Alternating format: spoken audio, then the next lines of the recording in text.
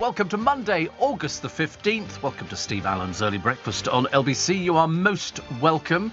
I'm delighted to be here. Delighted to be anywhere, actually. So what have we got? We got Monday. So today's Monday, Monday, Tuesday, Wednesday, Thursday, Friday.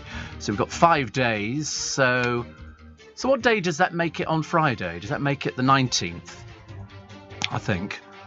Yes. I have to try and remember these blooming things, actually. Mainly because I came into London, I just said to Darren on Saturday, and it was lovely because there was a train strike. But luckily, the line that I use, South Western, they didn't have a train strike. They were a little bit sporadic, but they were fine, absolutely fine. And the trains were icy cold.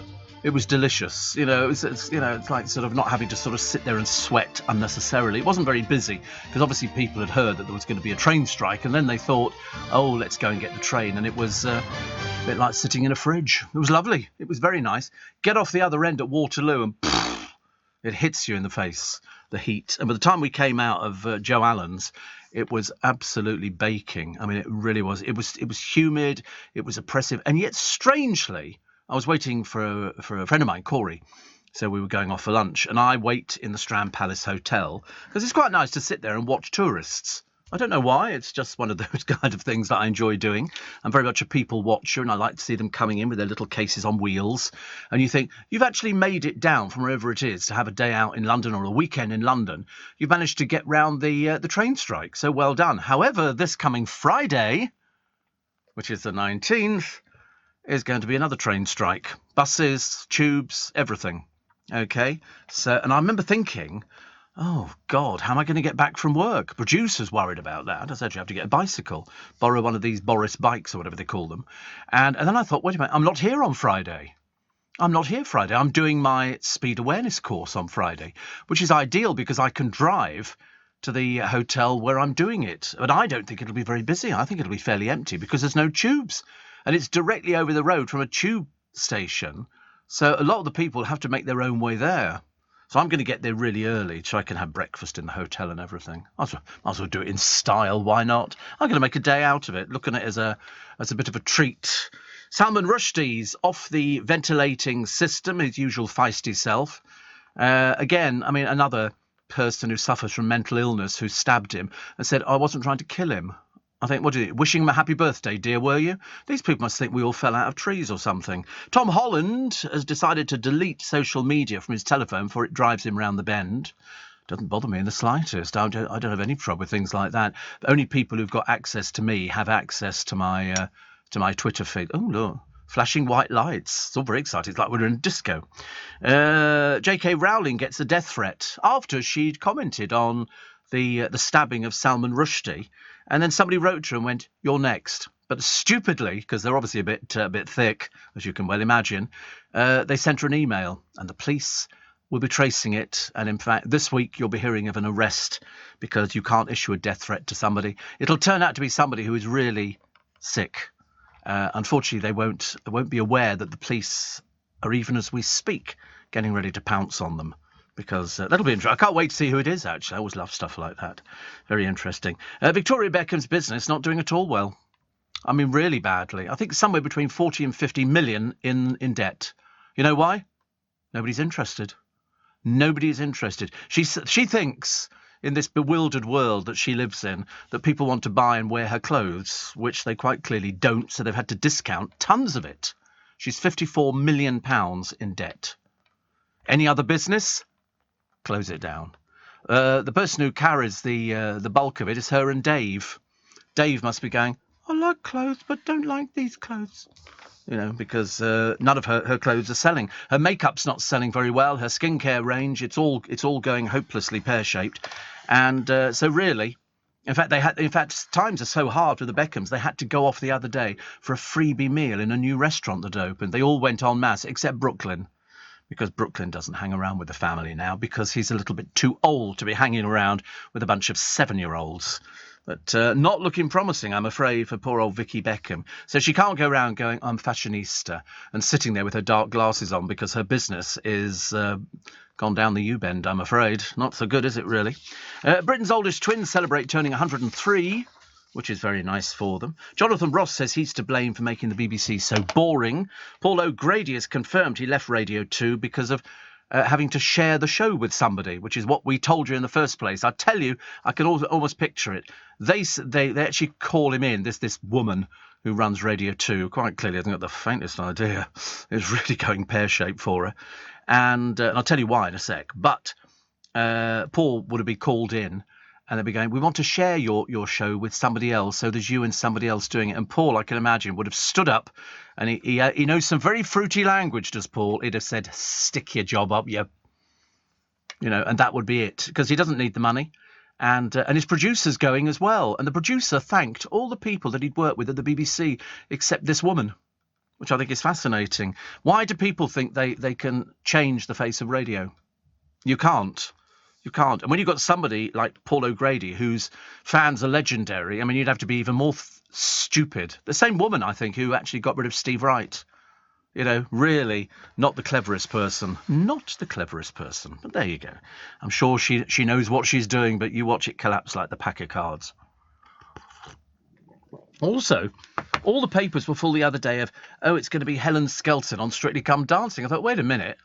I announced this last week, but apparently it was just a rumour. Nothing like milking it twice, is it? They've really scraped the barrel with this celebrity version, because they're not celebrities. She's just a Country File presenter. And she doesn't do all it. She doesn't link the programme. She's just one little segment in it. She's got a new job on the BBC because she's known for radio broadcasting. And you think to yourself, you know, what is the standard of celebrities on Strictly Come Dancing Celebrity Edition? The answer is it's very poor. Very, very poor. There's nobody who's really a proper... You might as well have put Rhiannon Sugden on there. That would be scraping the barrel. It was bad enough when they announced Matt Goss. No work. No work in America. No work anywhere apart from here.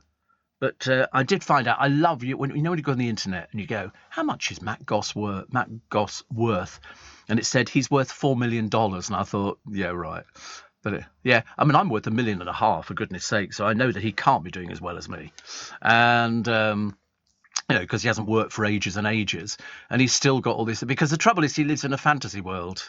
That's the trouble. But apparently he's supposed to be hilarious. We just haven't seen any evidence of the humorous side. So perhaps we'll see it when the dancing commences and he tries to start filming a documentary so he can flog it and make a little bit of money to try and survive a bit longer. But unfortunately, I don't think they're going to let him do it. You have to get permission. You get signed affidavits from all the people who he's going to be filming to put on his DVD. No way. Not going to be happening, but of course he doesn't know things like that. And apparently they were saying, they've even named a day after him in America. No, just in Vegas, but they do it for everybody. It's like, do you want a star on the Hollywood Walk of Shame? You know, they'll put any old tat on there. You know, I don't even know if he's on the Hollywood Walk of Fame. I can't remember, actually. So storms are on the horizon. Not down here, though. Not down here. I think the temperature will get better, as Darren said, towards the weekend. So you get 4 days of thunderstorms, but it'll bring more danger. And we've had more wildfires now than I've ever heard of before. In fact, one of them took out, I forget how many acres and acres of land. It was a portable barbecue. Thick people. What they should do is take that portable barbecue, which they found, that's how they know what it was, take fingerprints off it and sue the arse off these people. Seriously. You know, the thunderstorms will bring significant rainfall, but it may be too much too soon. Instead of soaking into the baked ground, the downpours could lead to large amounts of surface runoff, potentially flooding and power cuts. So what you need, really, the best type of rain would be a light drizzle.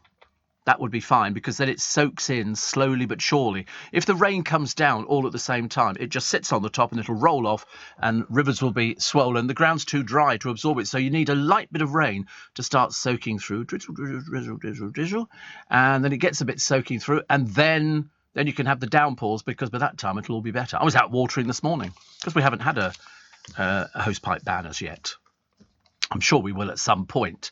But I don't know. Also, the other thing is, which is quite nice, is when you get the rain up north and then it trickles down south. It builds up and builds up and builds up, and it comes down here. So you can always tell whatever happens up north, we will end up with the rain. But they were showing you a bit of Chiswick the other day, where the river's very very low. But there again, it's always been tidal, the Thames. I don't know why they get so excited about it. Annika Rice is moving. She's selling her house, £4 million. I thought it would have gone for more than that, actually. She's overlooking the Thames. There's sort of a row of houses. She's very near Holly Willoughby. But Annika Rice is sort of selling off. So £4 million house. I think it's 4 bedrooms, 3 bathrooms. So obviously she's downgrading because they're bringing back Challenge Annika. But I don't know if she's doing it. Perhaps they'll call it something else. I don't know. I mean, if it was called Challenge Annika, then, that's the... I would think it's always going to be Challenge Annika, unless you find somebody else called Annika. There's a man in the paper today. There you go. It's going to be revived by Channel 5. God, well, that's it. Nobody will see it. So she's doing it. She's going to dump off her jumpsuit and relaunch it. 30 years. Announcing a reboot, she urged her fans to dig out your lycra. There'll be more instructions soon. Nothing worse than people who patronise you and preach to you, is there really? Channel 5 have confirmed the relaunch show would focus on everyday heroes and deserving communities. Oh, that's nice. That's lovely. Speaking to the Today programme, Annika says there'll always be room for a challenge on television because it's about kindness. It's about community. It's about the power of the collective. As humans, we are totally hardwired to be altruistic. Of course we are, darling. If only we knew what you were talking about. It's so sweet, isn't it? Shane, I know what London's going through. It took me 3 hours to get home last Thursday. The train drivers were on strike on the Bondi Junction line. Yes, but we had it here in this Friday, all of it. All of it. Anne, sleepless in Poole, says, did you know that Saturday was World Prosecco Day? If so, I hope you enjoyed a glass or two. 2 bottles, actually, as the news was a bit depressing and sad. So I took the liberty of buying 2 bottles. I have popped a little something in the post for you, and before you get too excited, it's not a bottle of Prosecco. Oh, Gil, don't tell me things like that. It's very depressing. Bottle of chilled Prosecco in this weather. Actually, I'm quite looking forward today. Quite looking forward to today. I like Mondays. I've always liked Mondays, actually. You come back after the weekend and you kind of bounce out of bed. And my driver lost me this morning. He lost me completely. He was, well, one minute he was within a minute and then he disappeared and then he went, I'm here. And I had to phone him and go, no, you're not. Then he came down and what's the first thing he said to me? I recognise your voice. I said, well, you'll expect a little bit of ribbing on the programme this morning. This is LBC with Steve Allen. Morning. You see, they've turned off Anne Heshi. She had this car accident. They found drugs in her body. And she smashed into this woman's house, who was very gracious. I mean, very gracious. She only rented the house. But she said, I'm sorry for her family and all the rest of it. The reason that they were keeping her alive on machines is so that they could donate parts of her body to science. And you can't, if you turn somebody off, then the organ will close down. If you keep them on the machines, then you can use part of their sort of body. She starred in Donnie Brasco, Volcano and Wag the Dog. She was on Men in Trees and Hung during a troubled life and career. Taken off the life support on Sunday night. So whether or not they managed to get some of her organs, I've got no idea. I think she went out with... who did she go out with? Was it Ellen DeGeneres? I think so, yes. I didn't know very much about her. I knew who she was, but I couldn't tell you anything she'd ever been in. And it's a shame. She was only young. But that's what happens. People, unfortunately, take drugs and things like that, and things happen. The amount of, celebrities who I've seen over the years, and I've followed the stories, who've been done for not necessarily drink driving, drug driving. Seems to be a big thing. She was only 53, which I think is very young. Very, very young.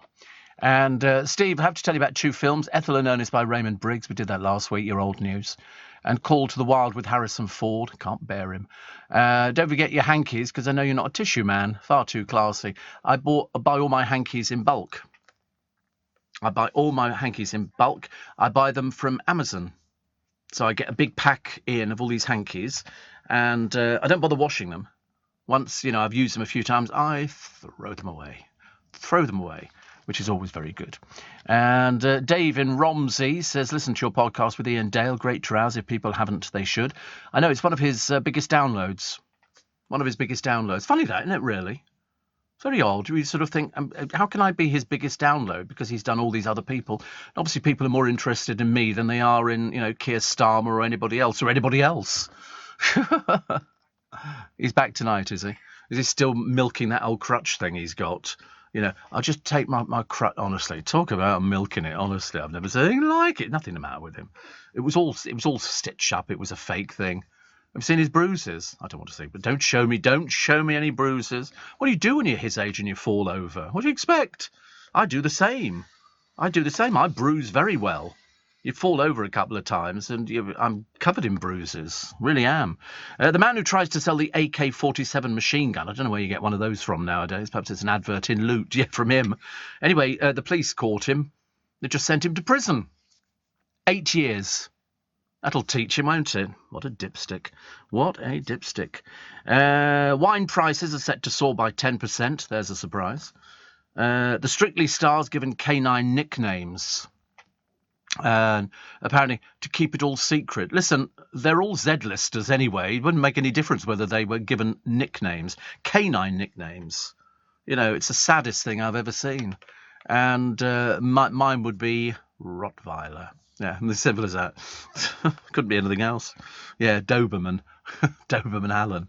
But they've given all this thing because apparently it's all really hush hush. It's like that couple the other day, some bloke from The Wanted, if you remember them, and the girl Maisie Smith off EastEnders, and they were captured on a plane flying economy because there wasn't anything else to fly on this particular plane, sitting there, and somebody took a picture of them because it's all set up so they can then go, oh, are they having a relationship? And you go, oh, do me a favour. He used to go out with Ryan Giggs' ex-wife, Stacey. And it's so funny, actually, because they then go Maisie Smith, who's sort of 21, going on 12 by the sound of it. She doesn't know anything. She's got no idea at all about anything.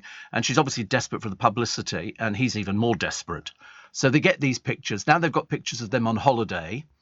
Now, front page of the Sun on Sunday was Ryan Giggs' ex, Stacey, because Ryan Giggs has got his own issues doing at the moment.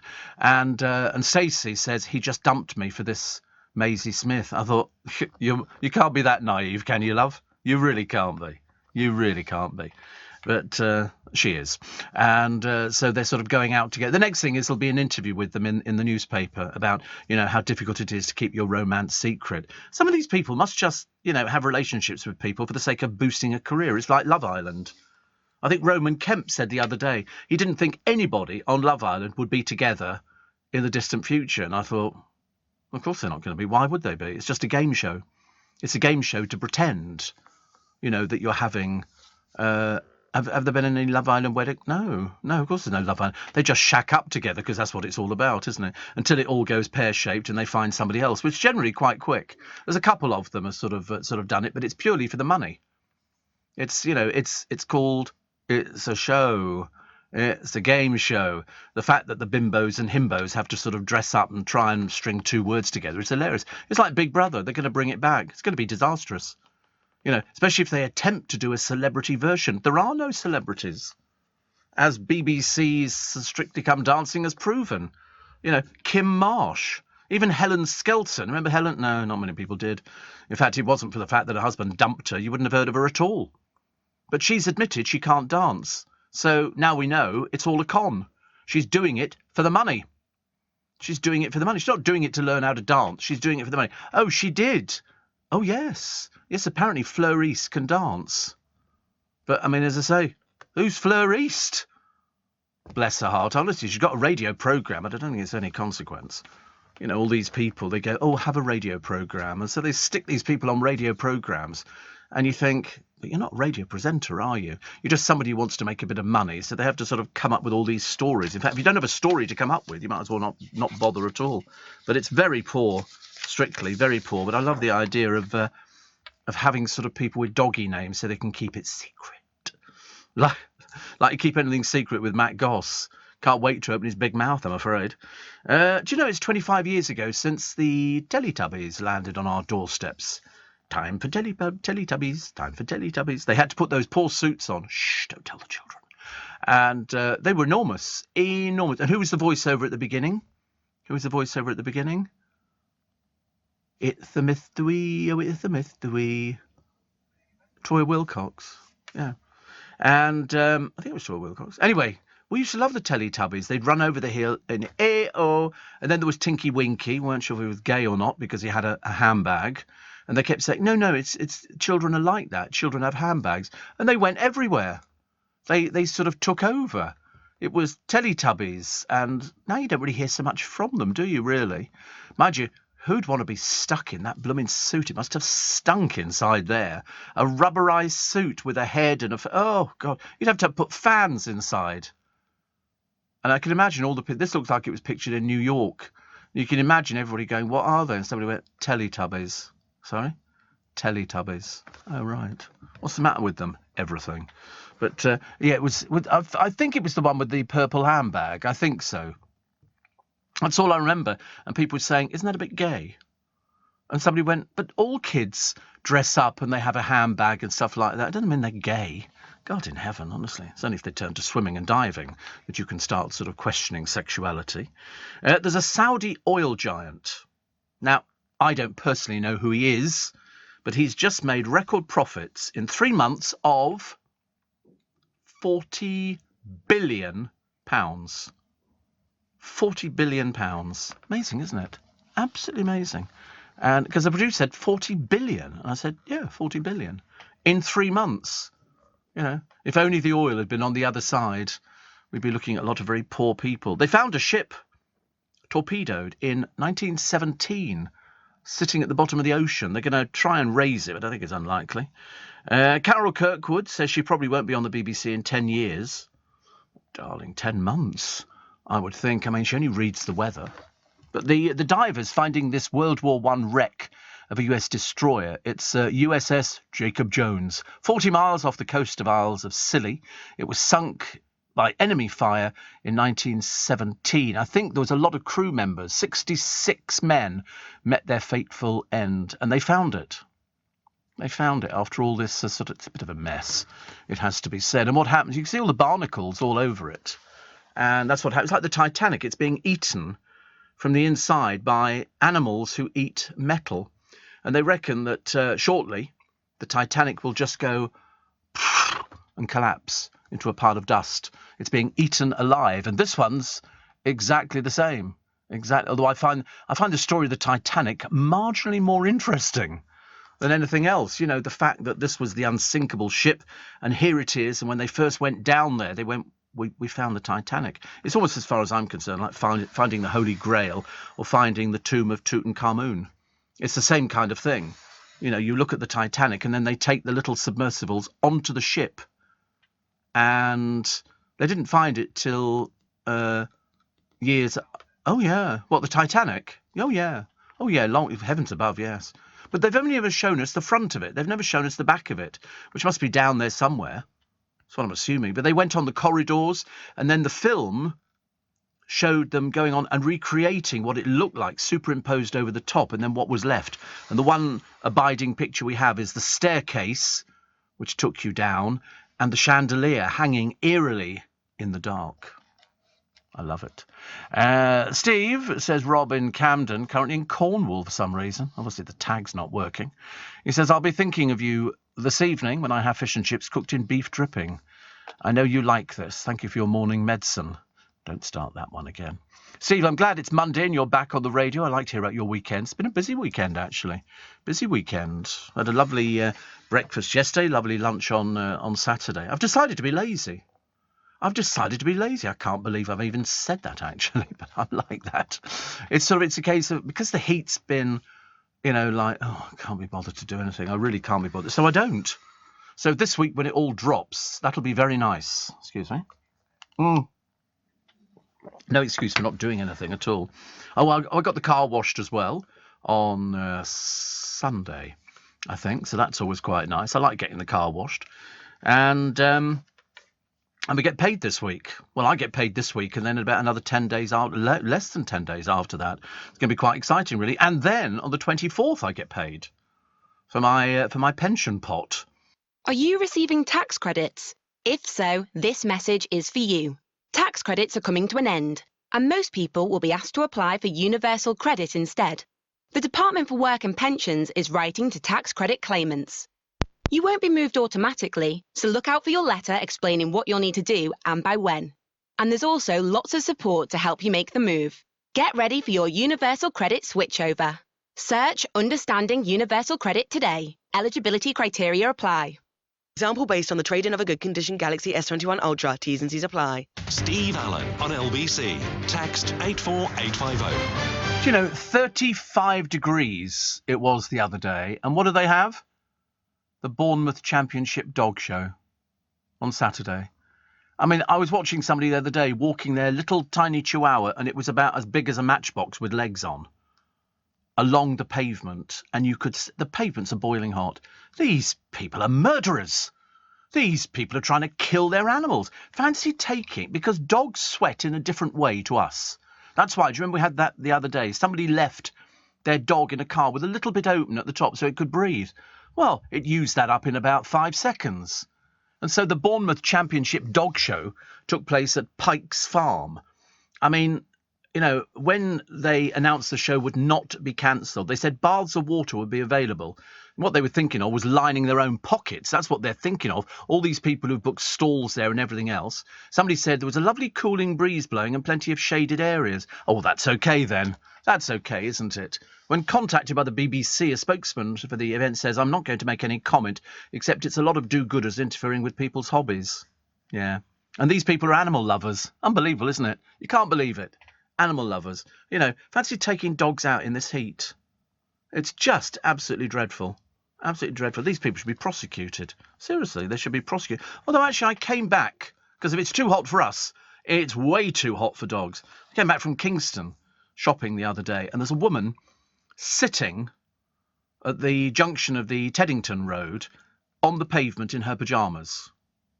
Now, quite clearly, she had some, let's just say, emotional issues.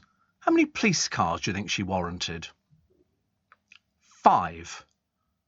5 police cars turned up for this woman sitting on the pavement. And I remember thinking, 5 police? Surely not. Surely not.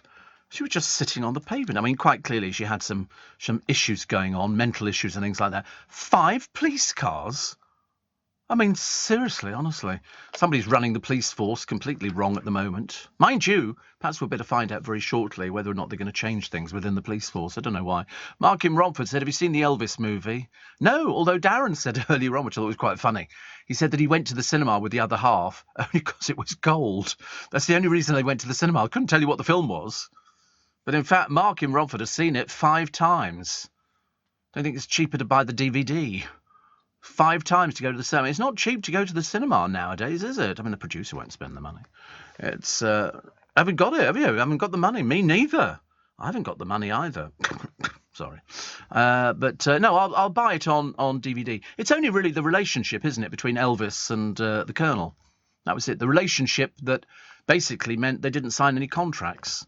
Elvis trusted him, and the Colonel got him everything. The only bad thing the Colonel did for Elvis was let him make films. Really shouldn't have let him make films. He was not a... They were all the same, all the films. I bet Dawn Neeson's seen the films. I bet she's seen Elvis films. She said, first day of holiday and up at 3:30 writing Daily Star Women's Own columns, listening to the Steve Allen Show. But I reckon Dawn Neeson, if I thought about it, I reckon she'd have been an Elvis fan. I mean, wouldn't he be the sort of person you'd want to interview? I would, you know, out of all the people who died young, and he died young, mainly because, well, he died on the toilet in Graceland. He was only 42. He was going out with this girl called Ginger, who wrote a book only a short while ago. I've noticed one of Diana's bodyguards wrote a book a short while ago. It's been like 26 years since she's dead, and he's now written a book about her. And I'm thinking, all these people who capitalise on other people's lives, we shouldn't really be interested in reading about it. I shouldn't really be interested in reading about what Elvis Presley's last night was. He got up to go to it's the only place you can't go in Graceland. You can go downstairs, but they won't let you go upstairs, because that's where his bedroom was, and that's where he died, on the bathroom floor. And I've told you before, if you read the books about him, when the paramedics turned up, she called them in a state of panic because she'd found him on the bathroom floor. His body had changed colour. They thought it was a black guy. They really thought it was a black guy because he discoloured very, very quickly. He was on loads of drugs. Loads of drugs. Dr. Nick, who looked after him, because in those days, as I've explained before, nothing was connected by computer, so he could go to 10 different chemists and get the same prescription. He just had a prescription, chemist handed it over. And Presley had drugs for going to the toilet, for getting up, for this, for that.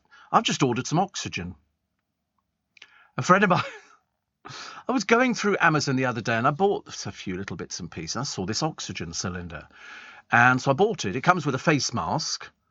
And so a friend of mine said yesterday, he said, you bought some air? I said, yeah, I bought some air. He said, how much was it? I said, 18 quid. He said, for air? I said, yeah. He said, I'll tell you what, I've got loads of air in my place. He said, I'll bottle it for you, shall I? I said, yeah, but this is compressed air. And he went, all right, I'll compress this air I've got. And apparently it's supposed to be very good for you. It gives you extra energy. So you put the mask on, it's got 102 seconds. Don't look at me like that. It's got 102 second squirts in the can. If it doesn't have that, you phone them up and they'll send you another can. Must be a lot of money in air, I should imagine. But anyway, I've squirts of air. Air. Oxygen. Oxygen. You've never heard of oxygen before? Yeah, but this is compressed into a can and it's going straight into your, you go tsh, tsh, like that, and you get 2 second squirt, and it gives you energy. Must get you some. It's it gives you energy, and you sort of feel a bit better, and you could sort of do a bit more exercise and stuff like that. Well, that's what it said in the accompanying little bits and pieces. I don't care. I bought it anyway because I thought, what if it'll make me catch the train quicker in the morning? Because sometimes I think I'm not going to make that blooming train. I'm not going to make it. I'll have to sort of catch it later. But sometimes I don't. Sometimes I have to wait for the latest one. Yeah, I think it should be arriving today with a bit of luck. I'm very excited by this. Very excited. Oxygen. O2, which is lovely. John says, the dog show said they had lots of water available for the dogs. Have they thought about the fact the water would get hot in the sun? I bet they didn't think of that. Of course they didn't. I think it's absolutely awful. Dogs, you're right. The water that you see sitting outside this place, you want to go along there, put your finger in it. Is it warm? If so, what have they got it outside for?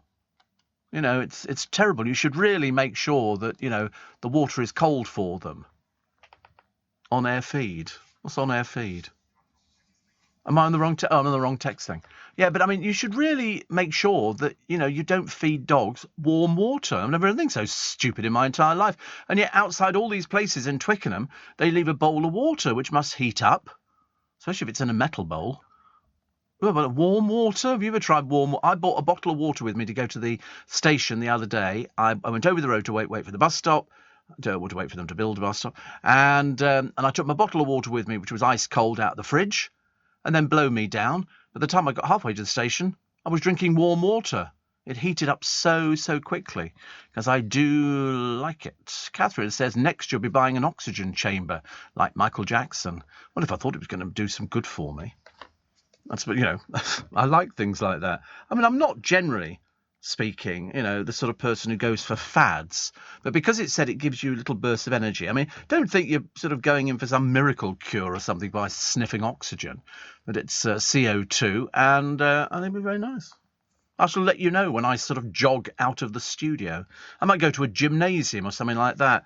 Yeah, I'll be end up looking like Dominic Ellis, our newsreader, because he goes to the gymnasium. I think personally he's had implants. I think he's gone along to them and said, can you sort of give me some pecs and all the rest of it? I think that's what it is.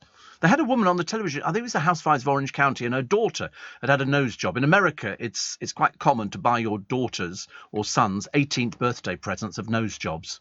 And she claimed that the surgeon had knocked her nose to one side. It turned out it was a boyfriend who had done it.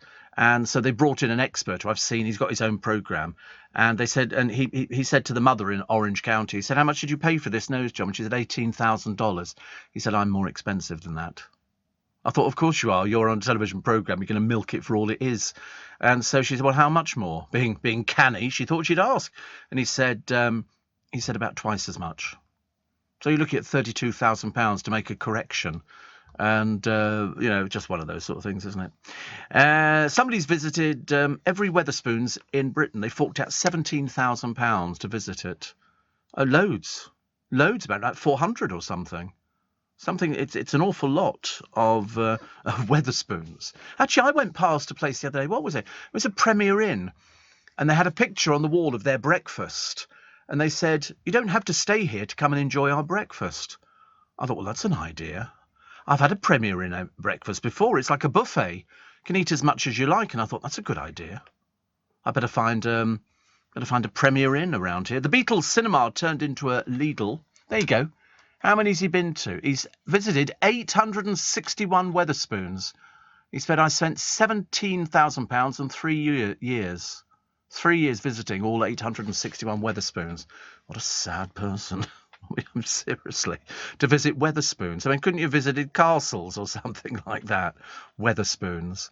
And you only have to look at him to realise he's an absolute Wetherspoons customer. And so he's been everywhere. I mean, the Lager Top, Counting House in Glasgow, Cayley Picture House in Edinburgh. Because what they do is they turn sort of established buildings in. Corn Exchange in Bury St Edmunds, Royal Victoria Pavilion in Ramsgate, Winter Gardens in Harrogate. I think the one I'd like to go to is Cayley Picture House in Edinburgh. That looks like my sort of place. They're very pretty, aren't they? Yeah, he likes stuff like that, the producer. Because unlike me, he drinks beer. I don't. You don't drink beer. What do you drink? Lager. Cider. God, even worse. Very much, a sort of student-y kind of thing. So my friend Stuart Manning is... he says, it's lovely and cool this morning. He says, it's 6:30 here, and I'll never miss your show. So he sent me in a topless picture of himself, which is very nice indeed. Very nice indeed. And he's obviously enjoying the weather there. Because I said to him before, when he wrote to me, he said you'd love it, and I said I can't cope in extreme temperatures. I'm terrible. But he said it's cool.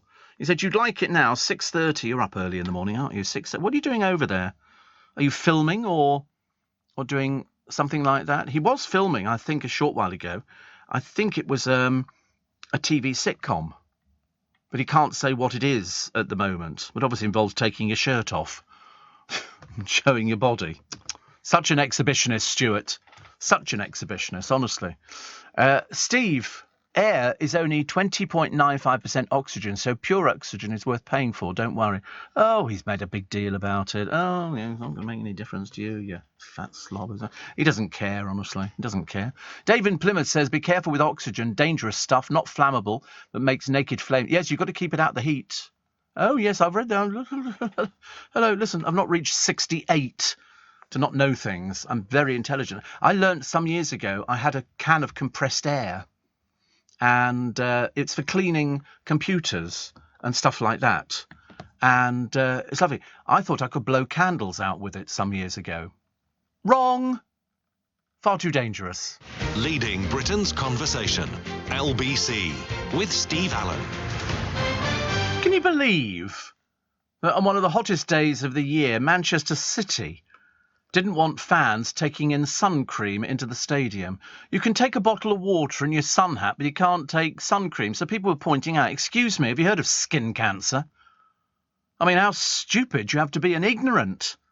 Absolutely appalling. They got a complete roasting from everybody online.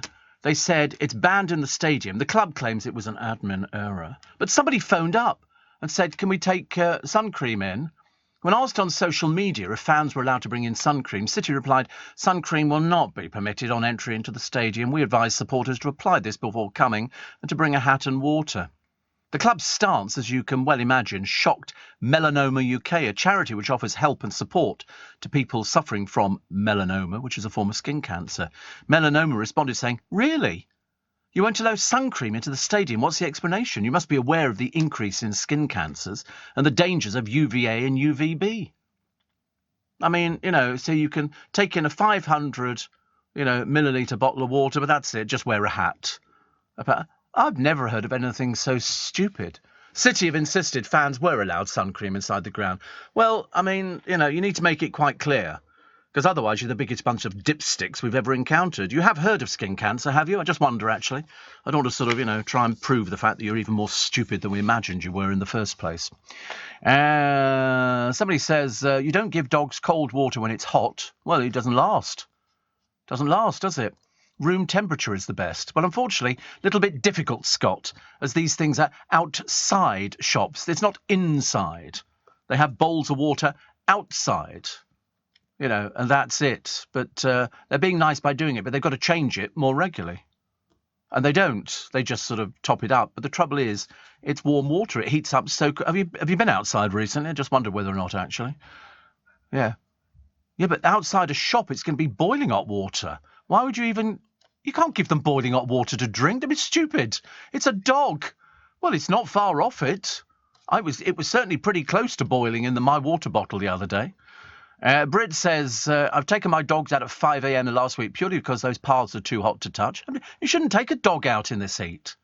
Have people been on pavement? I tell you what, take your shoes and socks off, walk along the pavement, see how long you last. Good God. I did say to a woman the other morning, if these people walk their dogs with no shoes on, they think twice. Ian Payne did his last show in this slot yesterday morning too, says Britt. What's happening to him? What's happening to Ian Payne? Something happening there?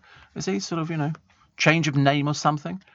Sean in St Albans says, what's your favourite breakfast buffet? None of it. It's ghastly. They can't serve breakfast at toffee, I'm afraid. They've got revolting sausages, grits are vile, and the only thing you really want is a bread... He said, what's your favourite breakfast buffet in the States?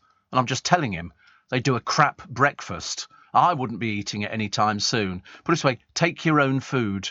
They can't do sausages. They don't know what toast is. They do bread rolls, and their bacon is like the most revolting you've ever tasted in the entire universe. Don't ever go there. I mean, the safest thing you'd be having is scrambled eggs, so take your own eggs. Go to their breakfasts are ghastly. Absolutely. I've never had such awful breakfast. You know what they do? They have pancakes with all sorts of gunk on them. Pancakes, sweet pancakes. Small wonder they've got weight problems over there. They pour on like golden syrup and all the rest of it, and then squirty cream. Have you never seen the pancakes in the States? Bacon and syrup. Bacon and syrup.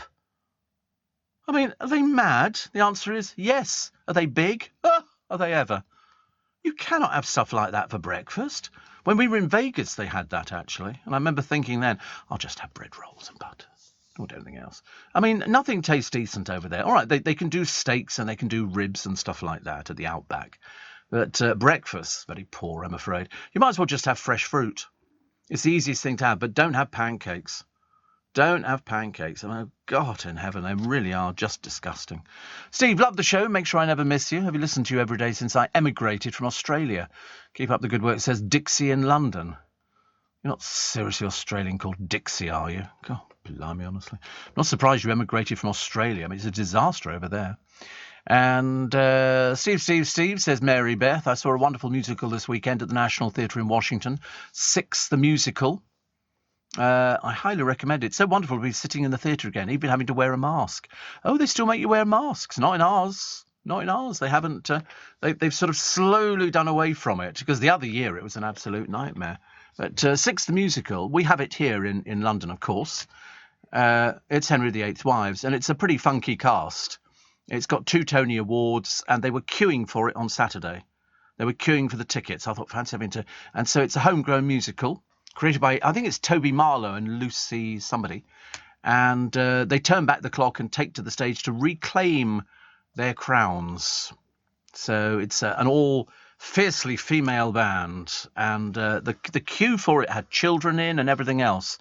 Very nice. Steve, when I was in Vegas, Steve, there were cakes and gatto for breakfast. They've got no idea. Not a clue. Who in God's name has cakes and gatto for breakfast? And you see these people, these gargantuan people, sitting at tables. Gatto. Gatto for breakfast. And fizzy drinks. Oh, you want a fizzy Coca? Yes, we'll have two Cokes, large. And you have some orangeade, extra large. And we'll have a milkshake. Oh, and a piece of gatto again. You just had a piece of gatto. Oh, we have some more? Is it possible to have more? Honestly, they have the worst breakfasts ever. I mean, streaky bacon, scrambled eggs with pancakes and syrup. It's amazing, says Emma in Kent. Oh, God, no, you can't have pancakes and syrup. It's really bad for you. It will sort of clog up your arteries. It's worse than smoking. Seriously, it's absolutely terrible. But streaky bacon, I don't know what sort of animals their bacon comes from. It's a very bizarre selection. It's ghastly. It's awful. I mean, they don't even cook it properly. And on top of the pancakes, they sometimes put butter on top of them, and strawberries with the bacon. I mean, have you heard that? Look, and there's the fizzy drink right behind it, a Coca-Cola. Unless it's a cup of coffee, but I think it's highly unlikely, unless it's a see-through cup. But they put strawberries with it because that laughingly means it's healthy. Well, it's not. It really isn't scrambled eggs with pancakes and syrup. Honestly, it makes me feel...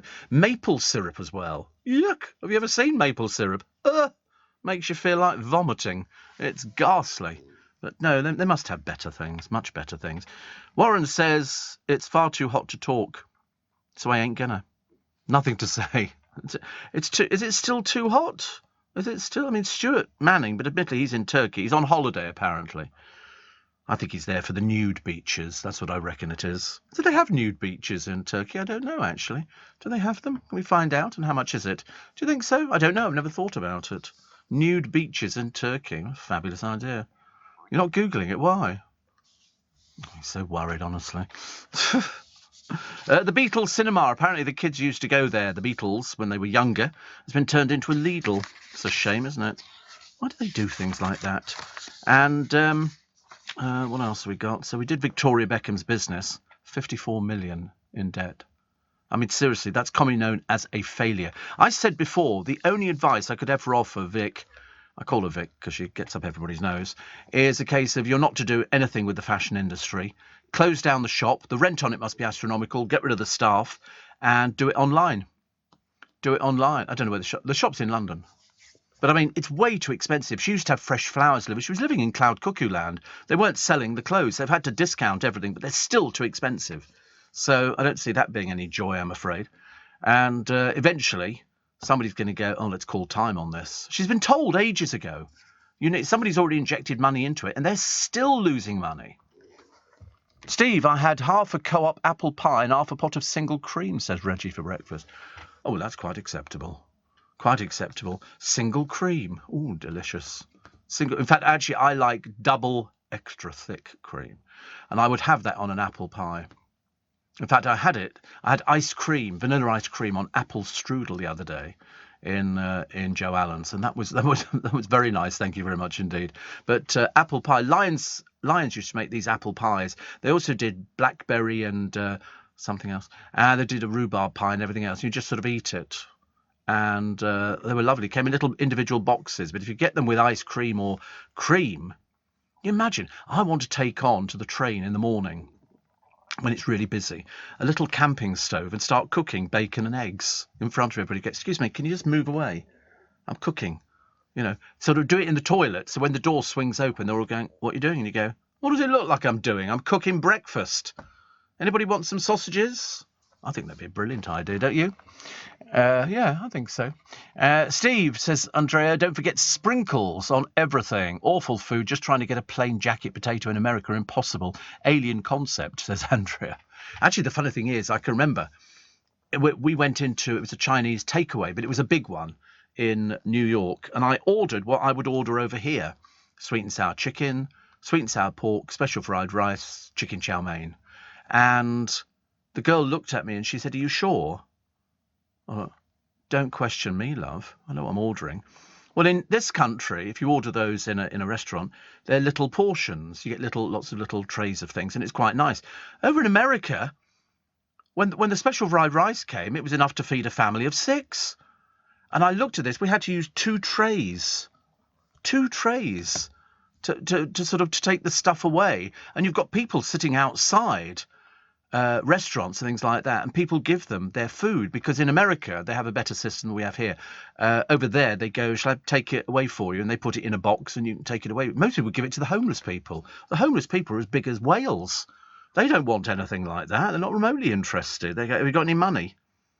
Oh, Stuart said no nude beaches in Turkey. It's a very religious country. There you go. He's cancelling his holiday now, and he's decided he doesn't want to go there. Far too embarrassing. And Bonnie in the Algarve, sending me pictures, says Warren, sitting by her pool and playing tennis. Correction, trying to play tennis. He says, bless her, she thinks she can beat me. She hasn't yet.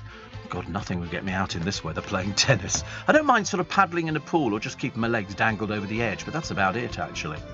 That's about it. I don't fancy anything else, I'm afraid. Do you know a bunch of grapes a day may add 5 years to your life? So I reckon if I eat 5 bunches of grapes in a day, that's extra 25 years. God, you've got me for ages. Here in the UK, we sell amazing products and services the whole world wants. At the Black Farmer in Devon, our produce is enjoyed on both sides of the Atlantic. We're McKinnon and Saunders from Manchester, and our puppets are watched on 6 continents. So whether you're new to exporting or experienced, explore global growth for your business with free support from the UK government. Access information, training, events and expert advice to help you find new customers overseas. Visit great.gov.uk to get started. This is LBC from Global, leading Britain's conversation with Steve Allen.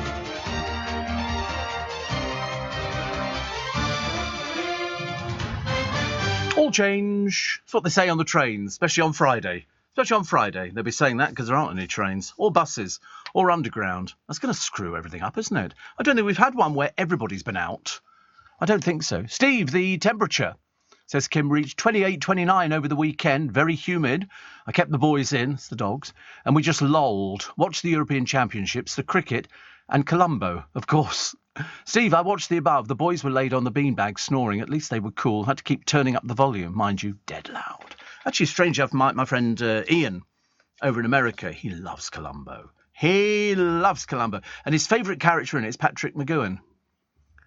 Because he features in quite a number, and he's very good. He's got a really interesting voice. Really interesting voice. So we like Colombo. And Stuart's also it was Stuart Manning who said to me, no nude beaches in Turkey. I bet you find one. There's got to be one somewhere, isn't there? I know it might be very religious, but why do they think because it's religious they wouldn't have a nude beach? I would have thought that'd be a very good reason to have a nude beach. I think the Taliban like to do nude, don't they? I quite like the idea of that. I quite like the idea. Steve says, Sean, I love a jacket potato with real butter, not the fake stuff. Maybe some beans and cheese, or possibly tuna. Oh, God, I hate tuna. Ugh. Makes me want to be sick, I'm afraid. Don't like tuna, and especially not in a baked potato. No, baked potatoes are purely meant for chili con carne, cheese or beans, and that's it, preferably all together. And James in Clitheroe says, I went to my first ever Wetherspoons yesterday, a very large former Methodist chapel in Darwin. I was amazed. The building was stunning. The food and the drinks not expensive. I will return. Yeah, their breakfast is very cheap. And in fact, if you look at the 10 most beautiful Wetherspoons in the UK, former cinemas, old bingo halls, and they do them all up. They look fantastic.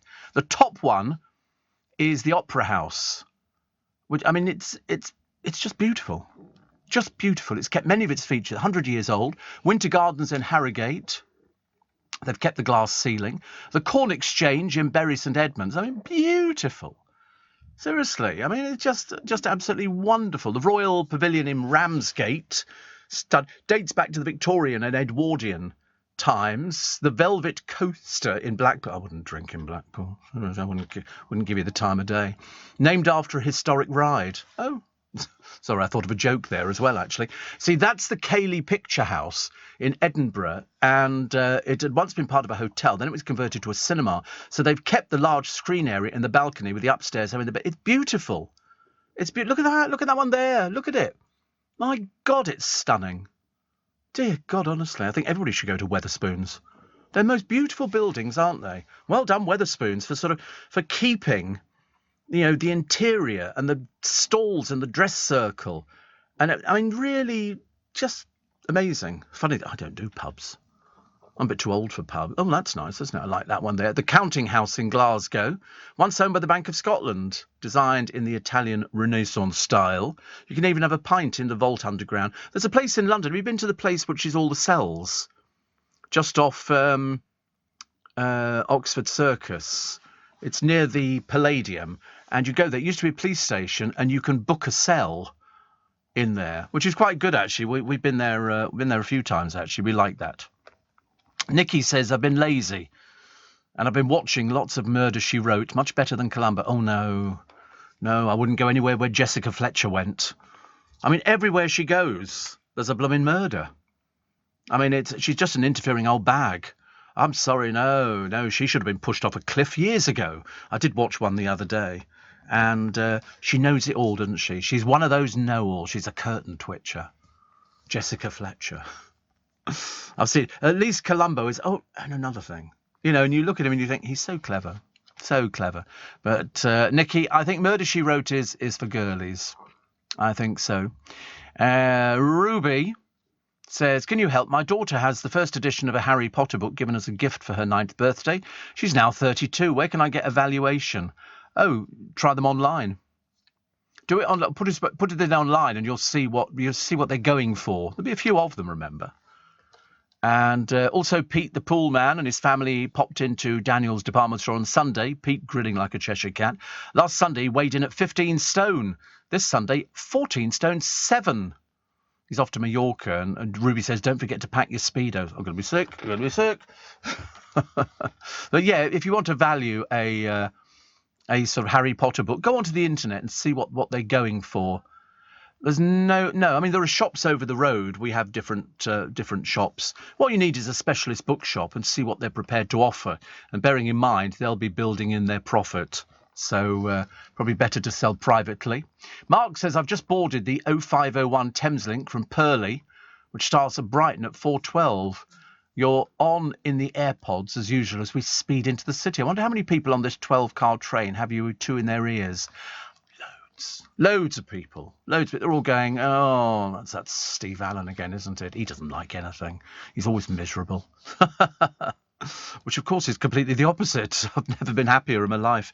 The fact that I discovered that poor old Victoria Beckham's business appears to be going swanny. You know, I thought I did advise some years ago, about 2 or 3 years ago, to say, listen, close the shop, sell online. Because then you haven't got the expenses of... there was one couple, did you see them the other day? They've got a business, and I think it was a cafe. Last bill was 600 and something for the electric. 10,600 they got a bill in for the other day. He says, we're going to have to close the business. He sent in a picture of the bill for the electric company. Isn't that dreadful? Dreadful. That's why I say to you, don't underestimate how much your bills are going to go up. If you're a business... They're going to make you pay. They're going to make you pay for it. And, you know, people are going to get themselves into terrible states. Terrible. Murder, She Wrote, Steve, is a laugh. Jessica Fletcher has got about 1 million nieces and nephews and knows every sheriff in every little county town. Exactly. The woman's a crook. She's invited and somebody will go, are you J.B. Fletcher? You know, and it's...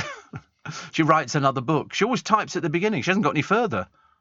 It's the same piece of paper, I've noticed. She hasn't completed the book.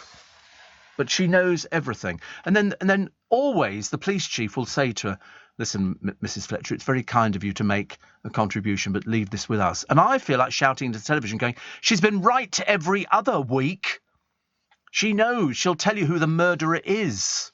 You know, why don't you just employ her? It's so much cheaper, isn't it? I mean, she quite clearly lives and breathes these sort of things. No, she doesn't keep her nose out. She can't help, wherever she goes, there's a murder. She can be going on to a beautiful island. You know, all of a sudden, there's a murder in the room next door, and you think, you know, if sort of you go on holiday and there's an old woman sitting by the bar, you know, with a large drink in one hand, and you go, oh, hi, we're new. What's your name? She'd go, Jessica Fletcher. Pack your bags and get the hell out as quick as possible. Because sure as God, they're going to be moving in the coffins by the next day. Far too dangerous. Steve, I had the same experience in New York. Ordered what I would normally order in London, Chinatown, sweet and sour chicken, fried rice, prawn chow mein, wonton soup. The waiter said, are you sure? The table filled with food for a family. Yeah, I mean, they've got no concept whatsoever of sizes. They really have. I mean, it's frightening. The sweet and sour, admittedly, the sweet and sour chicken was very nice. But, I mean, it's no wonder why we've got loads of little... And it still doesn't help, but when you look at the size of the people in America, they do have a lot of very, very big people, mainly because they don't do portion size. I mean, ours, it makes it look as though our lot are stinting on it. They're sort of not offering you as much food as you should be getting. 13 pools today, says Pete the pool man. It's nearly over. By the way, Stevie says I look great in swimwear. How dare you? I know. It's just one of those things. No, please don't send a picture. Please, we'll all get into dreadful trouble. Sulu says, I love Columbo, one of my favourite episodes, the one with Nicole Williamson and the Dobermans. Oh, yeah, the Dobermans were very good. What was the code word? I can't remember what the code word was. Not Buttercup. I don't know why. Was it Buttercup? It was something. Whatever it was, it triggered it, and the dogs were there to attack, and he sort of retrained them. So they came and licked Rosebud. Woo! Lovely. Tanker Driver Phil says, my brother worked for the company who published the Harry Potter books. He's got the entire set in hardback as first edition, and some he's got signed. I suppose he's going to be loaded. Yeah, the trouble is if you flood the market with these things, the price drops dramatically. Did you like the episode where Columbo was in London? Yes. They filmed just round by the side of the museums there, and it was very good with sort of... it had all sorts of people in it. It was wonderful. Absolutely wonderful. Shane says, I might watch the DVD box set again. I've got the DVD box set. I might watch it again as well, actually. And Jane says, it's nice cool 16 degrees in West Yorkshire. I'm praying for rain. We're all praying. As my water butts are nearly empty, I need to water my beans, carrots, tomatoes and cucumbers. Yeah, I just want it to be... I want it to be cold this week. I don't even mind having to wear a jacket coming in. There you go, Columbo in London. Because people say, oh, he never came here. Blooming well did. 1972, Columbo in London, and it was a couple, and it was what's it? Pussy Galore, Honor Blackman, and she was a dramatic actress, but unfortunately they were also involved in Moida. But London looked so dirty in those days. Everything was covered in dirt. It did look. But I quite like the idea that you can look back on these programmes of what London looked like years and years ago. Because whichever way you look at it, when I drove into town yesterday and I was parking Marylebone High Street, you know, my car stands out a little bit ostentatious, but, you know, we get away with it. And I just liked it. I drove back and I was sitting there and there's people sweltering, melting on the pavements. And I'm sitting there freezing to death in the car. Literally freezing to death. I think air conditioning is fantastic. Sue and Steve in Costa del Hanwell said, we've taken you in the garden with a cup of tea. Hubby off for 2 weeks. Holes, fab show. Never mind about Jessica Fletcher, Murder, She Wrote. Loved Heart to Heart. Oh, I know. I loved Max. This is my boss, Mrs. Hard. She's gorgeous. But when they met, it was Moida. Oh, it was lovely. Heart to Heart, my goodness me. That was a programme and a half. Costa del Hanwell. You live. Talking about horrid breakfast, Steve, says Paul. Our motorway services that I visited as a coach driver on many, many occasions. The reason they call it all-day breakfast is in most cases it's been there all day. At those prices. I know it's disgusting, isn't it? I went there ages and ages ago. It's like two things I would never have a motorway service station, the breakfast and the petrol. I seriously wouldn't. I'm not that stupid. I've got, perhaps I've got more money, but I've decided to hang on to it. What have we got? We've got 5:15. What happens at 5:15? Not a clue. This is LBC with Steve Allen. I'd forgotten about Jonathan Creek. I'd forgotten about him. We liked him. We liked him a lot, actually, but I haven't watched them for ages. Perhaps I should get a little box set and work myself back into it again. Not so hardy students have been warned over another novelist. I mean, these students, they're turning into little snowflakes, aren't they? Thomas Hardy's work now comes with a trigger warning. Seriously. As students are advised that the novel depicts the cruelty of nature. Okay. The Victorian realist who died aged 87 in 1928 and is renowned for depicting English rural life needs a cautionary note, according to academics at the University of Warwick. Hardy depicts the cruelty of nature in Far from the Madding Crowd. A trigger warning alerts students of the novel, which contains descriptions of dead sheep. No! For God's sake, don't tell them about David Attenborough. Don't show them anything on the Serengeti. Don't show them lions attacking... Who are these people? What idiots? What absolute idiots? Academics. What sort of academics are you? Are you these dipsticks who sit there going, oh, don't you go watch that? It's got descriptions of a dead sheep. Really? Oh, Godfather, honestly, what sort of country we're turning into? Well, I say turning into, I think we've turned into it. Bee warned over Wild Helen. Yeah, so wild she lost her husband. Imagine she was pretty angry about that. But they say her telly colleagues are warned strictly to have censors because they're star signing an ex-Blue Peter presenter, and they revealed that Helen can say naughty things. No, imagine what on a pre-recorded programme. Good Lord above. That sounds riveting, doesn't it? My God, they're dragging this one out. What a desperate attempt at a story.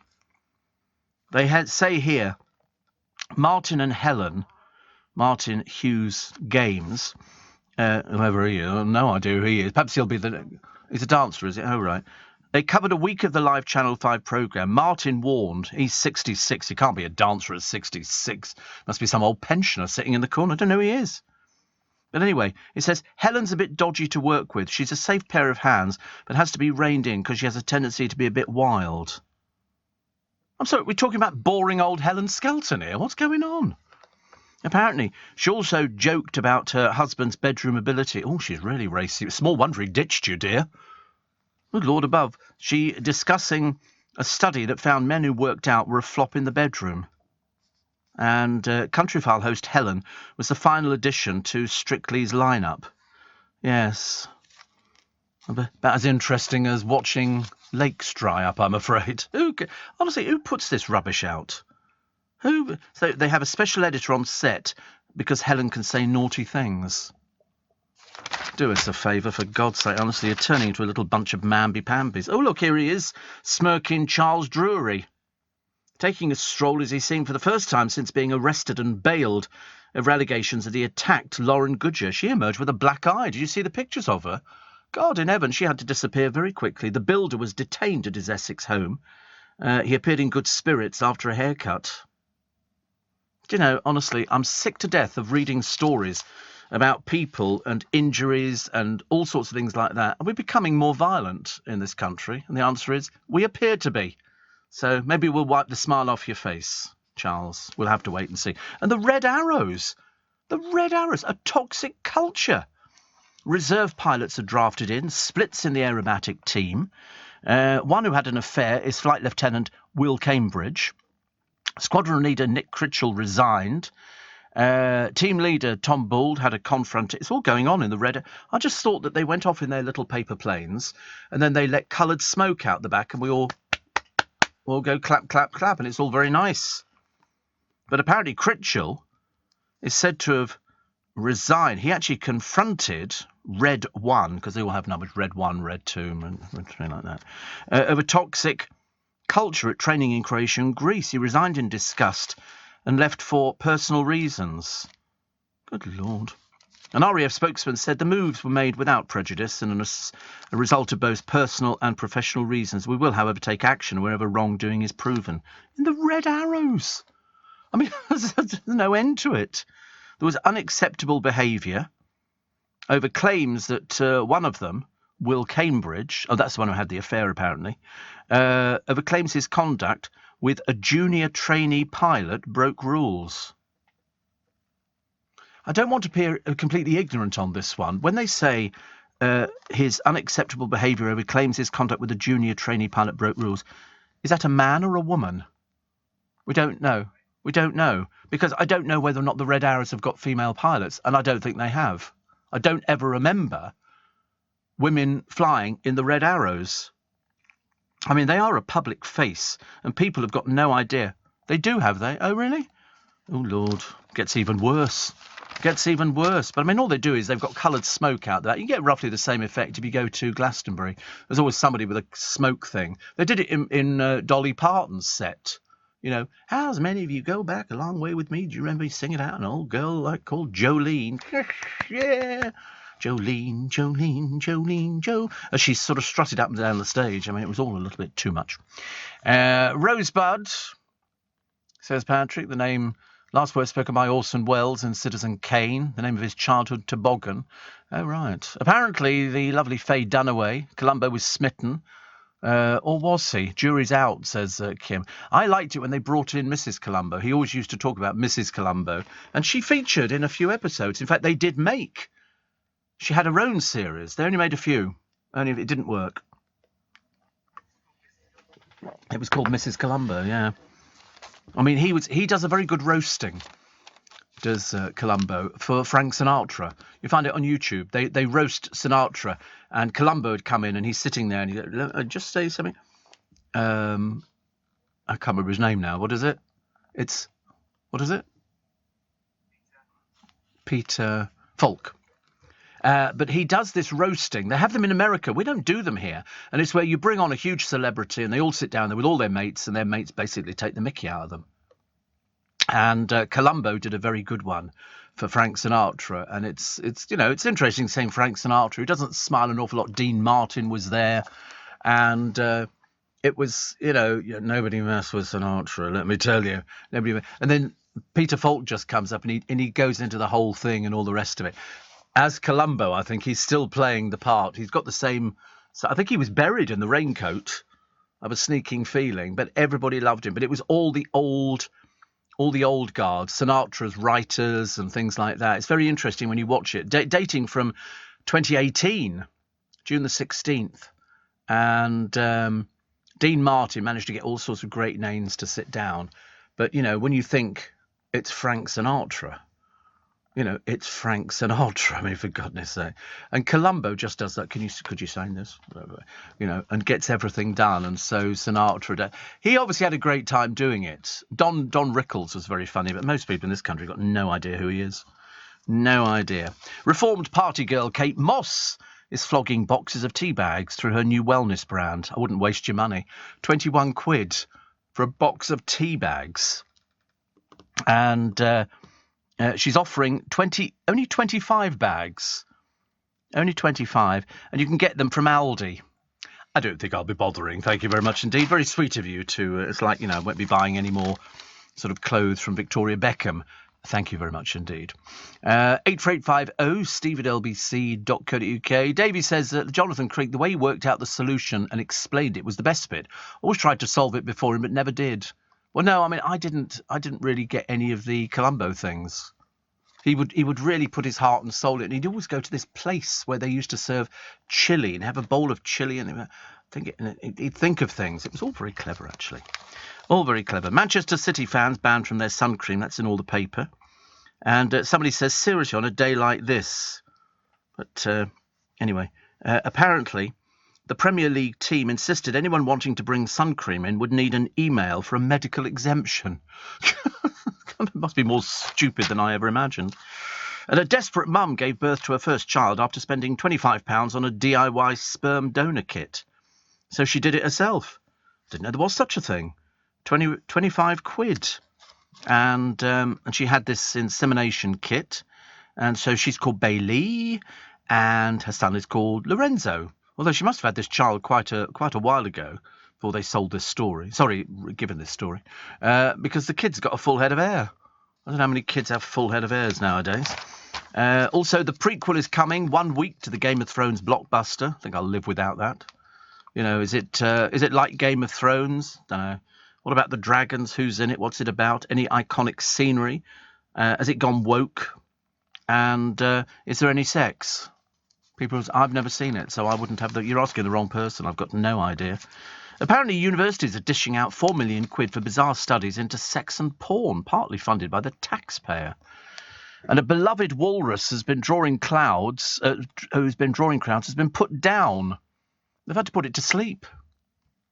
Authorities in Oslo said the 600-kilogram mammal known as Freya posed a risk to humans. Because people they're as stupid over there as we are over here. They were swimming with it. These things can attack.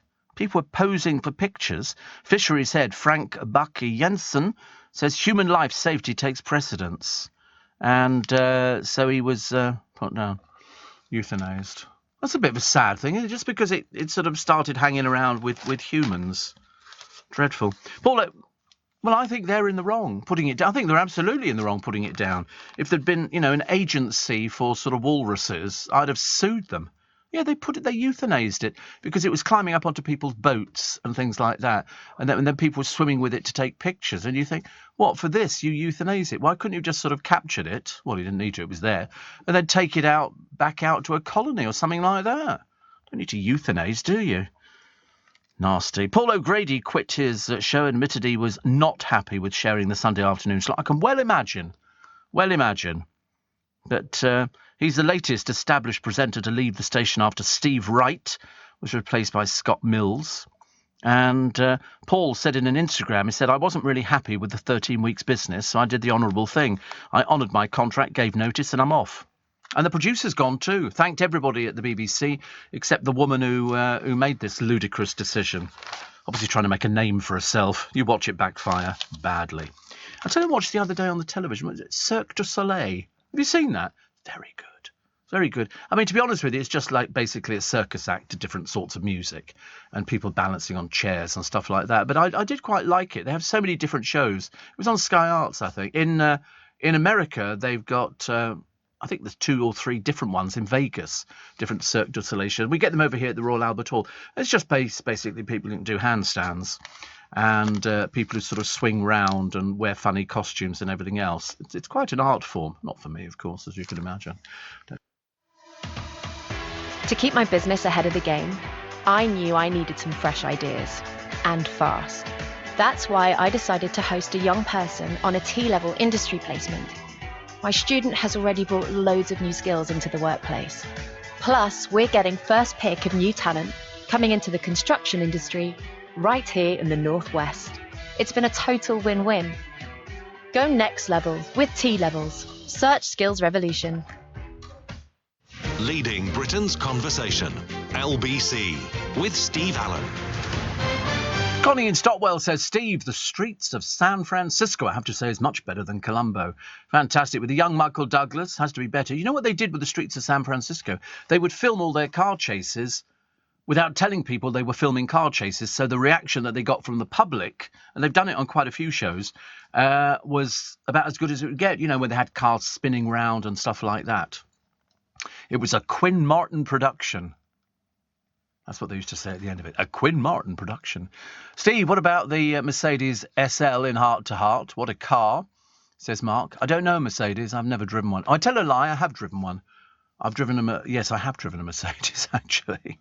Steve, TCM tried to sell the Colombo raincoat and shoes in 2017 for $140,000 as part of the Out of This World collection. It didn't sell as an enshrined in Peter Falk's home, says Sue. Right. Well, as he's dead, I mean, I don't know what the point is of having a home. And another one here from Mark Scott. He says it'd be amazing to get Paul O'Grady on the station. He'd be amazing at taking calls. No, he wouldn't want to take calls. He's definitely not a taking calls person. I've known him for about 40 years, and believe you me, he wouldn't want to take calls. Definitely not. Why do politicians always say they're doing something because it's the right thing to do? Like they would rather do the wrong thing, but have to do it because it's right. It annoys me, says Sean. Well, as I say, the only time you've got to look at politicians is when their lips are moving, and you know they're lying. It's as simple as that. Hey, good news for fans of Strictly Come Dancing. They've already booked Sam Ryder. I know. I didn't know who he was either. But apparently he's keen to prove he's not a one-hit wonder when he performs on the Strictly Come Dancing show. He was the runner-up, so he didn't win. So he was the runner-up. Now, when was this Strictly Come, the Eurovision Song Contest? When was that? What month? May, June, July, August, September. 4 months it's taken them. 4 months. And he's been invited to sing his follow-up to... He'd have broken their wrists to get on that show. What do you mean he's been invited? You know, when the show kicks off next month, they think this is good publicity. A source said, Sam is such a lovely guy and has finally brought respectability back to Eurovision. What a pile of rubbish, honestly. What respectability? Who writes this garbage? Who is this stupid person? Everybody at the BBC is fully behind him. Yeah, about 500 miles fully behind him. On a performing slot on Strictly, it's a no-brainer. It's the perfect opportunity to cement himself as a star. What? He came second in the Eurovision Song Contest. He's not a star. Well, apparently he's going on tour early next year. There's genuine momentum. That'll be interesting, won't it? You know, after so many years of Eurovision hurt, it's great to see us finally turn a corner. He came second. Who writes this rubbish? Who is this idiot? It'll be the same woman who's restaffing Radio 2, I should imagine. Have you never anything like it, have you? It's like, you know, everybody's fully behind him. So a performing slot was a no-brainer. Listen, They're looking for somebody. And they go, I'm sorry, can we put blue? No, I couldn't put blue on it. No, after Lee had to apologise for his drunkenness on board a plane. Can't risk those ones. Who else is that you could put on there? Louise Redknapp's career's finished as a singer. That's not going to happen anymore, is it? I mean, she's already tried going in the studio. Anybody from Little Mix? Not really. So you're stuck with Sam Ryder. That's it. But apparently he's going on tour next year. That'll be good. It'll be very exciting. Perhaps he'll be competing with Matt Goss. You know, a tour of we don't know where. Mark says it's getting darker every morning. Soon St Paul's will greet me in pitch blackness. Do you know, everywhere you go in London, it's roadworks. They're digging up the road. Everywhere you go, digging up the road. I was coming back out of town yesterday from breakfast, and the A4, nobody working. They just coned it all off. So 3 lanes come down to 1. You can imagine the chaos all the way back to the Hammersmith flyover. But these people couldn't care less. They're not particularly bothered. Not particularly bothered at all. And do you remember, I'm too sexy for my... Remember them? It's made them a fortune. It's made them £10 million. Right Said Fred made them £10 million. They were running a gym when they wrote their debut single, mimicking bodybuilders. And they say it cost them about £1,200. It's been used in adverts, got to number 2. And so they've made more than £10 million. They got 4 million when Taylor Swift used the melody of I'm Too Sexy on her track, What Do You Make Me Do? So they had another song which was Deeply Dippy. But no, I mean, I've known the boys for a long, long time. So didn't another song sample? Well, yeah, if it's sampled, you make a fortune, especially if it's by a big artist. That's how a lot of these people make money, and make a lot of money. You know, when you think if they made 4 million out of the Taylor Swift recording because she sampled it, there's money to be made, as they say. I think the rapper Drake sampled it as well. Yeah, you could make a fortune. It's seriously unbelievable. The Beatles cinema, where John Lennon and George Harrison spent many teenage afternoons, converted into a Lidl. The budget supermarket chain has abandoned initial plans to knock down the building.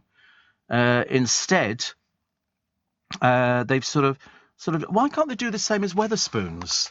Can't they do? I just don't understand why these people want to start pulling buildings down. Doesn't exactly endear. What are you going to do? Put a little plaque on there or something?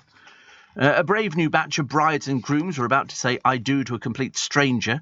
This is this year's Married at First Sight, another bunch of desperately sad, lonely people who haven't got any friends and can't find anybody to go out with. But wait a minute, here's a television programme, so I can tell you how boring I am. Apparently, after 2021 series won more viewers on average than Love Island, bosses have extended the format to 30 episodes. God, I'm going to be ill. 30 episodes of this garbage. Among them is PJ Finch from Birmingham, a dream boy stripper who struggled to find a girl. Not at all surprised. I'm really. And he says, my job's been a barrier to finding the right woman. God honest, you do talk garbage, don't you? That's why you're a stripper. He says, ex-partners have struggled with trust, even though I'm a firm believer in providing reassurance when I'm touring. Just a stripper, love. Just a stripper. And elsewhere, rock guitarist Richie Dews is hoping for more luck than when he was on Paddy McGuinness's Take Me Out. They've all done all the same programmes. It's just basically they just want to be on television because they're desperately sad. And Jenna Robinson, who owns a zero-waste shop in Blackpool, will be paired with surveyor Zoe Clifton in the show's first lesbian partnership. No kidding, honestly. It now becomes a feature. Dating and relationship expert Mel Schilling, who is back alongside matchmaker Paul Brunson and therapist Charles Douglas, says it's important we find matches that are authentic. Sorry, and reflect the diversity of the society we live in. I mean, it's just garbage, isn't it? It's just a bunch of people who barely better string 2 words together. You know what it's like. It was the same on Love Island. You know, you listen to these people struggling with the English language and you start thinking, as Roman Kemp said, none of these people will be together in a few months' time because it's just a game. You don't seriously think that Michael Owen's daughter is going to stick with the blooming fishmonger, do you? Of course she's not. You know, he's a fishmonger. She's an equestrian success. Not really. Not really. Walking in Memphis. Did Elvis really leave the building? 45 years ago tomorrow he died. 45 years ago. But is Elvis Presley still walking amongst us? Because a lot of people like to think that he's still alive, as if. I remember the death very well. There's also people say that the body in the coffin did not look like Elvis, with a different shaped nose and eyebrows. It's because they make them up. The Americans are into embalming. I have to explain it to people who don't know these things. And his tombstone has spelt Aaron wrong. It's A-A-R-O-N rather than A-R-O-N. Some speculated that he didn't want his name on a fake grave. It's just garbage. He's definitely dead. Defo dead. Also, apparently, there's a black helicopter. Some conspiracy theorists, or as we prefer to call them in this country, the Mad as Broomstick Brigade, say that a black helicopter landed in Graceland hours before his body was found, had spirited Elvis away to Bermuda. Yeah, of course. Also, after faking his death and disappearing, it's claimed Elvis could have returned to live at Graceland disguised as the groundskeeper. Oh, that's it, isn't it? He came back and grew a beard. According to radio DJ Bob Harris, Elvis was told to spy on John Lennon by President Richard Nixon. He claimed Elvis snooped on the Beatles in New York because Nixon, a fan of Elvis, loathed him for criticism of the Vietnam War. The rubbish these people emanate. I mean, seriously. It's so bad. Also, another popular theory is Elvis faked his death to escape the mob, because they're so thick they couldn't have found him. Couldn't have found him at all. But in fact, there was a book by Gail Brewer Giorgio called Is Elvis Alive?, to which the answer is no. You just open up the book and it's got blank pages with the answer no. Okay. She claimed he was enlisted as an underground agent to infiltrate a criminal organisation called the Fraternity, but had to disappear after he was suspected of being a mole. I mean, God help us, honestly. Let the poor man's body rest in peace. Thank you very much indeed. There is no... He didn't escape anything. He didn't go anywhere. He's dead. You know, however they spelt things, you know, it's just the way it was. The way it was. Terribly sad. I know Richard from Right Said Fred. Often have a chat with them at Windsor, says Pete the Pool Man. Yeah, they're quite charming, the boys. Quite charming. Went to see the Drifters last night. They had the Wimbledon Theatre absolutely rocking, says Sean. Yes, well, I shouldn't imagine that there going to be many original members of the Drifters in that group you saw. They must have been on wheelchairs, because there's so many different sets of the Drifters. And you only have to look at them when you see them on stage, and you suddenly realise that it's not the original Drifters. It really isn't. But people like to think they are. We had them on our cruise ship years and years ago. They went, here they are, the Drifters, and on came these young, fresh-faced boys. And it turns out the one was distantly related to Johnny Moore or whoever it was. And this was a hit for us way back in 1956. Up on the roof. I mean, look at it. The past members, wait a minute. Count them. How many past members of the Drifters are there? Yeah, I'll have to do it in the break. There's quite a lot. And then you'll discover that whoever you saw had nothing to do with the Drifters. They weren't on the hits. They didn't feature on the records. And the best they get now is sort of, singing somebody else's songs. Because that's the way it works. Steve Allen on LBC. Text 84850. Morning. McDonald's have joined a nationwide recruitment drive to hire more middle-aged people. Probably because they can't find anybody else, I should imagine. Young people, why would they want to work there? Recent job adverts feature a grey-haired worker who isn't the retiring type. They're one of a number of firms keen to prove they don't discriminate against older people. It's got nothing to do with that. It's because they can't find anybody else to work there. Who wants to work for that sort of money? Andy Briggs, the boss of insurance giant Phoenix Group, said too many recruitment campaigns use photos of attractive young people. What's the difference it make what you look like? I mean, John Lewis are doing the same thing. They're all doing this because they can't find anybody to work there. Get the over 50s back to work to tackle the UK labour shortage. That's what they've got to go for. Next thing is they'll be going to the cemeteries and digging people up and bringing them in there. Mr. Smith, I know he's dead, but I mean he can have a go at serving you. Because the young people now, they don't know about serving people. We don't do service industry, do we? We're not that sort of nation at all. Do you know that builders don't like strong tea and leave bags in for as little as 10 seconds? Who cares? Builders. A spokesman for some company says each trade likes a different type of cupper. God, you two talk garbage, don't you? I'd love to tell you what stupid company has come up with that one in a desperate attempt to try and get themselves some publicity. Really ridiculous. Really ridiculous. Shatner, William, fears for the planet. He said his trip to space showed him how society is gambling with the planet. How old is he now? 91. 91 years old, and he's already started doing the dribbling. You know, by the way, we counted the Drifters. 38 ex-members of the Drifters. They said that most groups now have no links to the past whatsoever. You know, one time it was sort of, this was your father's cousin twice removed, and they'd found that they've gone on to work in McDonald's.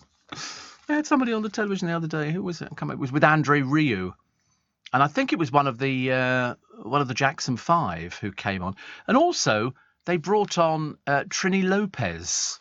Trini Lopez had a very, very big hit single years ago called If I Had a Hammer, brrr, I'd hammer in the morning, I'd hammer in the evening. And I thought, oh, that's nice, Trini Lopez. And I checked on dead. In fact, he died a few days ago. He died, I think, on August the 11th. August the 11th. And I remember thinking to myself, you know, it was what? 2020. Oh, 2020. Oh, right.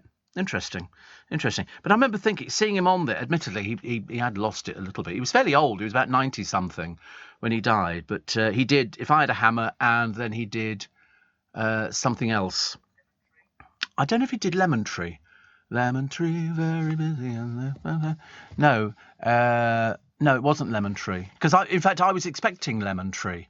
He was on with Andre Rieu and Trini Lopez. So, if I had a hammer, I'd hammer in the morning. There you go. Look, there's him performing with Andre Rieu. It was very good. I like Andre Rieu a lot.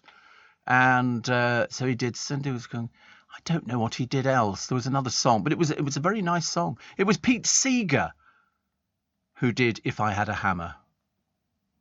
And, of course, the nice thing was that everybody was able to join in. Because if you go to Maastricht and you get Andre Rieu, it is basically a trip down memory lane. And they invite people. So what did you think of it? We thought it was just so exciting. You know, we all danced and all the rest of it. And they all had a lovely time, actually. Well, they all appeared to have a lovely time. But Trini Lopez, he died, bless his heart. Mind you, I thought he was dead when he came up on stage. Just sort of lead him off. So William Shatner, he became the oldest person to travel to space when he blasted off in a rocket that was built by Jeff Bezos' Blue Origin company last October. I don't know if I'd want to do that or not, actually. One bit of me would want to, and the other bit of me really wouldn't want to do it, just in case. Just in case. I'd be sort of slightly disturbed at, you know, we have had a few accidents. Might have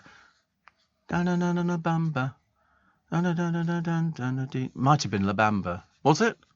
Oh, you don't know? It might have been, actually. Might have been. Joe from Alcester spent a pleasant Sunday thrashing the wife's Mustang around Silverstone at the Ford Fair. I think I need to buy some brakes. Oh, God, brakes, honestly. I've just got my car insurance through. They always write to me very politely and go, just to let you know that your car insurance is due on the 24th. We will be taking the money from your account on that day. And I'm sort of thinking, oh, actually, it's gone down. One of the rare occasions where something goes down. I think I've actually saved myself about 150 quid. La Bamba, says Pat, you might be right. You might be right. Pete the Pool Man says, on the weekend, my mother-in-law, Sue Bennett, whose car had packed up, was rescued by an ambulance driver who not only fixed the car, but also stayed with her until we arrived. His name was Joe Ball.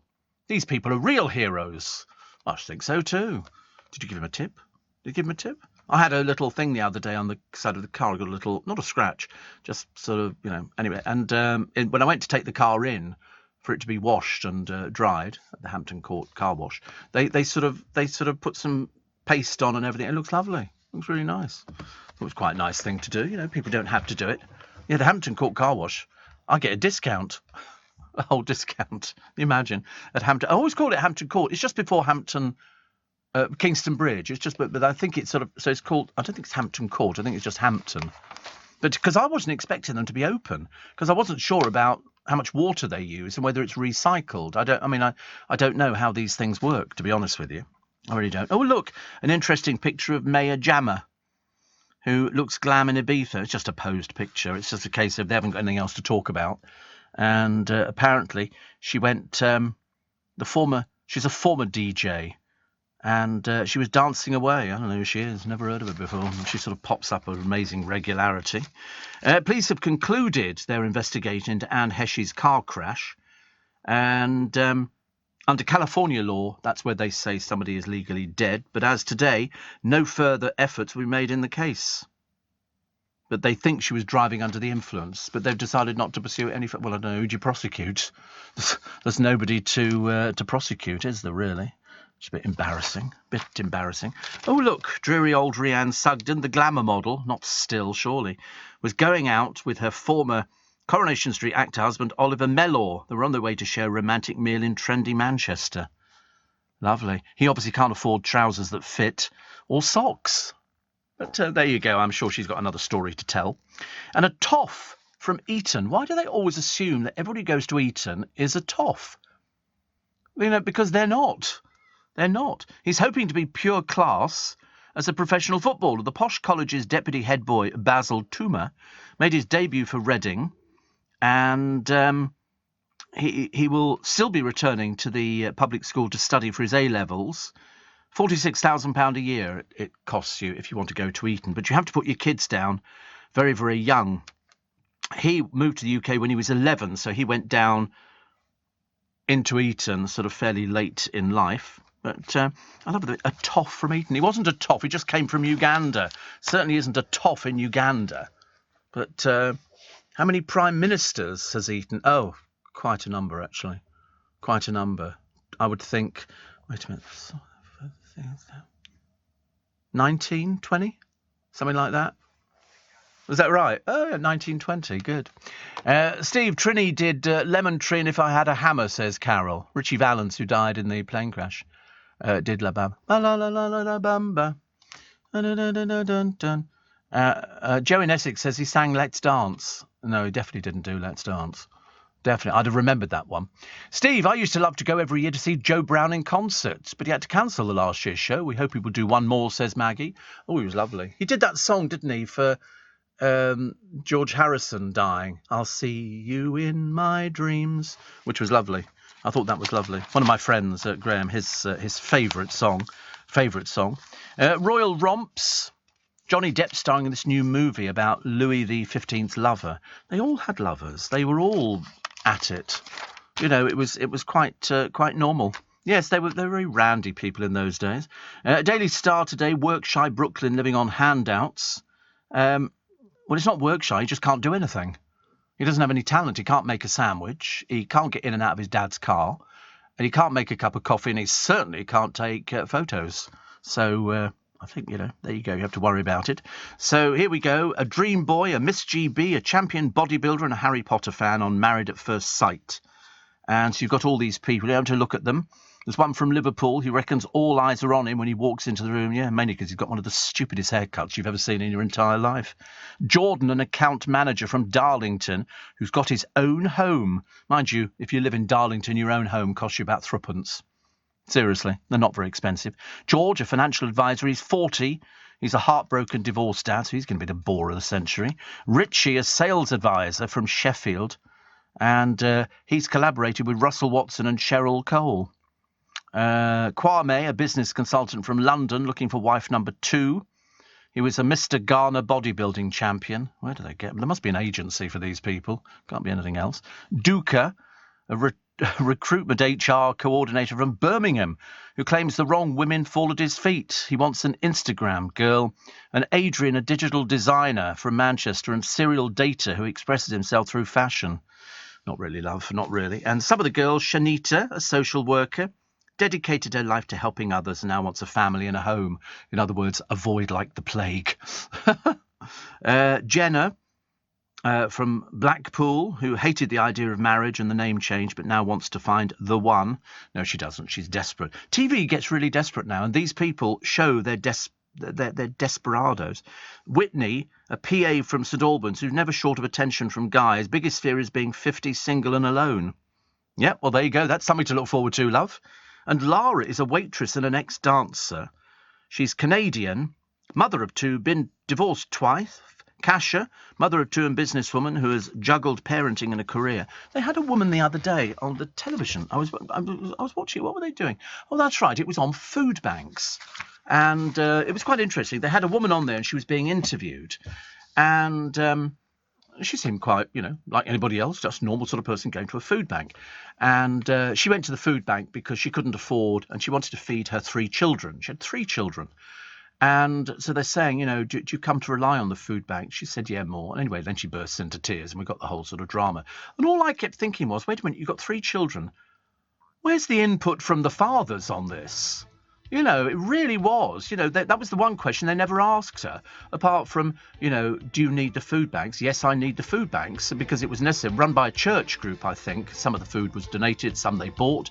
But either way, she's got 3 children. The oldest was 14. And I kept thinking, where are the fathers? These are the people who sort of disappear when it sort of comes to it. It's a bit like sort of Katie Price. You see her the other day. She had to take down a photo she'd put up on her Twitter feed of her little girl licking a lollipop, and somebody wrote to her and went, you're just a bit inappropriate, aren't you? They took it down immediately, mainly because there's some very odd people following people on Twitter. So she followed the advice of everybody, take it down. News. Are you receiving tax credits? If so, this message is for you. Tax credits are coming to an end, and most people will be asked to apply for universal credit instead. The Department for Work and Pensions is writing to tax credit claimants. You won't be moved automatically, so look out for your letter explaining what you'll need to do and by when. And there's also lots of support to help you make the move. Get ready for your universal credit switchover. Search Understanding Universal Credit today. Eligibility criteria apply. This is LBC from Global, leading Britain's conversation with Steve Allen.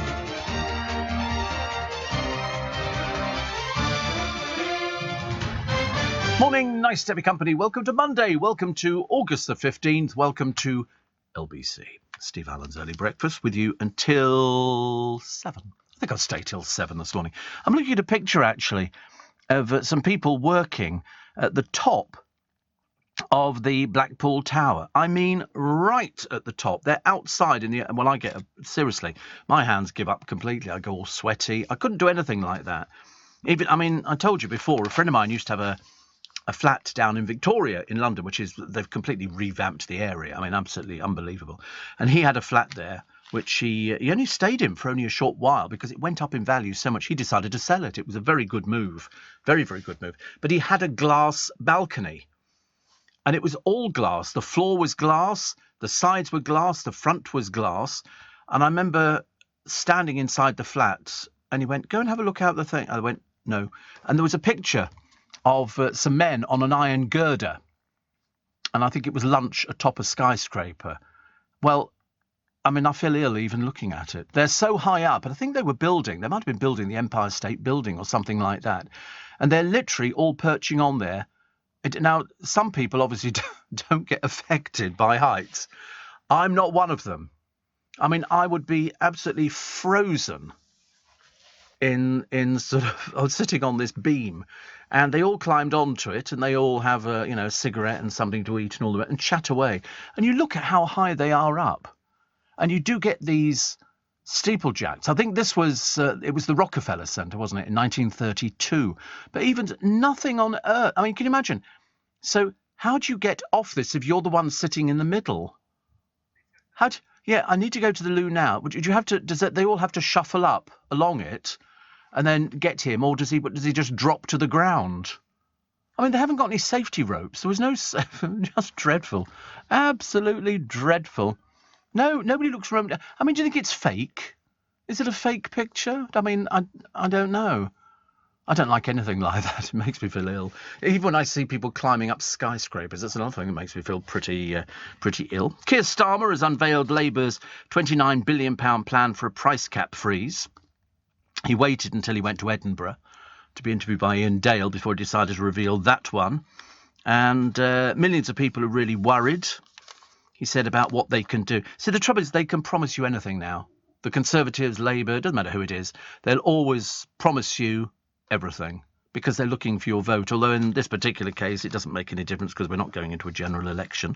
But the head of 70 charities, because they're the ones who are going to suffer, aren't they? The charities, I should imagine, people who sort of rely on incomes.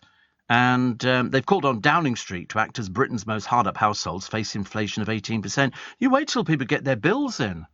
I've been banging on about it for long enough now, saying you wait till these bills start coming in. You're going to be really, really frightened when you see them, because I don't know what they're going to do. So just supposing, as I pointed out earlier on, there was I can't remember if it was a pub or a cafe or a restaurant or whatever it is, their electricity bill went up from sort of 600 odd pounds to £10,000, a substantial increase. And I think the bloke said, we're going to have to close down. He said, we can't afford to pay that. I mean, an awful lot of restaurants, especially around here, have closed since the pandemic because they couldn't afford to keep going. That's the way it goes. It's just terribly sad, and I think it's going to be getting worse and worse and worse. So we'll have to wait and see. Apparently, the Department of Education has hit back, demanding school weeks last at least 32.5 hours within current funds, because they're all going to close down, aren't they? I mean, put it this way, now you've got the people all going on strike this week. How are you going to get to work on Friday this week? I've got no idea. I mean, the energy price cap, which is the maximum amount suppliers can charge customers in England, Scotland and Wales for each unit of energy, will go up in October. In January 2023, the next time the cap is due to be changed, it expects to go up again to £4,266. The higher estimate means the average household will be paying £355 a month instead of £164 a month. I mean, it's going up huge. If you're struggling at the moment, it's going to get worse. A friend of mine's got a smart meter. He was trying to find out how much things cost to run, and he's got air conditioning and stuff like that. And he was amazed, actually, at how cheap some of these things were. Penny an hour. What was the most? He was telling me the most expensive thing, and I can't remember what it was. But yeah, penny an hour to run his air conditioning. And I said, well, that's not too bad. And then it went up to sort of 20 pence. Washing, I don't know. I think if you've got a washing machine dryer, then I think that will cost you a little bit more. I've got a washer dryer, mainly because I thought it was so much easier, actually.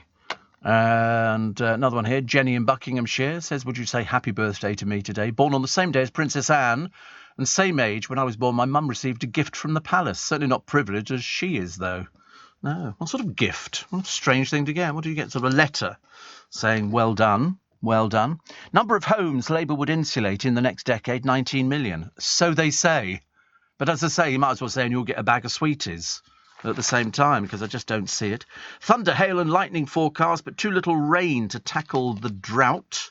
In Cornwall, people are getting very excited, jumping around in the sea. Another 2 bodies pulled out of the water, I notice. So the costing the most money, air conditioning. And whether that's portable air conditioning, I don't know. Electric heater.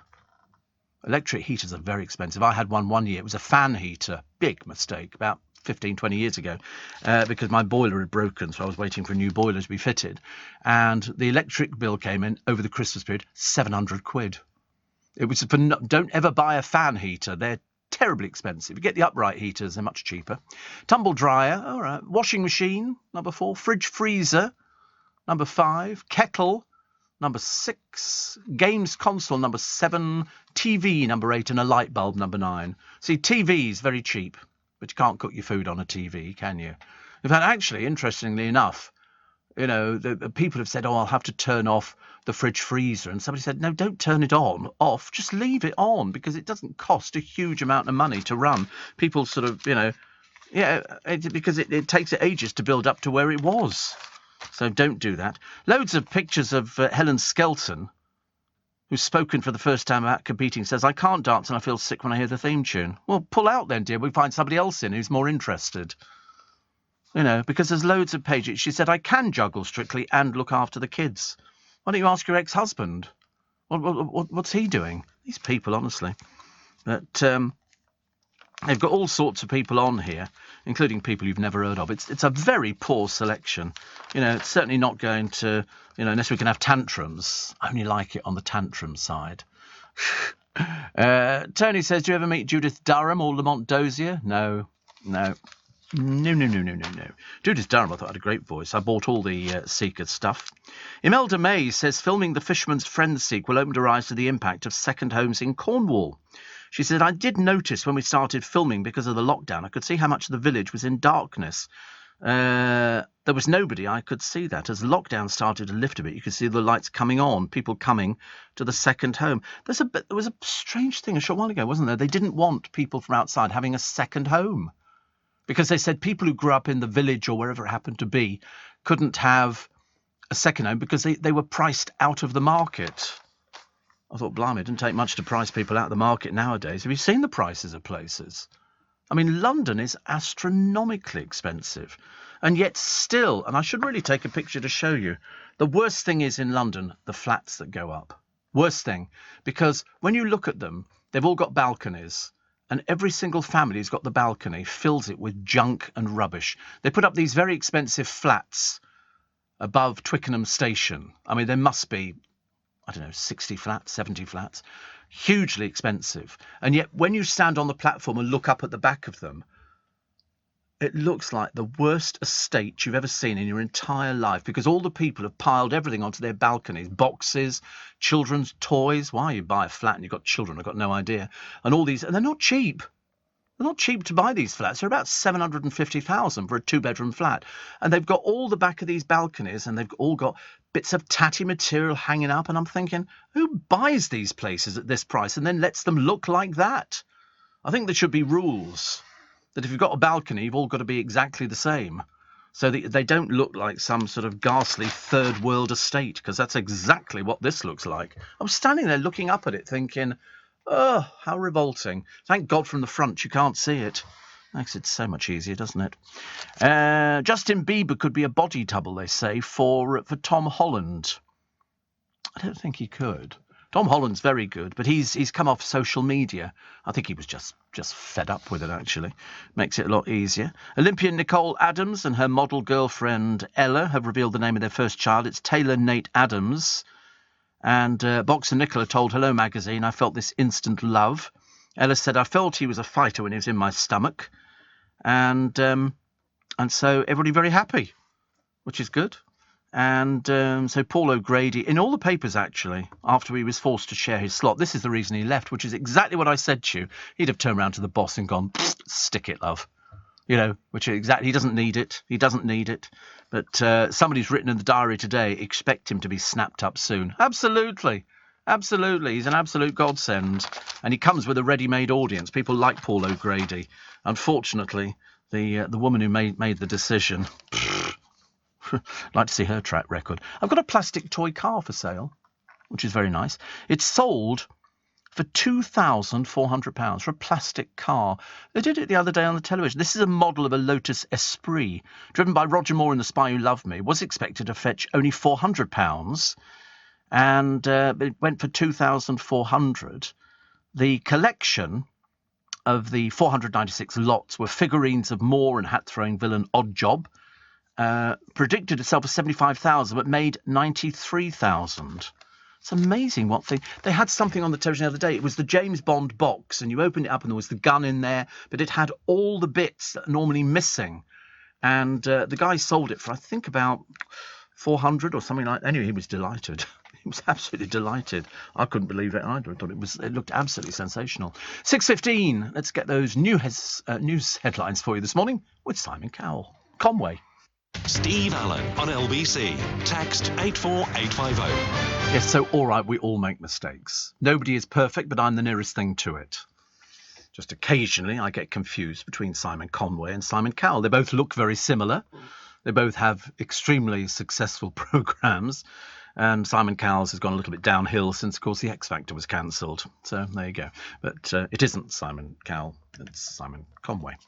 But, we all make a mistake. Goodness, what a perfect person I would be if I didn't make any mistakes at all. Dear Lord above. Steve, can you double-check the train strike day? Yeah, I've got bad news for you. Thursday, Friday, Saturday. Different things happening on different days. Different things happening on different... or not happening, as they say. So Thursday and Saturday... train strikes. Friday, tube strikes in London. So we're all right for buses, are we? And buses on Friday as well. So tube strikes on Friday and bus strikes, but no train strikes. But the after effect will be, because they were on Thursday, that we'll have to wait a bit later. God, what a miserable life, honestly. So Thursday and Saturday, train strikes. Friday, tube strikes and bus strikes. And the trains will be a little bit later because they'll all be in the wrong blooming place. So now you know. So Thursday and Saturday will affect Network Rail as well as the following: Chiltern Railways, cross-country trains, Greater Anglia, LNER East Midlands Railway, C2C, Great Western Railway, Northern Trains, South Eastern, South Western Railways, Trans-Pennine Express, Avanti West Coast, West Midlands Trains and GTR, including the Gatwick Express. And on Friday, the tube strike and 1,600 London bus drivers are striking. There you go. Actually, the funny thing is, well, I say it's not really funny, actually. It's a case of they're not going to resolve this, are they? So we're just going to keep having strikes. That's all it's going to be. I mean, you can obviously keep this going for as long as possible. Although, as somebody pointed out a short while ago, surely a far simpler solution would be to have the barriers open so you can just wander through and get on a train and they don't make any money. I mean, would that not make perfect sense? Honestly, we do struggle, don't we? We do struggle.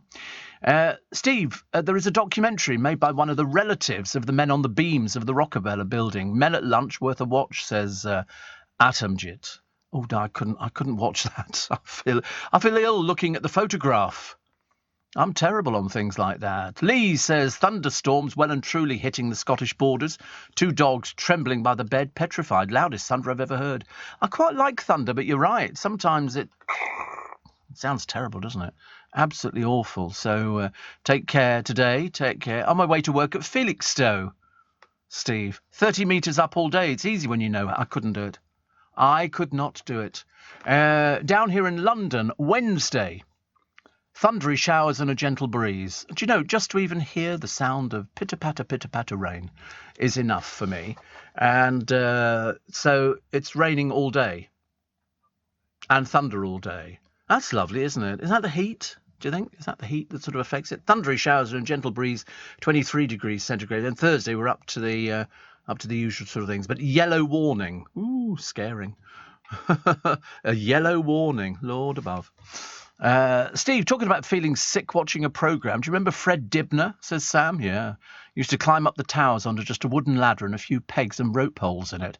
I don't know how we did that. I wouldn't have got past the first ladder. Well, do you remember seeing John Noakes climbing up the Nelson's column with just a ladder strapped to it? He wasn't even strapped up with a rope around him or anything.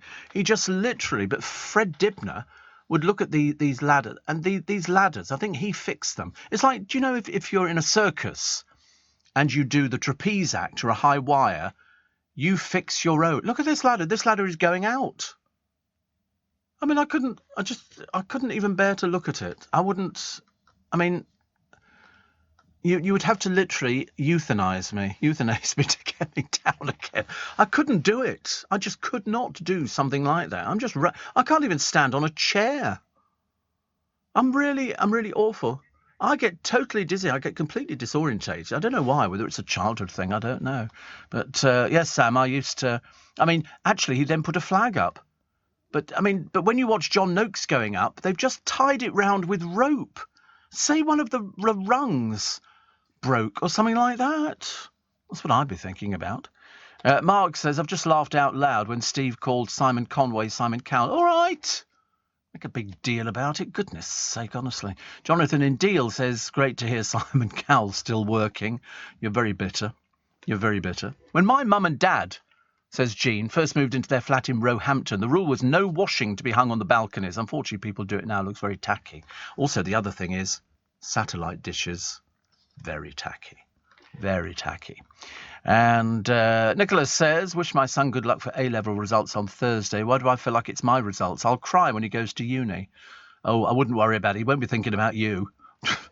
Be thinking about drink and girls and all the usual sort of things that they think about when they go to I don't think they bother going to uni to study anything.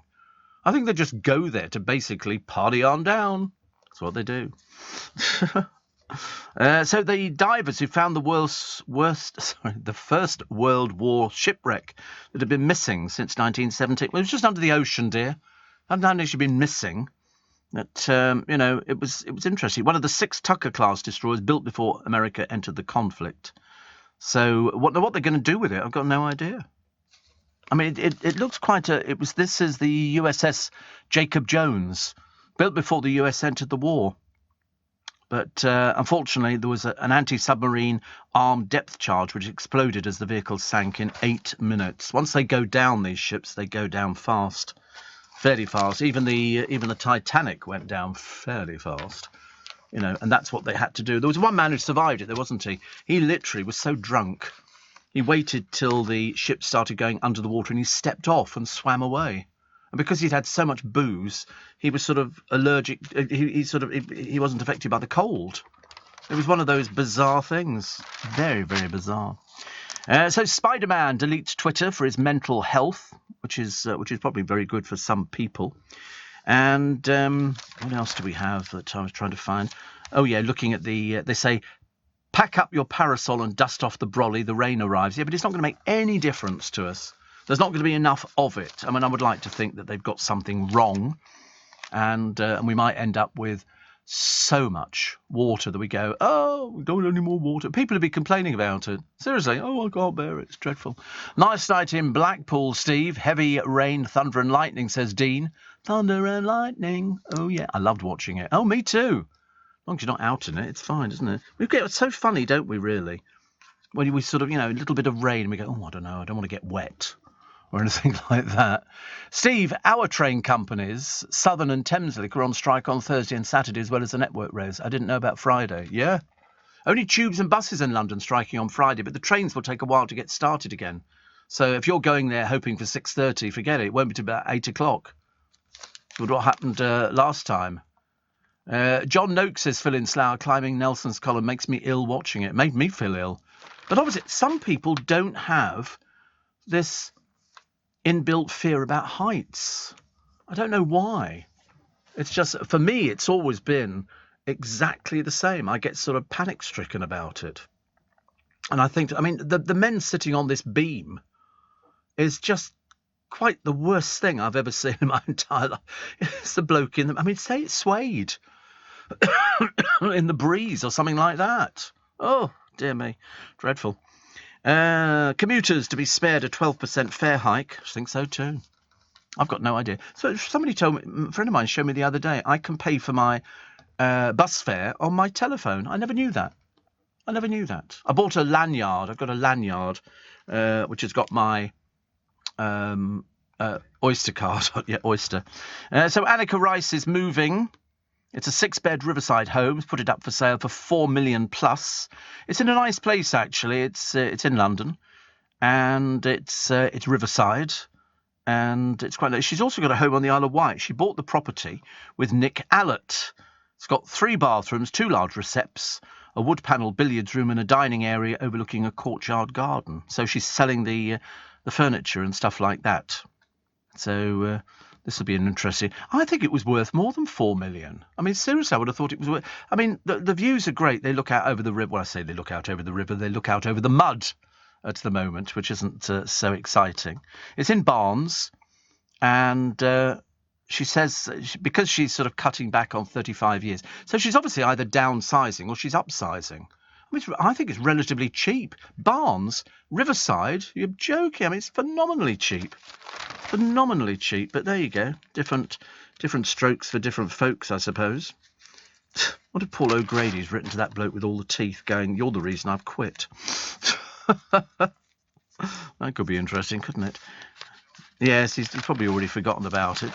And why did I keep this? Oh, this is Rushdie talking again, which is very good. Very good, and they've got a picture of the suspect, Hadi Matar, arriving at court. He's obviously got serious, problems with mental things going on in his head. Plus. This is what have I got? Oh, honestly, just when I was going to do the birthdays for the day and tell you who was born on this day, and I'm going to have to save it, aren't I?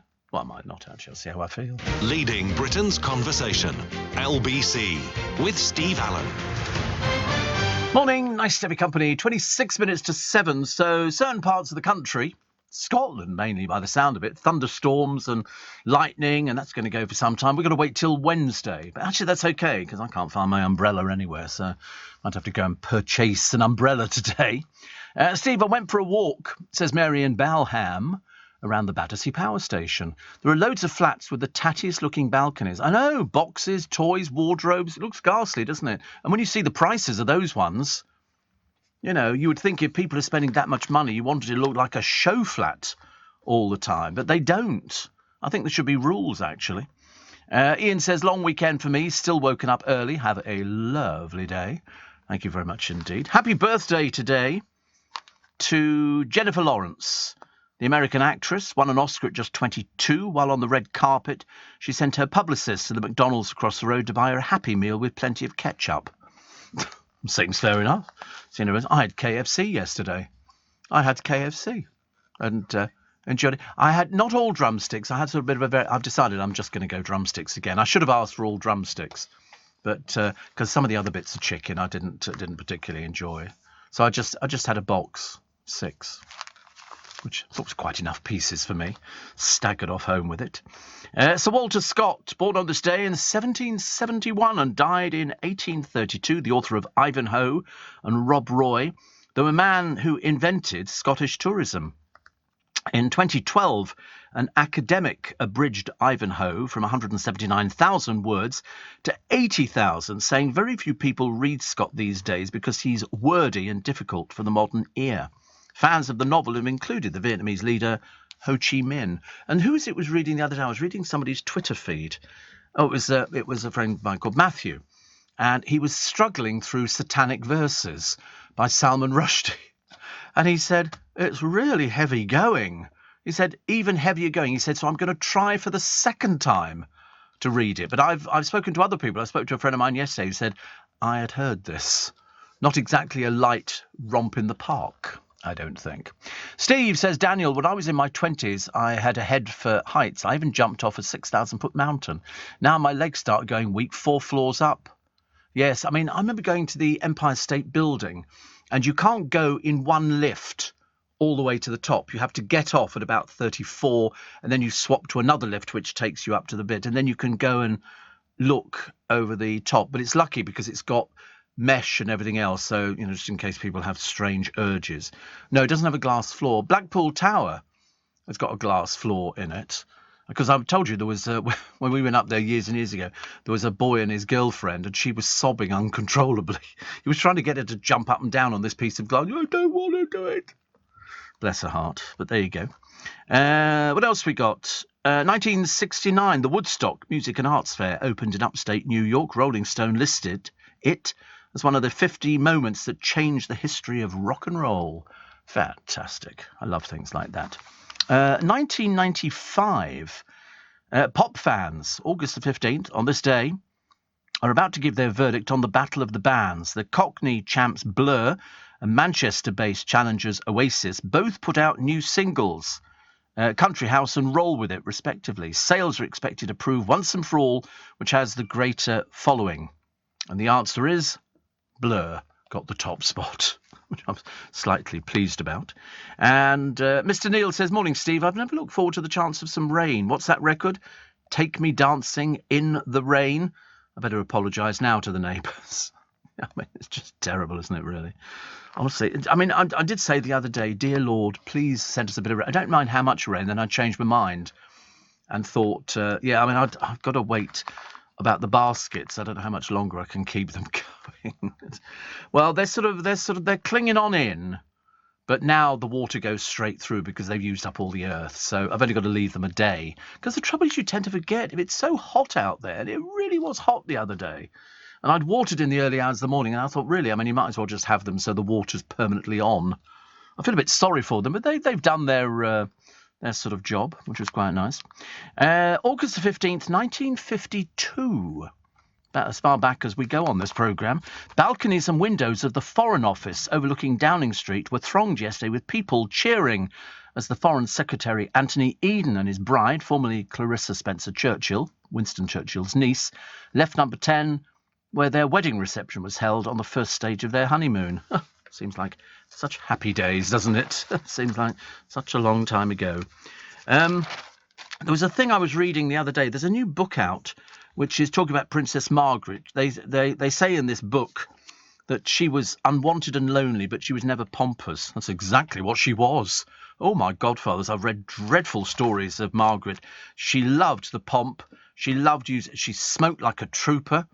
She used to throw these parties, and people said, unfortunately, you were stuck with it. Until she went to bed, you couldn't leave. Yeah, you had to stay up with her. You had to literally, she played the game very well indeed, but definitely pompous, definitely. And do you remember the two fat ladies, Clarissa Dixon and Jennifer Patterson, Clarissa Dixon Wright and Jennifer Patterson? I used to watch them on the television. I thought they were great. And then one died, and then the other died. And I remember thinking, good Lord, we had two people who arrived in this country from Australia called Hudson and Hall. And they were two camp chefs. And I had them on the they died as well. I remember thinking we had a dreadful problem. I can't tell you exactly what it was, but it was. We thought it was funny at the time, but it obviously wasn't funny for them. But they came over here and had this sort of program on the television. There they are. They were a television duo. It ran on New Zealand television, and then their show came on in this country. They say it was a camp humour together with an element of slapstick. I would think that would be an understatement. It was definitely very, very camp. It was. They weren't very old at all. No, I think Peter died 92 and David died 93. I mean, there wasn't a lot between them. There really wasn't. We had them coming in. They came in on a few occasions. They were the most unlikely people to do cooking on the television. Whereas now I'm used to seeing Jamie Oliver doing his bit and sort of doing this, and you think to yourself, perhaps I should get him round to cook for me. And then I think, no, I've got to go to Phil Vickery first. Phil Vickery is very good. And in fact, he's is it this week that he's with Andy Peters? I think Andy Peters is doing this morning, isn't he? So I think Phil is cooking. It should be an interesting one. Very interesting. Also, a lot of people getting married abroad now. And they go there and they sort of, book in, because you can do these things all in. And you can do a beach wedding, and you can do all sorts of different weddings, and there's loads of places that are licensed, and they seem to be very, very popular. Also, what did I see on the television the other day? Today. This was another battle at the bridge as Tuchel and Conte nearly came to blows. One was holding his hand and he wouldn't let go of it, and then they had to be separate. Never seen anything like it. Honestly, small wonder that players start arguing on the pitch about things. Ghastly behaviour, and that's from managers. Can't trust them. Who can you trust? Steve went to Portobello Road Market the weekend, popped into Alice's Antiques, believed it featured in the Paddington film. It was fab and full of trinkets. One of London's rare hidden gems of an antique shop.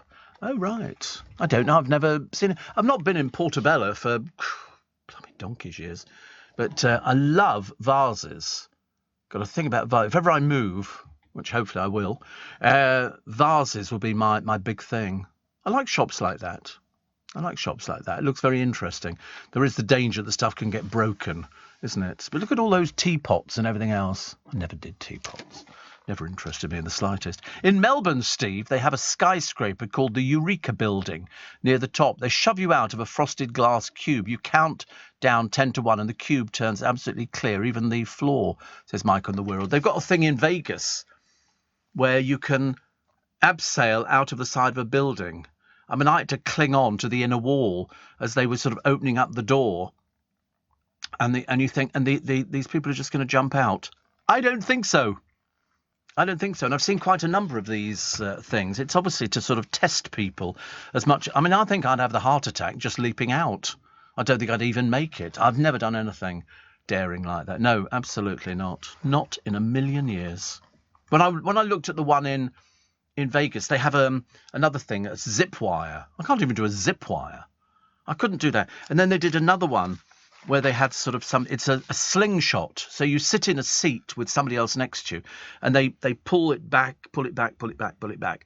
And then they sort of leave you sitting there, and then all of a sudden they sort of cut the spring or whatever it is, the elastic, and you shoot into the air.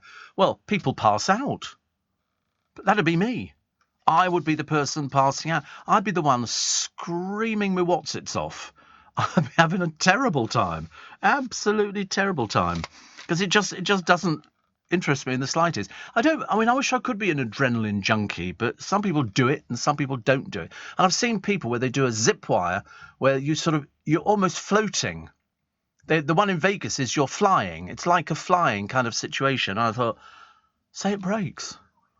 It's not too high. It's high. You're above the people who are standing underneath looking up at you. And you pay for the privilege of this hell. Seriously, they actually charge you for putting you through sheer hell.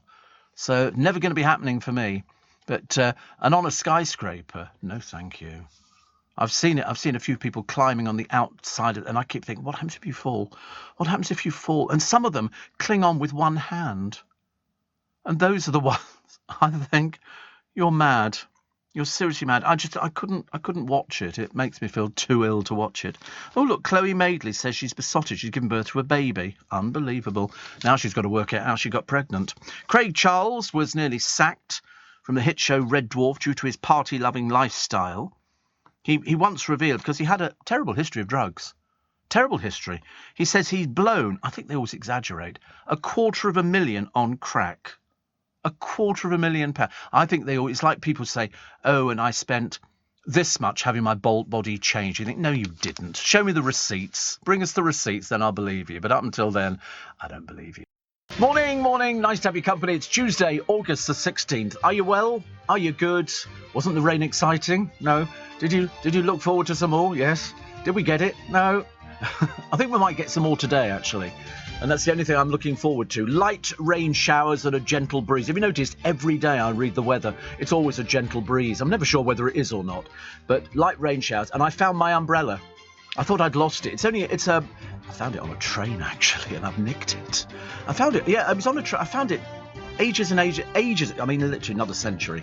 And I thought, well, I'll keep that. And then I lost it, and then I found another one. I keep finding all these different bits and pieces. I mean, I lose loads of umbrellas and sunglasses. Loads of sunglasses. So I bought 6 pairs of sunglasses the other day, which are polarised, and they're all very nice. I bought them in tortoiseshell and in black frames. And I quite like using them, actually, and I gave my friend 2 pairs. Because I'm generous like that. I'm very generous. Mind you, bit of a disaster yesterday. As you know, I am prone to getting off the train at Twickenham in the morning, walking up the stairs, clinging onto the banister for grim death. Seriously, because they do say it's an accident spot there. So I could take the lift, but I'm not that sad. So I would sort of get to the top, then sort of try and breathe. And, my oxygen arrived. Remember I told you I bought this can of oxygen. You never know there was anything in it. And it does say it feels very light, feels empty. But anyway, so I've got that and I can put it over my nose. It makes it look as I'm sort of iller than I am. And so I always used to go up the stairs, check the Oyster card, make sure I've still got some credit on it, and go to Marks and Spencer's and buy a bacon roll, because it's not too bad, which is £3, and a large croissant with ham and cheese, hot, for £2. So you can imagine, yesterday, I get the train and I'm doing a bit of walking, speeding up a little bit. I wish they'd moved my train back to where it was, because at Waterloo Station, it's a blooming nightmare to walk to platform 21. Actually, yesterday it was platform 19. I couldn't believe it. They changed it. And then I get on the train. It said Windsor and Eton. Next thing is we're heading to Weybridge. It said, this train is bound for Weybridge. I said, wait a minute, it says Windsor and Eton. Luckily, it went to Richmond and then stopped at Twickenham. But I got off at Richmond. And as I get off there, I'm going to go to Greggs and get myself a couple of bacon rolls, extra bacon. And then I thought, no, because before you come out of the station at Richmond, there's a place that sells bacon rolls, and they've got pasties and different bits and pieces like that. And I bought a bacon roll from there before. There's never enough bacon in it. I'm sorry, if I want a bacon roll, I want something that's full of bacon. It's not, it's a bacon roll. It's not complicated. So anyway, long story made longer. I decide, and as I go into this little sort of shop, it's just as you come through the ticket barrier, and I look there, and she's got these croissants, small, but I can't see what's in them. So I say, I'll have a couple of these, what's in them? So she obviously either is switched off, or she is being deliberately obtuse and is not listening to me. So she goes to take it out with a little slice thing, and I go, no, what's in it? So she goes, it's ham and cheese. I said, okay. So she takes it. She only does one, so obviously there's no point. No, she wasn't too sure, actually. And also, she wasn't remotely interested in me. I mean, I thought I'd made a mistake in asking for something that obviously she knew nothing about. So she puts it in the machine to heat it up. And that's the end of the conversation. And so she picks up, because it's automatic now. Wherever you go, they produce the card machine. You know, to use cash, although more people are using cash nowadays, is sort of considered something particularly peculiar in this country. But I use cash. As you know, I've always used cash. I don't like using cards. If occasionally I have to, then I have to. So anyway, so she takes it out. So she goes, cash or card? So I go, cash, waving my £10 note in the air, looking like Paddington Bear on a mission. So she takes the £10 note, no thank you, no nothing, and gives me the change. So I look at the change, and I say to her, how much was the croissant? She said, £4.80. Oh, £4.80? For a croissant with a bit of ham and cheese, and it was a small one. I couldn't believe it. I mean, I seriously couldn't believe it. But anyway, I'd already paid, and I got the blasted thing in my hand now, which she'd give me a free napkin. And I remember thinking, listen, I can get a bigger croissant with nice ham and cheese in it in Marks and Spencer's, heated in a little, bag, so it keeps it sort of fresh, for £2. And you're charging £4.80? Avoid like the plague. Don't buy for it. That's absolutely outrageous. I know there's inflation. I mean, I don't know if it's a chain. I don't think it's a chain. I'm pretty certain it's not a chain. Everything else in there is fine. They do cakes. £4.80 for a piddly little croissant with ham and cheese in it. I mean, really? And also, because they have to put it into their machine to heat it up, the ones in Marks and Spencer's are in a bag which keeps it hot. So it's hot. £2 in Marks and Spencer's. And this place, as you come through the barrier at Richmond Station, don't buy the croissants, ham and cheese. £4, that's a fiver. Because when I looked at it, I thought she's obviously made a mistake. The £5 note is missing. But it wasn't. And so I had to say, because I was a bit off with the service, I had to say to her, thank you for your bad manners, as I turned on my heel and walked out. I mean, I know she couldn't care less because she doesn't own it, because I know the bloke who owns it, because I met him on the train once, because he said to me, I recognise you. And another one, I get that all the time. And I remember thinking, listen, if you don't want to do this job, love, and you don't know how to do customer service, then bugger off somewhere else. It's so in £4.80, a fiver for a piddly little croissant. I thought was just taking the Michael. But, so how was your day? Was it okay? I love it. I love it. What a difference a spray makes. It was nice to see a little bit of water. I didn't, because I was asleep. And then I woke up early, and then I was out there watering with the hose, got the hose out and all the rest of it, because they've not introduced the hose pipe ban. I've not given up on it yet, but and I had a cup of tea with my neighbours, Lindy and Lynn, and that was quite nice, and they sort of helped me do bits and pieces, and I do bits and pieces. And then I said, I've got to go. I said, it's Prosecco time. And then I sort of had some Prosecco and then climbed into bed, out for the count. Out for the count, which was lovely. I was very, very happy. There's a drought-hit lake in Vegas giving up its grisly secrets. The grisly secrets are they found a skull in there. In fact, they found various skulls. They've also found a barrel with a body in it that was shot through the head. And they say, I don't know whether it's true or not because I'm not over there, it's mafia killings. Why you'd want to waste a barrel, I can't imagine. So you shoot somebody in the head and then you stuff them into a barrel. Why don't you just throw them overboard?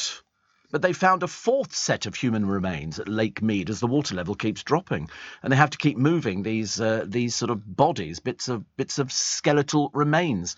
They say the investigation is ongoing. Well, they're dead. That's a fact. That's what I was thinking. Ian, my ice cream man, he said, you got ripped off. Terrible. Do you know, I seriously couldn't believe it. I'm not a mean person. You know, I spent £2, and I remember thinking, £2 in the Marks and Spencer's one, I think that's good value. But £4.80. You know, I've heard of people taking the Michael, but that's extortionate for a croissant, a small croissant. I should have taken a photograph of it. No, it wasn't particularly nice, because they just don't bother about things like that. You know, it doesn't make any difference. But, I mean, she couldn't have cared less. And I thought, do you know, it's the last time I shopped there. I'm really not putting up with it. I think what you have to do, if you get bad service somewhere, don't go there ever again. Kick them where it hurts. Because they'll soon learn. Just because, you know, all the people getting off at Richmond Station, they live in Richmond. They're not going there for the service. They're not going there to sort of stand and look at the buses or the flowers or things like that. They're going there because they live in the bloodstained place. It's ridiculous. But, you know, that's the way it goes. Jake, my favourite Methodist minister, says, hope all is well. A busy Monday after a busy weekend. My girlfriend, is it Bree or Bray? Do you pronounce it Bree or Bray? Bree. Is now a big fan of yours and is listening at work at the Hutchinson Police Department. Yes! Actually, did you ever see that great thing? Just, I'm sort of moving away, Jake, just 1 second.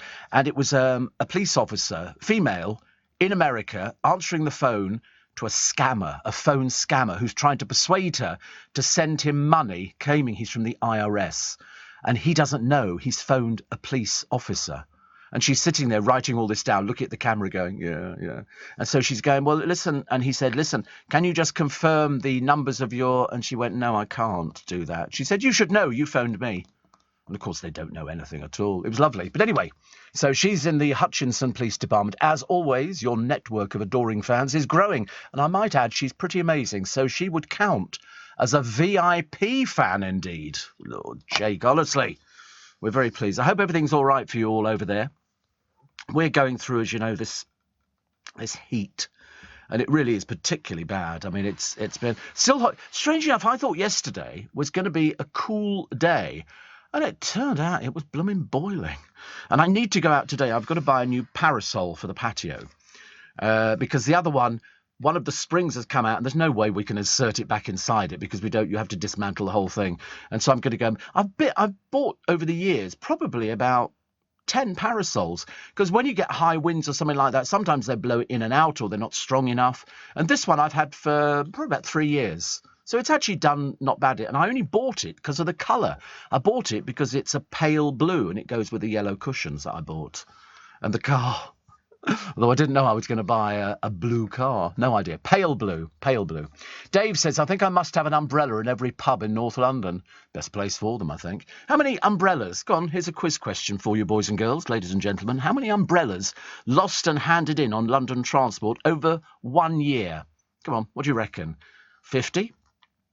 60? 100? 200? How many? Would you believe 11,500? 11,500 umbrellas lost and handed in. That's not including the ones that weren't handed in. I mean, how many items do you think have been handed in total to the Lost Property Office? Is that in a year? In a year. How many items handed in? And believe you me, when I say item, you'll like this, Jake. Items handed in include Bibles, toupees, a wooden leg.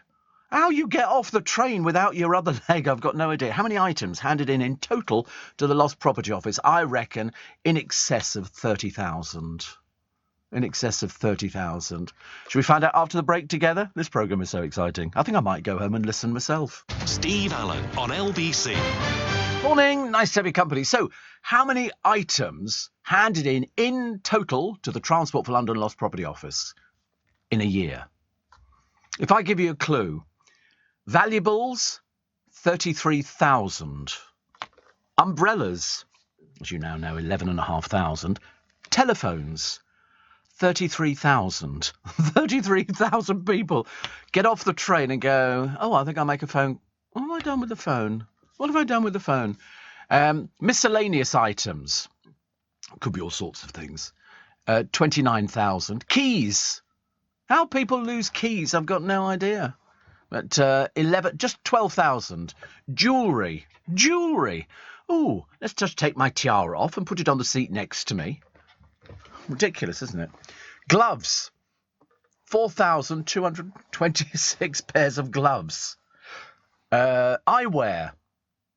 That's glasses, sunglasses, stuff like that. 14,000. Clothing. What are these people doing? Getting off naked? Clothing. 44,000 items of clothing. Oh, I wonder where my pants have gone. Oh, I must have taken them off on the train. Books, documents and cards. 80,000, nearly 81,000. And bags. 43,000. I mean, we must be a nation of idiots. In total, 309,000, nearly 310,000 items. That's only 65,000 have been reclaimed.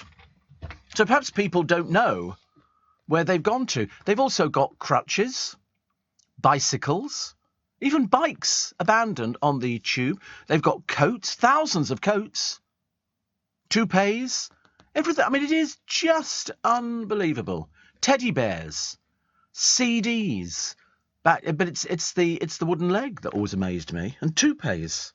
And see, I've been on the train before, and some bloke got off the train like everybody did, and then we're sort of sitting there, and then he rushes back onto the train again. He's left his suit in the overhead locker.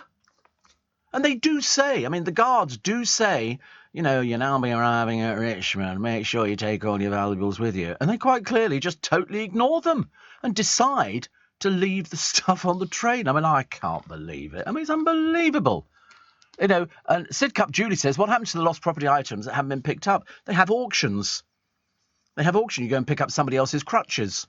And after 3 months of safekeeping, TfL either donate the items to charity, including the Sally Army, British Red Cross and Scope, or recycle them, or they're sold at auction.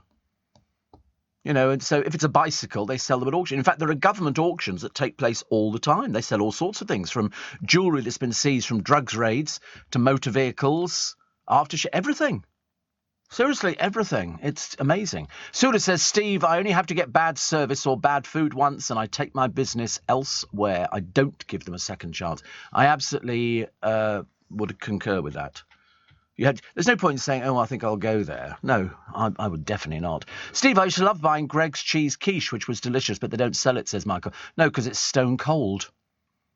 And nobody wants stone cold, do they, really? Steve, you said the B word. Ooh, says Desmond. Bacon. At this time of the morning. I can't stop thinking about bacon now. You do this every morning. It's got to stop. I agree with you. I agree. It's got to stop. We discovered, actually, the other day, we have a Pret-a-Manger in Twickenham. To be honest with you, hardly worth bothering. Seriously, if they can actually be bothered to open the store, it's a miracle for everybody concerned. By 3 o'clock in the afternoon, they've closed. They've done away with the hot food. They don't open on a Sunday. They're seriously bad service in Pret-a-Manger. Seriously bad service. And, of course, they don't take cash, which, you know, is their prerogative. But no hot food, not open. Sometimes you go past it. You can see people going past it in the morning going, why are they not open? Why are they not open? Can't they find any staff? In which case, who opened the blasted place in the first instance? It's really ridiculous. Well, sometimes you wait till 9 o'clock before it opens. When it first opened, it was open at 7 in the morning and it was great to catch the early morning commuters. Now, they obviously can't be bothered. Yeah, Tuesday, they say, 8 till 3 p.m. They close at 3 p.m. in the afternoon.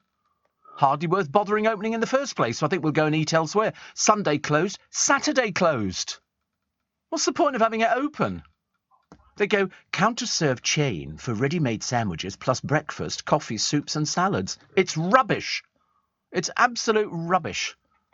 So 8 till 3 p.m. Well, I tell you, it'll be a happy day that it's open at 8 in the morning.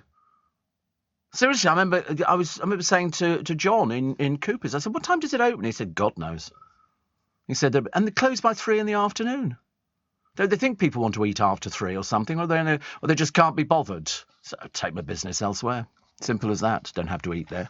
They say they do hot food on their website. Well, they certainly bloody well don't.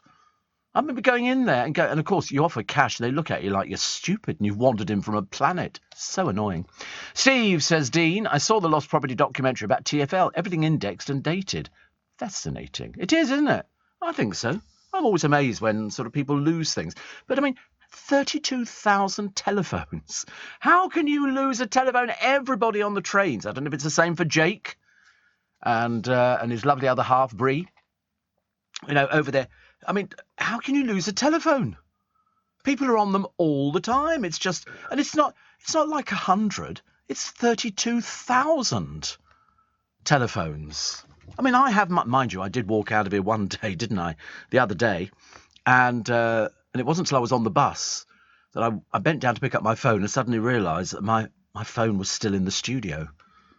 So I had to get off the bus and ran. Well, I didn't. I walked fairly quickly and got back. My friend Rich says, spots of rain in London. I repeat, spots of rain in London. Is that it? Have you got the windscreen wipers on? I've found my umbrella today, actually. As I say, I've found it, so at least I've got it, just in case it rains on the way home. Just in case it rains. Now, you do know, before I forget, actually, that I'm not here on Friday this week. Friday I've got off because I've got to go and do the driving thing, which is going to be fun. And you will remember, because there was some bloke got on the bus the other day at Richmond, and he said to the driver, "Are you working Friday?" And the bus driver said, "Yes." I thought, "No, you're not." A lot of them are working. Oh, right. So let me just refresh. Thursday for TfL, because we've got strike.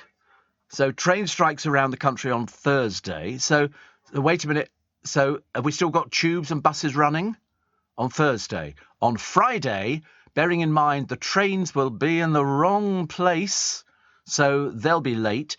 Tubes and some buses in London striking on Friday, so we don't know which ones. They've just said tubes and some buses. You have to take pot luck.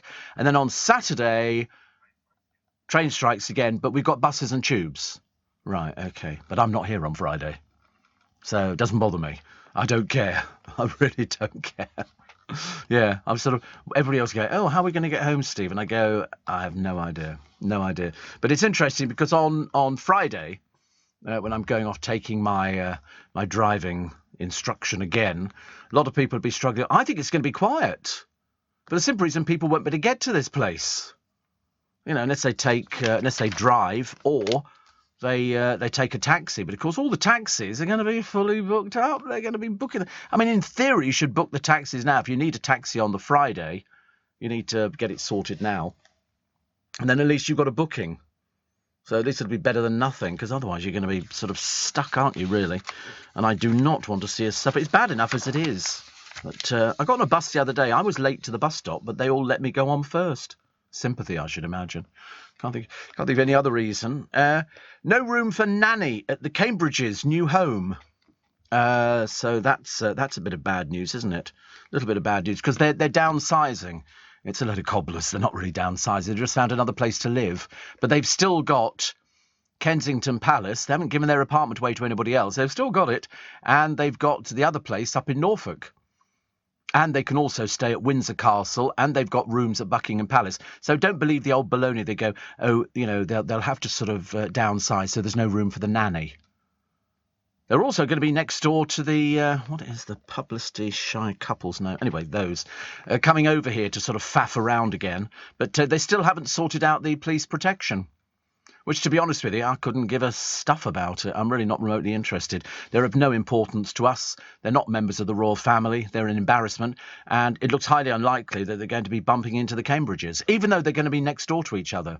Because the Cambridges will be working, whereas the other...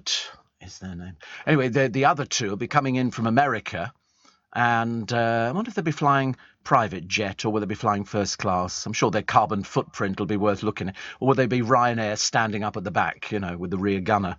I do wonder about things like that. And they're only coming over here to flog. I think it's a year before they do the next Invictus Games. So it's because they've got nothing to do in America. Nothing. They have no work. Nothing at all. It's a little bit like being sort of Matt Goss, isn't it, really? Sort of loads of publicity and loads of old sort of chit-chat, but nothing actually on the books, I'm afraid. Bus strikes in London Friday and Saturday. Oh, God. It's not good, is it? So August 19th and 20th mostly affect West London. Where do I live? West London. 1,600 drivers at Fulwell. which is the bus that services us, Hounslow, Hounslow Heath, Park Royal, Shepherd's Bush, Stamford Brook and Tolworth will walk out. Come on, boys and girls, pull yourself together, for goodness sake. So it's Fulwell down the road from me, but that's all right. That doesn't make any difference. I've got a car. I can afford to put petrol in it, which is okay. 84850, steve@lbc.co.uk. The Horse Whisperer author has died aged 72. I think Robert Redford was the person who starred in the film version of it. Iran has put a bounty on Salman Rushdie's head and says he only has himself to blame. What a bunch of old Marys they are in Iran, aren't they? Oh, I don't know. We've got a fatwa out on this one and all the rest of it. They say he's only got himself to blame. Is there something the matter with them? Yes, there is. Also, Jerry Sadowitz has slammed the Fringe's racism claim. I wouldn't mind, but Jerry Sadowitz has been doing this act for donkey's years. It's rude, it's offensive. There's loads of people like him on the Fringe doing rude things, and he gets his willy out on occasions. Sometimes he walks on stage stark naked. But then if you go and book a ticket for Jerry Sadowitz, I don't want to sort of lay this too much on the line, but you know what you're booking. You're not booking for Andy Pandy and the Snow Queen, are you? You're booking for Jerry Sadowitz. Like if you book for Frankie Boyle, he's going to do his best to outrage you, and that's the whole point of it.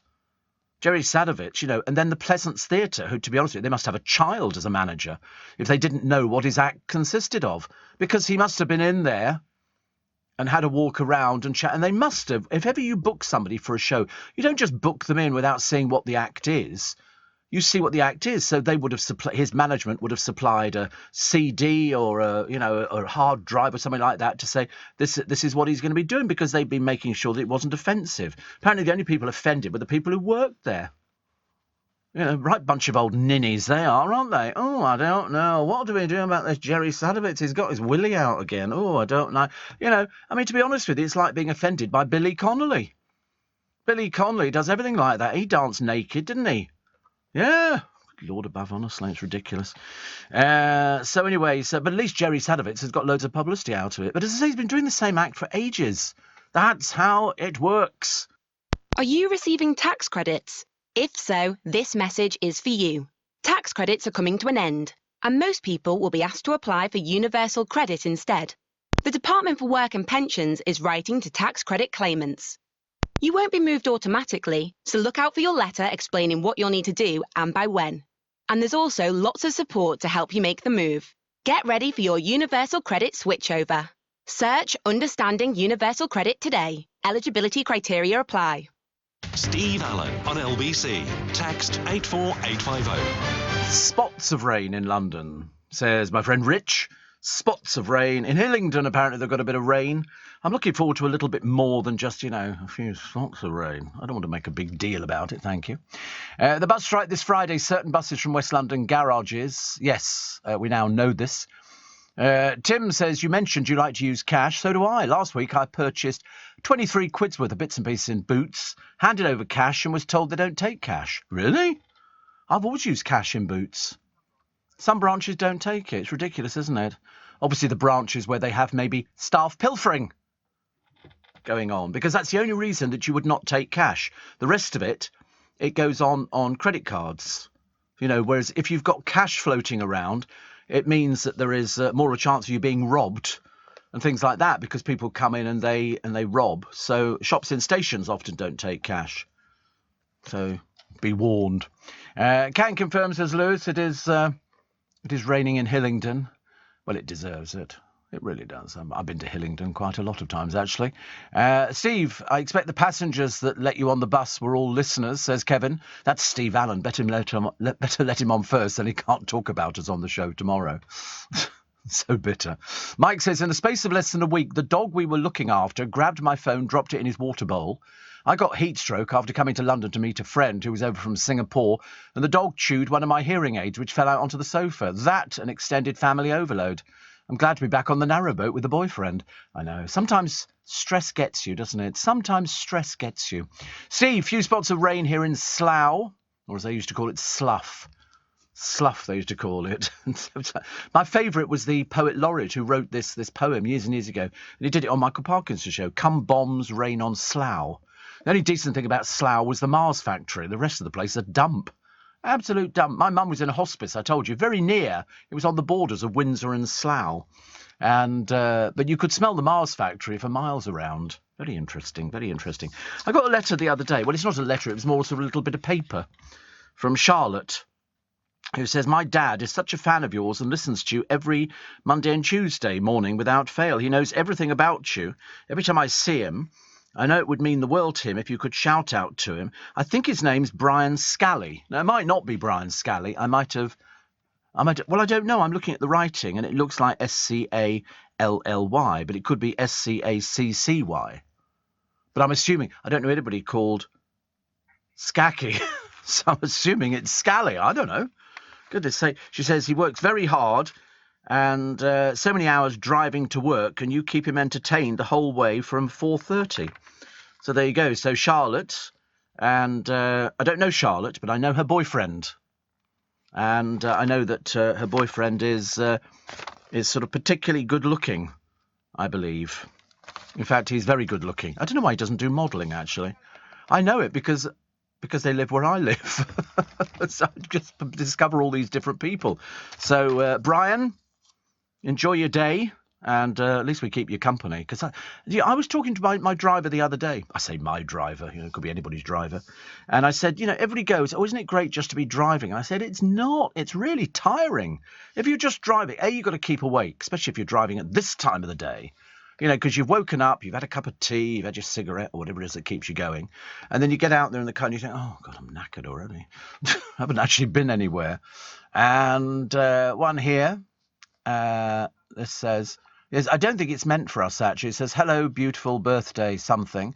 Have a lovely day, sweetheart. Wish I was there to see you. Well, obviously not. Going to get my bike soon. Me and you can have a race. Happy birthday, princess. Love, Nan Nan.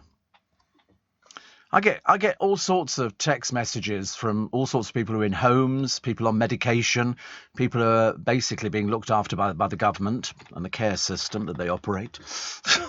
I love it when I get it. It's quite nice, actually. So, Princess, you've got a birthday today. But as everybody, I was behind a car the other day and it said, warning, Princess on board. And I remember thinking, who buys these things? Seriously, who buys them? Is it Princess Anne?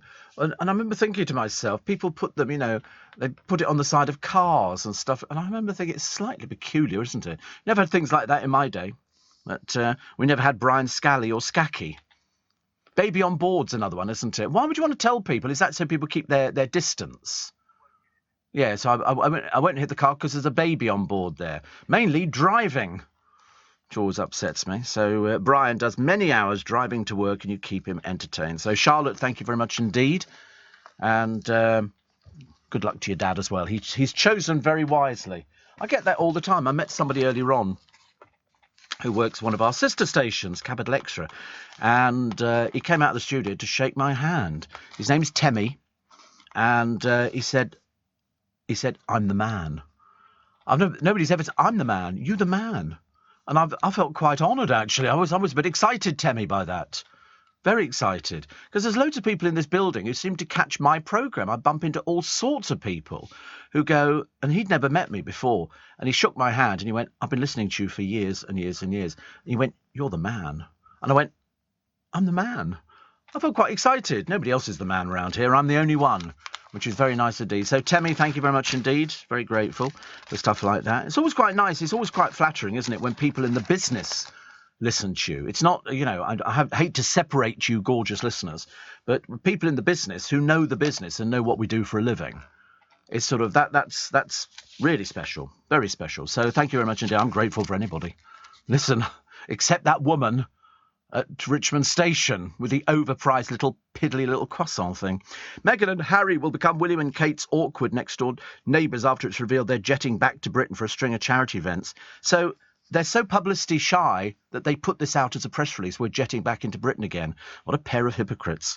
Anyway, the Sussexes plan to stay at their 5-bed Frogmore cottage.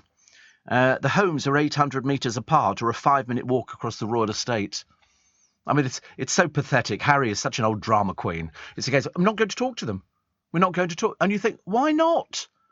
Life is a wee bit short to start having these silly little tantrums and not wanting to... You imagine, you're less than a 5-minute walk away from your brother. You live in America and you come back here to prance around and do a little bit of nannying and stuff like that, and you don't want to talk to your brother. What a sad person you must be. So the insiders say it's unlikely Harry and Meghan are going to pop next door for a cheery chat. Well, I mean, what's Meghan got to talk about? Absolutely nothing. Nothing. She has nothing at all. The Queen is also set to give the Sussexes a diplomatic swerve. She's carrying out lots of roles because she's working, unlike the Sussexes, who just basically aren't doing anything at all. It's a bit sad, really, isn't it? Ingrid Stewart said, I don't think they would bump into one another unless it was pre-arranged. And apparently, Meghan and Harry, the secret people, we don't want publicity. We don't want any publicity like that. We shun that kind of thing. Announced that they will be in Manchester on Monday. Who cares? I'm sorry, darlings. You're sort of presuming that we're remotely interested in you. We're not. We're really not interested. So, yes, here's our schedule. So on Monday, we're in Manchester for the One Young World Summit, whatever in God's name that is. And if the best they can get is you, the Duchess will make her first speech in Britain since Megxit. She's going to lecture on gender equality. Of course she is, because she's such a well-known speaker. They're then going to jet to Dusseldorf the next day to mark 1 year before the 2023 Invictus Games. So it's almost like they've had to try and invent things for them to do. And the Queen is expected to break her holiday in Balmoral to meet the new Prime Minister. It's believed she will remain for a Privy Council meeting, so a little bit busy for meeting the Sussexes. What a shame. And then they're going to be in London for the Well Child Awards on Thursday. And then presumably they'll disappear back to America again, and we can't all wait for that to happen. They're so ungrateful. Such an ungrateful couple, it really is. It's quite embarrassing, actually. Steve, I'm tired, says Scott, driving back from Heathrow after a 2 a.m. pickup, and it's just you keeping me awake. It's terrible, isn't it? I know what it's like. I have driven before, and the worst thing is if you drive and your radio breaks. That is really enough, because all of a sudden it's like, you have to say, it's so boring, it's so dull. Dreadful. Absolutely dreadful. So, Scott, we'll be with you for the... when did I stop driving in? I used to drive in on the Sunday. I used to drive in on the Sunday, and that was the only time. Never during the week. No, definitely not. Definitely not. Steve, I have 2 interviews this morning. Wish me luck. I like my job I'm at now, but I may have a cheeky kebab on Friday. Oh, really? Oh. I tell you, it's quite good. The kebab meat you get from Iceland. That's not bad at all, actually. It's frozen. It's called kebab meat, and you just literally pop it in a saucepan and sort of heat it. It's pre-cooked, and you could drop that in a bit of pita bread, make your own salad, and put some tomato and cucumber. What? Well, it's cheaper than the other ones, isn't it? And how much is a kebab now? £7, £8? Something. This is £3 for the kebab meat. And if you buy some pita bread, you could sort of make them up, and then you can sort of pretend you're running a kebab shop. Yeah, a little bit of salad, a little bit of tomato and cucumber, a little bit of, Hellmann's mayonnaise or something. I think that's all right. Sidcup Julie says, when I first passed my driving test, my friends bought me furry hanging yellow dice. Change your friends. Change your friends. I mean, honestly, what sort of people? They're not friends at all, are they, really? Absolutely terrible. Terrible people. So, we've done the spots of rain, haven't we? And I know, what if it's going to change? And we're going to get more and more rain. I would like to think so, actually. I would like to think so. What did I get the other day? Oh, I got a bit excited.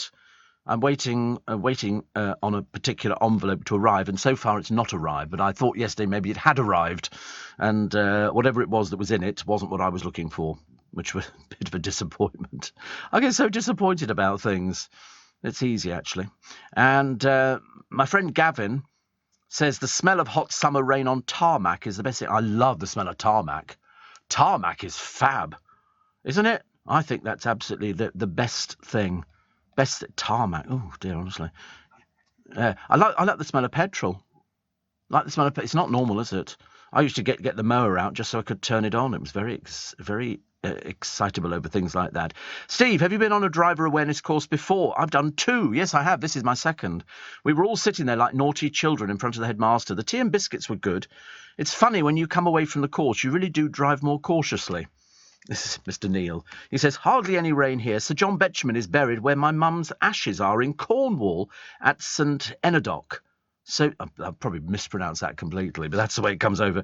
It's so beautiful, yes. But, yeah, the driver awareness course, I did it, donkey's years ago.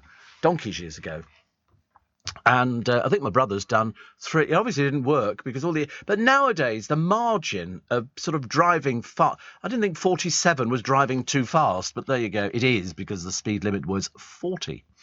Helen says, Steve, I'm in favour of cash. It's legal tender. I want to work as a designer in a banknote factory. Yeah, I think that's quite a good. St. Enodoc looks lovely. Oh, it's beautiful, isn't it? Look at that. Very pretty. Do you know we've got some lovely bits of this country that I've not even visited? Oh, look at that little church. That's really nice. I like that little. That's about the size of the church I used to sing in as a little chorister many, many years ago. In fact, when I see the church now down near Chelmsford, it looks tiny. It's seriously, when I was little, when I was sort of, 9 and 10 and 11, it looked enormous to us.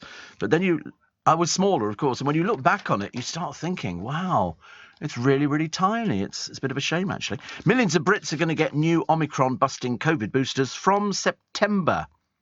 So that's good. Scientists say the new vaccine will give stronger protection because it makes antibodies that are a closer match to the current strain, which is very good. Because I didn't get, I've had the 3 jabs, like lots and lots of other people, and I didn't get any side effects whatsoever. I didn't feel sick. I didn't have to lie down. I didn't do anything at all. In fact, I seem to have been very, very lucky with it, because the amount of people I bumped into went, oh, I feel awful.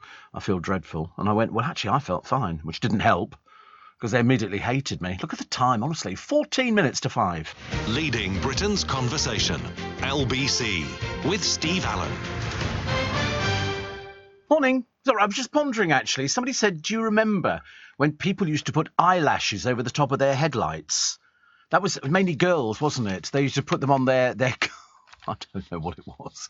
It was eyelashes over the top. They were sort of like plastic things with sticky back plastic on the back of it. And I didn't quite understand it, actually. I suppose it was in sort of memory of Herbie. That sort of car kind of thing. I don't know why people did it. And I remember thinking, that is really naff. I've never done anything like that. Mind you, I remember years ago, and it was years and years ago, every radio station had car stickers, and you would put them in your back window to prove that you listened to that. But I wish they'd bring them back. Because it was just literally plastic, and you peeled it off and you stuck it on your back window. It was a great promotional idea. But I suppose if you then sell the car and it goes somewhere else, they're looking at it going, what does that mean? And they have to try and get it off. But it's not difficult to get off. You could sort of just... No. But they wouldn't be taking it off if it had LBC on it. But I've got quite a number of car stickers at home over the years of all different incarnations of the station. I used to think that was really a cool thing. And when we used to do outside broadcasts, first thing people had asked for, have you got any car stickers? And you'd always give people car stickers, and they would put it all on, bicycles. They'd put it on anything. And it was, I thought it was brilliant, because then you'd be sitting behind a car and you'd think, I know what you're listening to. You're listening to LBC. Because nowadays you can't tell, can you, really? Still trying to work out about Brian Scally or Scacky. Well, all we know is it's Brian who's got a daughter called Charlotte. So there you go. And does the number 8 mean anything to you? Answer, yes, it does. Do you remember that one? Yes. Yes, I've got lots of posters which are framed of LBC's advertising campaigns over the years. I've got one which is a very nice one, which is quite long, and it's London. It's a photograph of Tower Bridge and St Paul's Cathedral, taken at hourly intervals. So it's 24 hours, all different colours. I remember Nick Ferrari in the canoe coming out of the tunnel. Yeah, I remember all these things. God, I can remember when I was advertised as well. I forget which page. For some reason, they advertised me in The Guardian. I can't think of any logical reason why that would happen, actually, because I'm far more down to earth than that. Kebab and chips in Forest Gate, says Andrew in Forest Gate. 10 quid. See, it's a lot of profit, isn't it? A lot of profit. I do like kebab and chips every so often. I'm just one of those sort of people. I think, we should all be allowed to eat it. The Hilton is opening a hotel this week, 197 rooms, on the Finnish Strait at Silverstone in Northants. Wow. And the water park where that 11-year-old girl died has been prevented from reopening on health and safety grounds. Liquid Leisure bosses were told they must show they had reduced the risk of drowning before business can resume. Bloodwell thinks so too. I mean, that's absolutely appalling that a girl drowns. I think that's absolutely terrible. I mean, it doesn't get any worse than that, does it, really? Adele's talking about her new man. I'm obsessed with him. They always say this to start with, don't they? Because it's all new and everything else. And then eventually you watch, within a year, she'll be sick to death of him. Can't wait to get rid of him. That's how it works nowadays. Kim Kardashian takes the plunge aboard a boat as she's seen for the first time after her split from comedian Pete Davidson. I mean, she can't really, she sort of wanders from one relationship to another. And a British teenager has drowned in the swimming pool of a Turkish holiday resort while celebrating a family wedding. This is in the swimming pool of this hotel.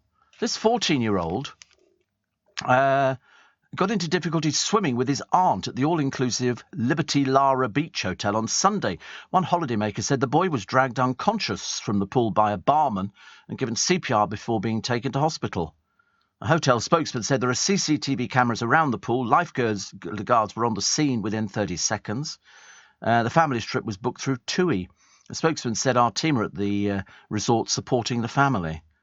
I mean, how in God's name do you get into difficulty in a hotel swimming pool? I mean, I just don't... Well, it's a big hotel. This is not a little hotel, the Liberty Lara. It's a fairly big pool. The only thing I can think of is when they get people who get into trouble, sometimes around pools, and it's not a public pool, it's a hotel pool, around the pool they have those inlets which sort of move and the water goes through and all the rest of it. And sometimes people can get stuck in those. And that I've seen on an occasion before. But they said lifeguards were on the scene within 30 seconds. Well, I'm hoping a bit quicker than that. The moment they saw somebody in difficulty, you have to sort of race over there and do it.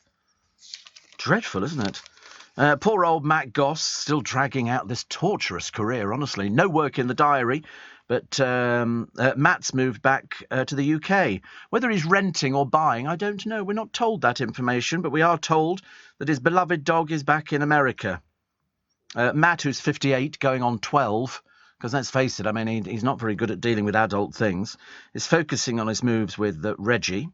And he might be waiting for months, as the schedule means he doesn't have enough time to arrange the necessary jabs and pet passports, and obviously has no friends who can do it for him either. Bit embarrassing, isn't it? But apparently he wonders how the bulldog would cope on a 10-hour flight from America in the cargo hold. Like every other dog, I should imagine, dear. They do this on a fairly regular basis. Perhaps he hasn't been out there in the real world. It's a bit odd, isn't it, really? I mean, even the producer said to me, he said, "You're not serious, that's the publicity." I said, "Yeah, it's that desperate. They've run out of things." He says, "Putting him here will put a swing in my step on the Strictly stage." God, I mean, seriously, we're dragging it out. Reggie's breed have breathing problems, so it may be difficult for him to travel in the hold or be in the hold for long periods. What do you think you're going to do with him, love? Pop him on your lap? I mean, for God's sake, grow up. It's really desperate. It really is desperate. Matt, who spent lockdown with Reggie, says, "I've dreamt of having him by my side walking through London Park since he was 8 weeks old." How old is this poor man? 53? Well, is there something the matter with him? I mean, dear God. He says, "But I've not given up hope. I'd like to thank everyone who's helping to get his return over the line. It means so much to me." It's a dog that they're moving. He's got to go into quarantine, and you've got to get pet passports. I mean, how dim are you? Matt named his dog after, wait for this, who do you think? Reggie Cray. Oh, my God. Was greeted by hundreds of fans when he arrived back in the UK. Of course you did. You told them to be there. We know that because you were appealing in all the newspapers. If my fans could turn up at the airport to make it look as though I'm important. He's best known for Bros. He's only known for Bros. Matt has revealed he's shooting a sequel to the documentary where he came over as a petulant old tart. I've never seen anybody who behaved so badly in front of his brother and everybody else. You know, throwing his toys out with the bathwater, effing and blinding all over the place. But then I have first-hand knowledge of how vile and foul-mouthed Matt, not funny, Goss can be. He's going to cash in on his stint on Strictly. I'd worry about a job afterwards, love. Have you checked the status of the supermarkets, whether you can get a job on the shelves or something like that? Don't know what else you're going to be doing. Steve, we had a similar bacon roll-related experience on Ascot High Street a few days ago. We were out early walking our new puppy, Ink. We walked round the racecourse, then went to the nearest cafe for coffee and a bacon roll. I went to the counter, ordered my niece's Alice's roll, and got charged precisely £4.80. So subsequently, we have walked a little further past that cafe to the cheaper, more friendly one a few yards along the high street. So there you go. So please give a big shout-out to those lovely people, the staff of Anne-Marie's Patisserie in Ascot. But how much do they charge, Trelawney and Alice? How much they charge? But I thought that £4.80 for a tiddly little croissant was too much money. And as I say, served with basically a grimace. If he'd been served with a smile, I could have understood it, but I had to check. At £4.80, I thought somebody was, really too much. However, we have found the stupidest person ever. And this one is in a field near Thatcham in Berkshire. Now, we know Thatcham because I used to live down the road from there. And this is somebody who is so stupid, it's almost unbelievable. I mean, seriously, I know we found thick people on this programme before. In fact, we found quite a few, actually. So I'll tell you that story, the other side of the news. And also I'll tell you about because they're dragging out the jam before cream on scones. I mean, obviously the reporter is some junior 12-year-old who's just wandered out of primary school or something and thinks that we're remotely interested on, whether you put the jam first or the cream first. I mean, really, you must have run out of ideas, love. This is in the Sun. Get rid of him immediately. The man's obviously an idiot. He says, if you find yourself being served scones with aerosol cream in a cafe or hotel, the only proper thing to do is have the council close it down immediately. I mean, the standards of journalism have fallen beyond belief. The fact that Matt Goss doesn't know how to get his dog back from America, because obviously he's got no friends, and yet then thanks loads of people at the end of this dreary interview. I can't believe it. But I will tell you about the homeowner who stood in front of a combine harvester. Why did he stand in front? Basically because he's a simpleton. Secondly, because he's a complete and utter idiot. And thirdly, because we're going to expose him as the dingbat that we all know him to be. And this is only down the road in Berkshire, so it's quite close as well. And we'll take more of your texts and emails, 84850 steve@lbc.co.uk, because we LOVEU, because we're HAPPY. Might as well chuck it all in this morning. And Brian, hopefully, is still listening. Could be Brian Scally with a daughter called Charlotte, or Brian Scacky. We think it's Scally. I'm going Scally, Brian. It sounds a lot better, doesn't it? Anyway, we'll take the news at 5, so you've got about 3 minutes to actually go and get yourself a nice quick cup of tea, or failing that, put some clothes on. That'd be fairly useful, wouldn't it? I saw something the other day in the Posh Porn, PAWN show, where some bloke lost it. The people who lose it in there, the language is unbelievable. It doesn't exist anymore. It went bankrupt. Here in the UK, we sell amazing products and services the whole world wants. At the Black Farmer in Devon, our produce is enjoyed on both sides of the Atlantic. We're McKinnon and Saunders from Manchester, and our puppets are watched on 6 continents. So whether you're new to exporting or experienced, explore global growth for your business with free support from the UK government. Access information, training, events and expert advice to help you find new customers overseas. Visit great.gov.uk to get started. This is LBC from Global, leading Britain's conversation with Steve Allen.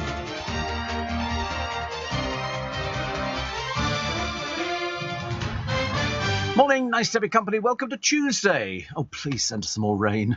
A little bit, just a wee bit more. I'm looking at pictures of sort of certain parts of the country. In County Wexford, yesterday, it was a torrential downpour. You look at the car park and the car, it's just unbelievable. Here in London, some tiddly little thing where, it was hardly enough to sort of, water a baby's rattle. It was just ridiculous. So I could do with an awful lot more rain, please. But in certain parts of the country, you're probably going, no more rain. And I'm going, we want it down here. We really do. So who is this furious homeowner? This man was seen standing in front of a combine harvester because, surprise, surprise, combine harvesters go into the fields and they harvest the corn and they turn it into bales. Anyway, agriculture student Eleanor Gilbert was in an escort vehicle with Mum Sandy when they saw this figure march into the field of wheat. So she radioed her stepdad, Dan, who was driving the combine harvester, and this man was confronting him, saying, "We're just having a family meal."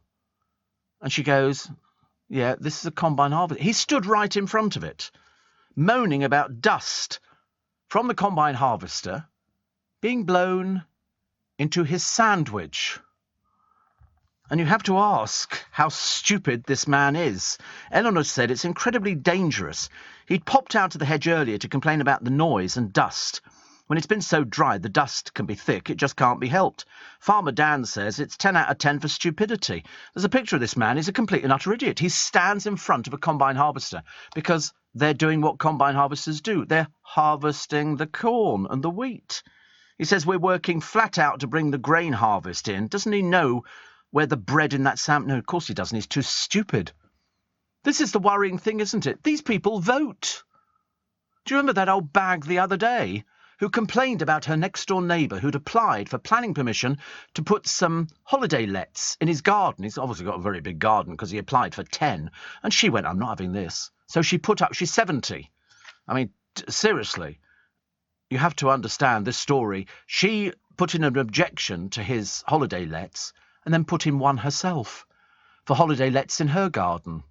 Luckily, she lost, made her look a bit stupid, whereas the council went with the person that she tried to stop having the holiday lets. But to stand in front of a combine harvester, I don't know if you've ever seen combine harvesters close up. They're fairly big boogers, and they've got this whirling blade at the front, which just sort of does it. And this idiot stands in front, and he was screaming at them. I mean, he's obviously a simpleton, and there's something about it. You know, if you choose, I mean, perhaps he hasn't seen farms before, but let's put it down to, let's err on the side of caution and go, perhaps he's got medication from the doctor. You know, he said, "We're having a family meal," and he sprayed our table twice. And Eleanor had to say, it's very dangerous to stand in front of a combine harvester, because he could have been gathered in, couldn't he, really? Which reminds me, you really need to listen to the story of Tom, Dick, and Harry, as performed by a well-known member of the Not the 9 O'Clock News team. And it was very good. Mr. Bean's person did it. That was Mr. Bean, whatever the character. Rowan Atkinson does the story of Tom, Dick and Harry. Tom heard the combine harvester, but because he was blind, didn't see it, and so got harvested. He did it as a vicar, you know, doing it very straight. And it reminds me of this bloke here who was complaining about we're having a family meal and he sprayed the table twice.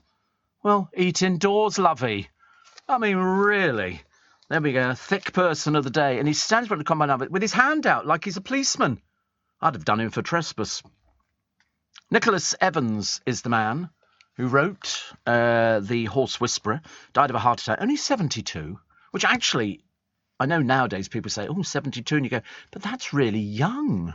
You know, compared to most people, I mean, you know, I'm heading in that direction myself, hopefully. Paddy McGuinness has still got his ring on. Luckily, he's got rid of Christine. God, dear me, almost about as boring as the Vardy woman.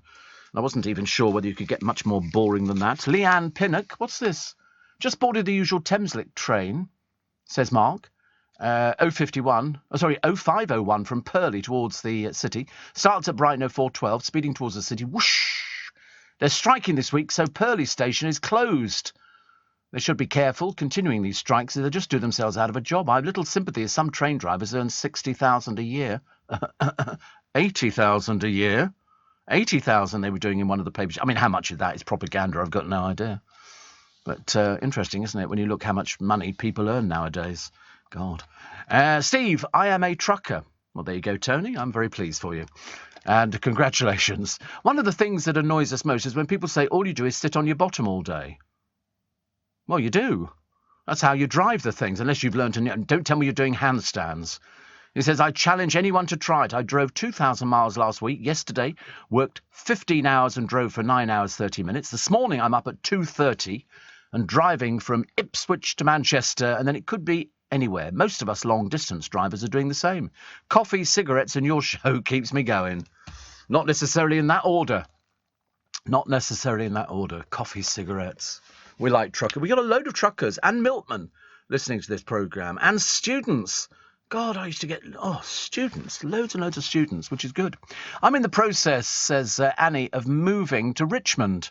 Hot work in this weather. I'll avoid the croissant shop at the station. Gales are good. What's the name of your friend's ice cream shop? Oh, I can't remember.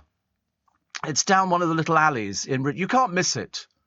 You can't miss it because it's little. You go along the high street before. I tell you where it is. It's there's a jewellery shop and then there's a little alley next to it. And there we go. It's Gelateria Danieli. Okay. Danieli. And they do 24 flavours of it. It's really nice. He makes it on the premises.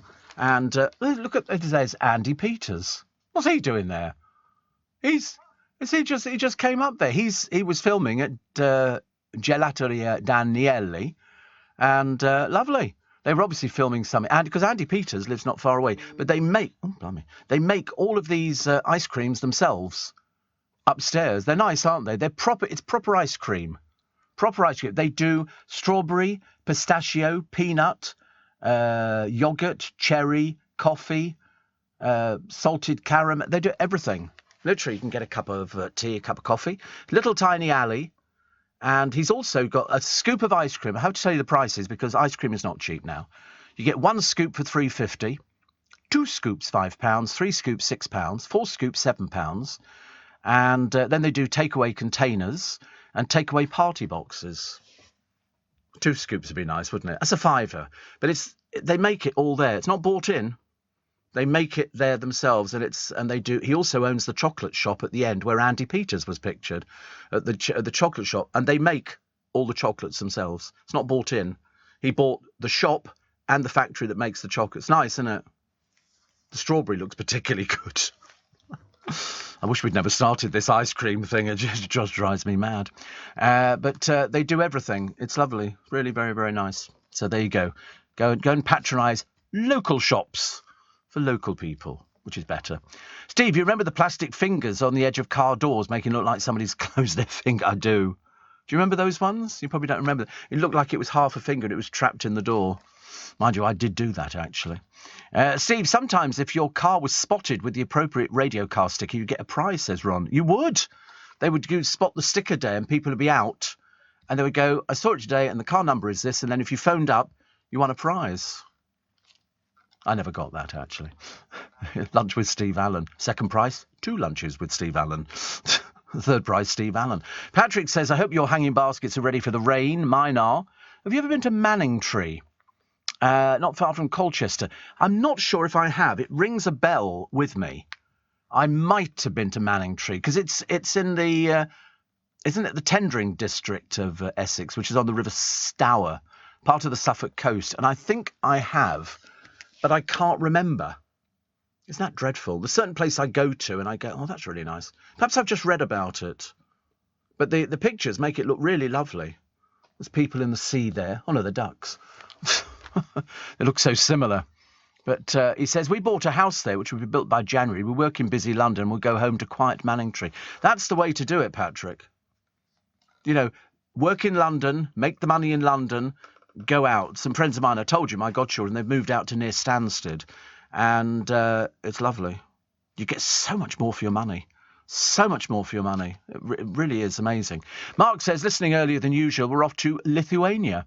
We're taking our teenage son with us, Mark, Evelina, and Addison, regular listeners. I love the way we're taking our teenage son. He doesn't want to go. We're taking him anyway. Get in the car. I was working at Heathrow when Matt Goss arrived, and there was about 13 people, says Chris, to greet him. No, there were hundreds. It says so in the paper. In fact, but they had all been told to meet him there, so that it made it look as though he was really popular. The trouble is he's suffering from terrible insecurity.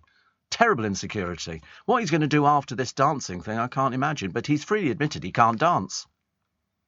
And he wants to film for a documentary. I'd be saying, well, you know, so we're all on a percentage, then that's fine. Talking about driving...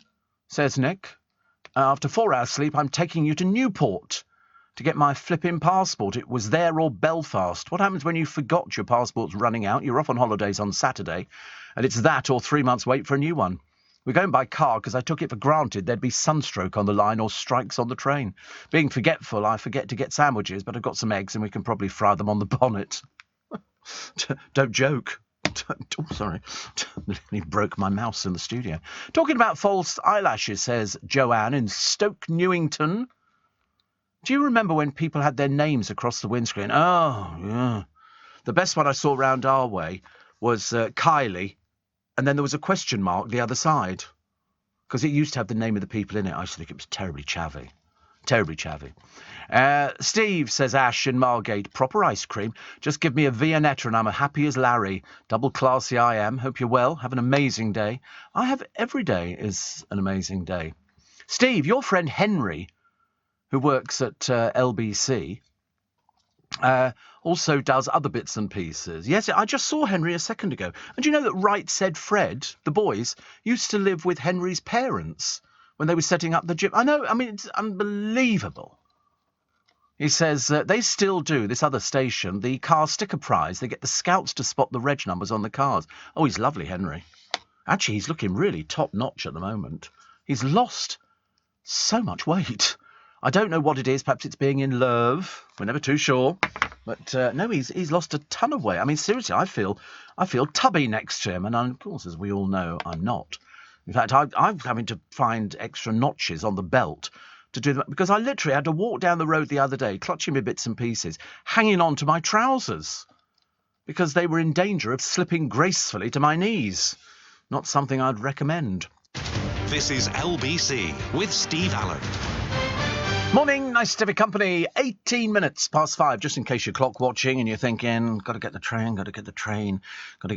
Oh, my goodness me, there's going to be a bit of a strike on Thursday and Friday and Saturday. It's not making any difference. There's still no more money on the table at the moment. I don't know how much longer it goes for. The answer is it could run for ever and a day, and we just get more used to it. You know, we've learnt to adapt. I've got 2 cars for sale for you today. One of them is not so much a car, it's a hearse. And but some people buy hearses, don't they? And they, in fact, there used to be in America the Dead Tours, and you did it in a hearse, and they would take you around to all the famous places, the houses in Hollywood Hills, where famous people had committed suicide or, you know, done drugs or been arrested or things like that. And over here, this hearse comes with a provenance, not just any old hearse. This is a very early hearse. And what was it used for? It's famous for being used for one thing, obviously a funeral. Churchill. Churchill's body resided in this hearse, which is up for sale. They haven't offered any price on it so far, so I've got no idea. But I have got a Time Warp 1980s Ford Capri. Now, I'm old enough to remember, sadly, when Ford Capris were the cars to have. They were very desirable, and I was offered one for 70 quid. It was a long time ago, and it was very nice. They were considered the boy racers' cars of their, you know, and people had their names on the windscreen and all the rest of it. This one has been sitting in a garage, but not just any old garage, dehumidified, heated garage, who took it for MOTs on a trailer. How many miles has it done? 585. This car dates from the 1980s.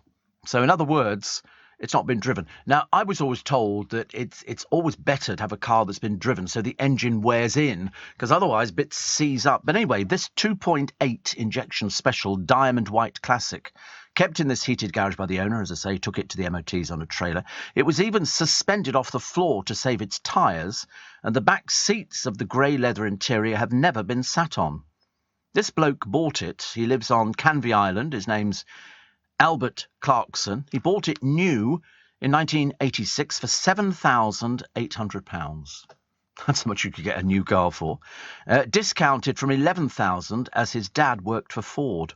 But he decided to sell it 36 years on to concentrate on maintaining his pride and joy, which is a 1969 Cortina.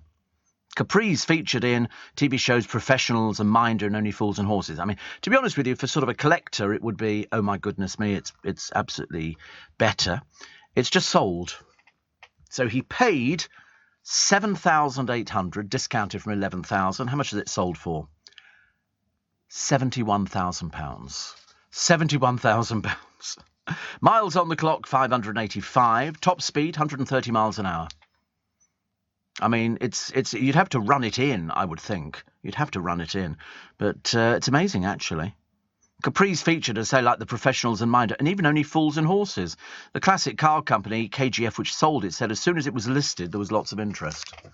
It's like Bangers and Cash, isn't it? That programme. Have you seen it? Such a good programme. Such a good programme. It really is. You look at cars. They're buying shells of cars. No doors, no windows, no nothing. And somebody go, I want that. And these people bid stupid amounts of money. Stupid amounts of money. Viv in Suffolk says, I've got a rotten stiff neck, Steve. It hurts. Anybody listening for a good cure? Oh, you need Pete Murray. Pete Murray does that, actually. And he was very good at doing manipulation, because sometimes your shoulders tense up, and what you've got to do is sort of untense them. I don't get that very often, unfortunately, not at my age. Yeah, it's really soft. May try ice cream in a minute, says Viv, to cheer me up. Soft scoop, here I come. Oh, how lovely. Are you putting it in a cornet? I like cornets. Have you got an ice cream scoop? That's the best way to do it. Steve, in the 70s, when the Osmonds arrived at Heathrow, there were literally thousands of screaming girls there, says Ron. Yeah, not really. Well, I mean, somebody said 13 people hanging around up there, because people can't just drop everything and go and wait at the airport for some has-been 80s singer. That would just be ridiculous. And especially after he appealed for people to come and meet him at the airport. I didn't quite understand it, but there you go. Steve, it's supposed to be cooler here, says Kim, but there's still a clammy feel to the air. We need a real good shower. A shower, Kim? We need a drenching. We need a drenching of rain. We want it to rain for like 40 days and 40 nights. Thank you very much indeed. I remember Martin Shaw's beautiful Capri in The Professionals. Beautiful piece of kit, says Markin Spalding. Yeah, well, this one you could have had for £71,000. Well, on the other hand, you could have bought yourself a very nice Rolls Royce for £71,000. But that's the Professionals one, UDO 303T. If you write that number down, you can go to the DVLA's website. You can find out if that number is assigned to anything or if it's gone to happy heaven. I always like to know these things. So here we go. Number plate check. I love doing that. Have you ever done this before? You have a little check on it and find out, where the car registration has gone to now. Is it? Well, I think that's UOO. I think so. There you go. It's on a Mercedes now. It's on a brown Mercedes. 303T. And, wait a minute. Date of first registration, 85. Oh, what year was this one then? Do you think it's the same one, or do you think that is UDO? Or do you think they just nicked the number from something else? I don't know. Either way, it's very interesting. 303T. And what does that come up as? Nothing. So it might be that. I think it's an O, don't you? Looks like an O to me. Well, it's on a Mercedes at the moment, which has been registered for ages and ages. So unless they scrapped the car, although it looked okay, if they were using it for the Professionals. So we have found it marked, but we don't know whether or not it's the same number plate, or they just pinched one from somebody else's car, which would have been entirely possible. Entirely possible. Do you know, I like this. They've got all these recipes in the paper. Pound meals. And they've got pulled chicken and black bean chili, mushroom stroganoff, which sounds very nice indeed, actually. They've got prawn fried rice, but my favourite, isn't it odd, cheese and potato hot pot. It just looks delicious. And they say it's very good for using up leftovers. I don't like the sound of leftovers. Always makes it sound like, we were going to give it to the dog, but the dog turned his nose up on it and gave it away. Cheesy vegetable hot pot, West Country potato hot pot, cheesy potato hot pot. There's all sorts of things there. Yeah, it's a bit like Dauphinoise. It's very nice indeed. Ekin Sue, whatever her boring name is, may be a liar, but the truth is she looks stunning in red. The former Love Island winner. Turned up to talk to her. Listen, we've heard all the stories. It's boring and dull. She's got no personality. She's very uninterested. But the good news is her and David are the first couple from the island to move in together. Of course they have. They've got to pretend. They've got to keep up the pretense. It'll be separate bedrooms. Definitely separate bedrooms. Mark says the listener with a stiff neck should try some of that orange heat spray. Smells strange, but works. They had a recipe on the television the other day. What was it on? And they were saying it's chicken and 40 cloves of garlic. Somebody went, are you serious? 40 cloves of blimey, you wouldn't get in the... I remember once I shared a flat in London with 3 girls, all dancers, and one of them came back. I had a friend round, and one of the girls came back that evening quite late, and she'd obviously been out eating garlic, and I wasn't aware of garlic at the time. I subsequently experienced it.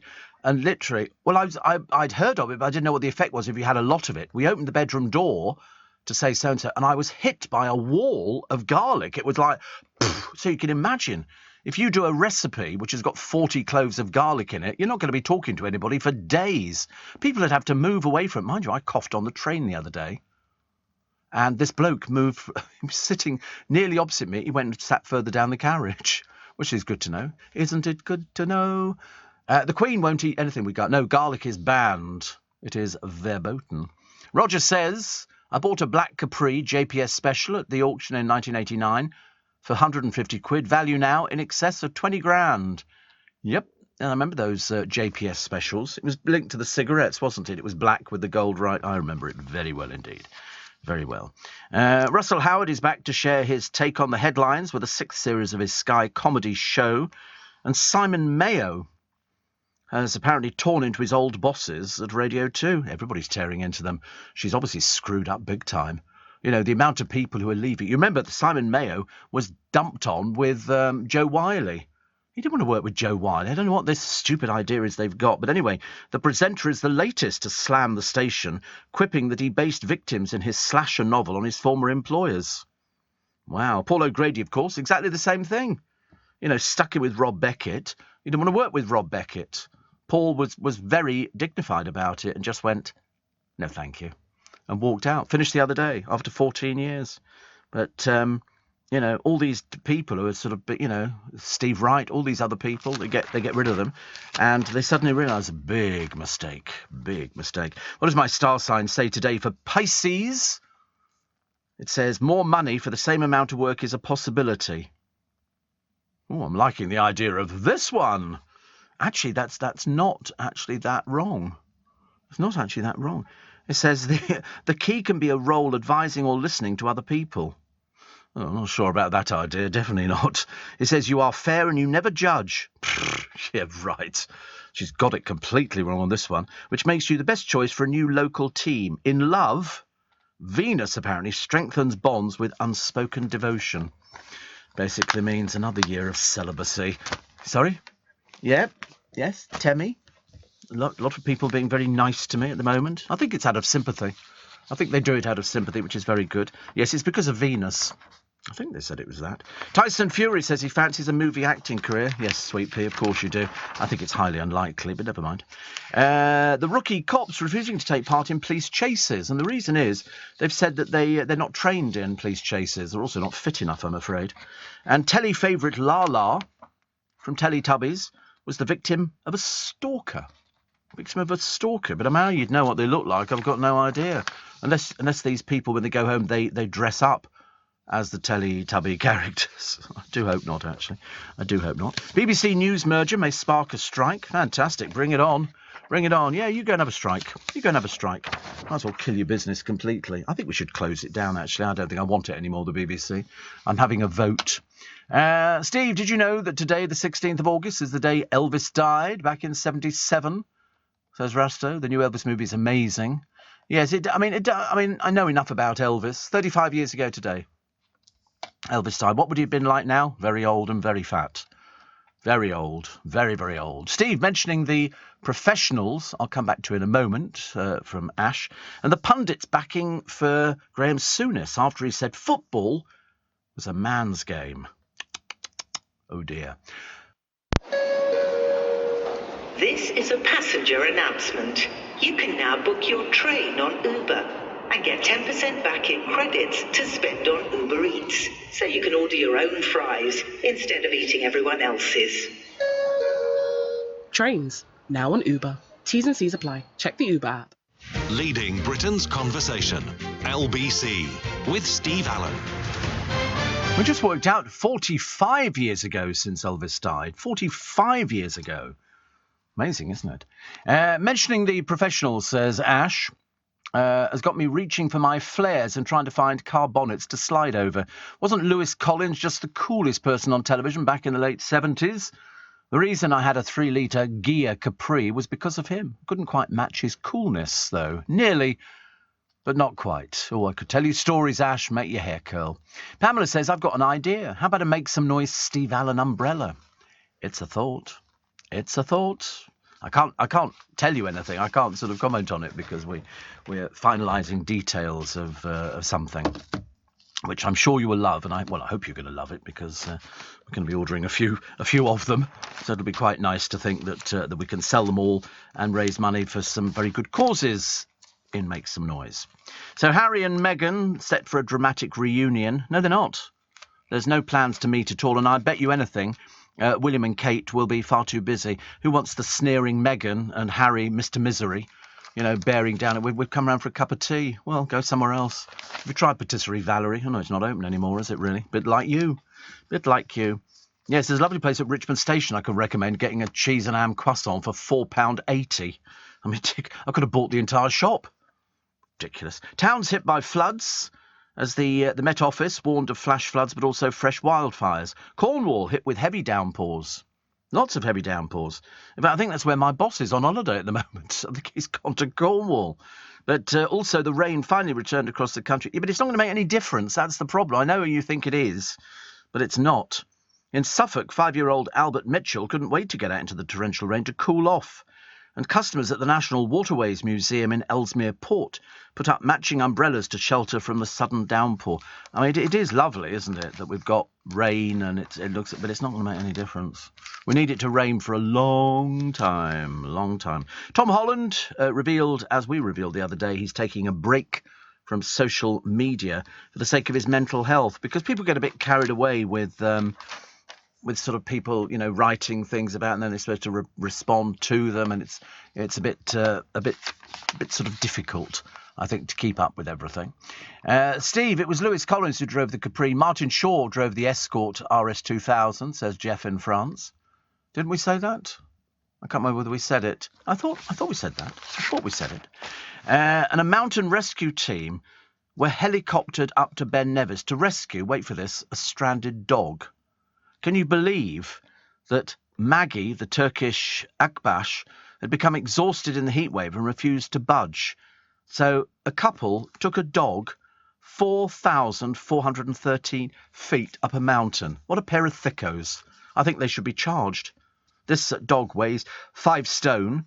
The 3 women with her carried her halfway down, but her 5.5 stone proved too much. In desperation, they called mountain rescue. So all of the women walking Maggie, 4 from the north of England, the owners were in bits. They were very upset. They couldn't move. You shouldn't have blooming well taken her up there in the first place. How stupid are these people? I'm not surprised the dog said, I'm not going anywhere. Absolutely ridiculous. So, in fact, this dog had sore paws. What, are these people animal haters? They're disgusting. A stretcher party, complete with a casualty carer, and chicken stick treats were dispatched to assist. Imagine the cost. Because some stupid people took a dog up a mountain. I mean, the first 4 shots, it was heat related. It didn't want to walk anymore. It had sore paws. And these people were thick enough to take a dog up a mountain. 4,100 and whatever it is, 4,413 feet summit. Ridiculous. I mean, to be honest with you, they're very lucky this dog didn't fall down into a gorge. I've never anything like it. People have to be prepared for the conditions, which change quickly on the bed, and that goes for pets as well. These people should be charged. Totally irresponsible. So they had to take up a helicopter to try and get this dog down again because these irresponsible idiots decided to drag a dog up Ben Nevis. I mean, it's bad enough for people, let alone taking a dog up there. The thing could hardly breathe, I should say. It weighs 5 stone. God, there's some stupid people about, honestly. Marriage relies on good communications, but apparently viewers of the BBC One drama of that name say they need subtitles to understand it. I've not seen it. It's got Nicola Walker and Sean Bean in it. I've not seen it. There's too many blooming things. So many different dramas on the television. I just can't cope with them. I really can't. Kim says, Steve, I dated someone in the 70s that drove a Ford Cortina. The windscreen had our names abbreviated, splashed over the front of it. Also a giant, bright, yellow, bendy aerial emanating from the back. I thought we were the bee's knees, and it was so cool. We were only 17. Do you remember aerials, car aerials? I can remember half over a traffic light in Kensington years ago, and my car aerial, they were tubular metal. When you turned the engine off, it sunk down into the boot. And as I went over this thing, I went over on orange, which, I mean, I shouldn't have done, I admit. But some bloke, as he was crossing, bent my aerial. Bent it. I nearly got out and hit him, but I didn't. And so I sort of went a bit further. I thought, I'll pull into the side of the road. So I pulled into the side of the road. I bent it back up again. Of course, it snapped in my hand. 150 quid for a new aerial. If ever I see him again, I'm going to punch him. I've decided. I'm going to put up with vandalism like that. Ridiculous. These people. Steve, thank you for the last hour and a half. Says Scott, back home now in Ramsgate. Back to bed for me. LOL. I don't know why it would be LOL, back to bed. Sounds quite good though, doesn't it? So Tom Daly has revealed he looked forward to being a father so much he would buy clothes for his future children as a teenager. They seem to be doing quite well. He actually takes Robbie, who is their child, out swimming every Saturday, but he's shown no interest in diving. I mean, I think he's 4, isn't he? Yeah, he's got no interest in diving at all. He's got time to learn. And an anti-Brexit airline passenger called Candida Jones confronted Michael Gove at a Greek airport after she suffered a 30-hour delay. She looks like a bit violent here. Don't you do this. She's pointing at him. Very nasty piece of work. Very nasty. Why do these people interfere with everything? She said, I've spent 30 hours trying to get home. She said, Mr. Gove said something like, I thank you for the opportunity of hearing your views, but I don't think you and I are going to persuade each other. So Ms. Jones of South London wrote about it on Twitter. She complained that every foreign trip she's taken this year had been disrupted due to Brexit and COVID. Oh, dear. Well, there you go. That's just the way life goes, I'm afraid, dear. You can't have everything. Can't have everything. It's not his fault. He can't do anything about it. I love the way they do that. Pete the Pool Man says Lewis Collins used to drink at the Hand and Spear pub in Weybridge. Thought he was great in the film Who Dares Wins. Dark and wet this morning. The end is nigh. He says, I can't wait till these water-filled money pits close up for the winter. He's not happy. Roger says, Terry McCann's Capri and Minder SLE 71R is still on the road now. God, that's on its last legs, I should imagine. And Stu in Norfolk, wait a minute, let's have a quick check. SLE 71R, there you go. Registered 77. Tax due 23. He's got another year. MOT, no results return. Slightly odd. Oh, but is it certain period? You don't have to... Anyway, whatever it is. Petrol type, and it's taxed, and it's in white. Ooh, not sure about white cars. Stu in Norfolk says, I picked up and drove Martin Shaw from his home in Norfolk to London for a TV show. A genuinely lovely guy, chatted all the way. I know, you have to if you're doing things like that. And Paul says, I've done your tarot forecast for the next 3 months. Cards say, help from a powerful businessman will lead to frustration. Help from a powerful... Honestly, they're such rubbish tarot cards, aren't they? Because you know what will happen? You deal those cards out, okay, and then it says, help from a powerful businessman will lead to frustration. And then you deal them out again. They'll be completely different, you know? And that's, you know, you try and find a way to make the forecast work. Help from a powerful businessman. What does that mean? So for the next 3 months will lead to frustration. I don't know. But as I say, tarot cards, as somebody said, you can prove it quite easily that it's a load of old rubbish. Because if ever you get the death card, they never tell you. They never tell you the death card. They always do that. But also, as I say, deal the cards out. Like take any pack of cards and then shuffle them, deal them out again. It'll say something completely different. Which means, yeah, it means it's a load of old rubbish, doesn't it? But that's good. Adele says she's never felt love like this before. The number of baldies is booming. Baldies are booming. In a poll of 2,000 men, researchers found that those saying they'd either already were bald or going bald had shot up by 40%. Chaps in Liverpool, most in danger of baldness. I predicted that ages ago. I looked at the tea leaves in the bottom of the cup. And it said, chaps in Liverpool will be suffering, which is not so good, is it really? Going commando to stay cool could make you sick, A top skin doctor has warned. A poll said 7% of men have been ditching their undies, just like the Joey character in Friends. Does he ditch his undies? I don't know. Isn't it funny? Things you get. But anyway, a free balling, as it's also known, may seriously harm your health, says dermatologist Dr. Fahim Latif. So now you go. Richard Madeley goes commando, does he? Well, I think that's too much information. He's very open about it. Well, he'd have to be. Steve, off to a wedding tomorrow, but off to stay today in an Airbnb, still beaming from ours. The customer care from the Airbnb owners are exceptional. Goes a long way. And similarly, I bought a backup dress to wear at a wedding from Harvey Nicks. Just phenomenal customer care and service in ladies' wear. So happy birthday. Thank you very much indeed. Thank you. Happy birthday. Happy Tuesday. Happy Tuesday. What does that mean? I don't know. What does Happy Tuesday mean? Who knows? Who knows? 1 in 5 of us think we're expert liars. But you know what they say? If you're going to be a good liar, you've got to have a good memory. Because otherwise people catch you out. And a third believe we're good at putting on a poker face and fooling other people. Oh, I've done it loads of times. Delight in it. It's always interesting, isn't it, when you think, you convince somebody to the point of they then go, are you serious? And you go, no. And then they go, oh, I'm very good at doing that. Very good. I can convince myself. Very, very convincing. Apparently, the publicity-shy couple planning to return to the UK. They last visited Britain in June for a brief trip with their 2 children. And now they're delighted to be back. Yeah, we're not bothered. We couldn't care less. Only spending one couple of days here, a couple of things they're doing, freebies. And then they're going to Dusseldorf. Good, which is great. And they're heading to Germany for the Invictus Games Dusseldorf 1 year to go event. Might as well have said 10 years to go. Nobody's really interested, are they? Adele's stories in all the papers. And they're thinking of bringing back which TV show? Which TV show is due for a revival? Seriously, you'll be going, oh, please not. Please not. Leading Britain's conversation. LBC with Steve Allen. Morning, nice to have your company. Trust you are well. Tony from Hertford says you're making me chuckle this morning. And Mark says Joanne is always incredibly polite. I know. It goes with the territory. She's always polite. Always says thank you, Steve, and stuff like that. You want to hear her when I go out the studio. Oh, goodness me, honestly. Some of the language. Ron says, for some unknown reason, some historic vehicles over 40 years old are MOT exempt. Oh, right. If only Lewis Collins, Steve, got the part of James Bond back in the 1980s, and now that would have been cool. Yeah, he could have been.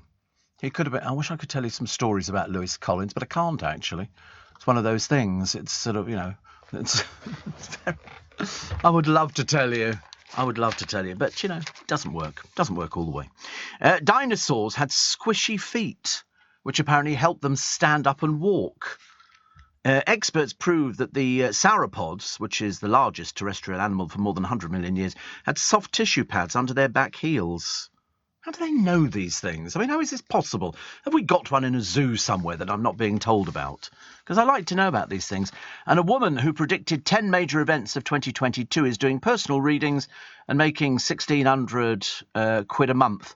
Hannah Carroll wrote down 28 projections in January, and her gut feeling has been spot on, including new albums from Harry Styles and Beyonce. What's clever about that? That's not predicting it, love. It's in their contract. If he does one album, it does well. He's going to be bringing out another one, and Beyonce. Her latest prediction to come true was celeb couple Pete Davidson and Kim Kardashian split last week. Oh, everybody knew about that from months ago, dear. Oh, dear me. As a result, Hannah, who comes from Massachusetts, says, now I run a business where it's my job to do predictions after people send me in photos. I've always had it. It's a vision. No, yeah. She's also predicted Queen Elizabeth will die this year. I mean, seriously, she's never looked better. Never looked better. I mean, she's in Massachusetts. What could you say about that? Didn't the Bee Gees sing about Massachusetts? Don't think it was particularly complimentary. So why can't rookie cops take part in police chases? Apparently, they're refusing to do it because they've not been trained how to do it.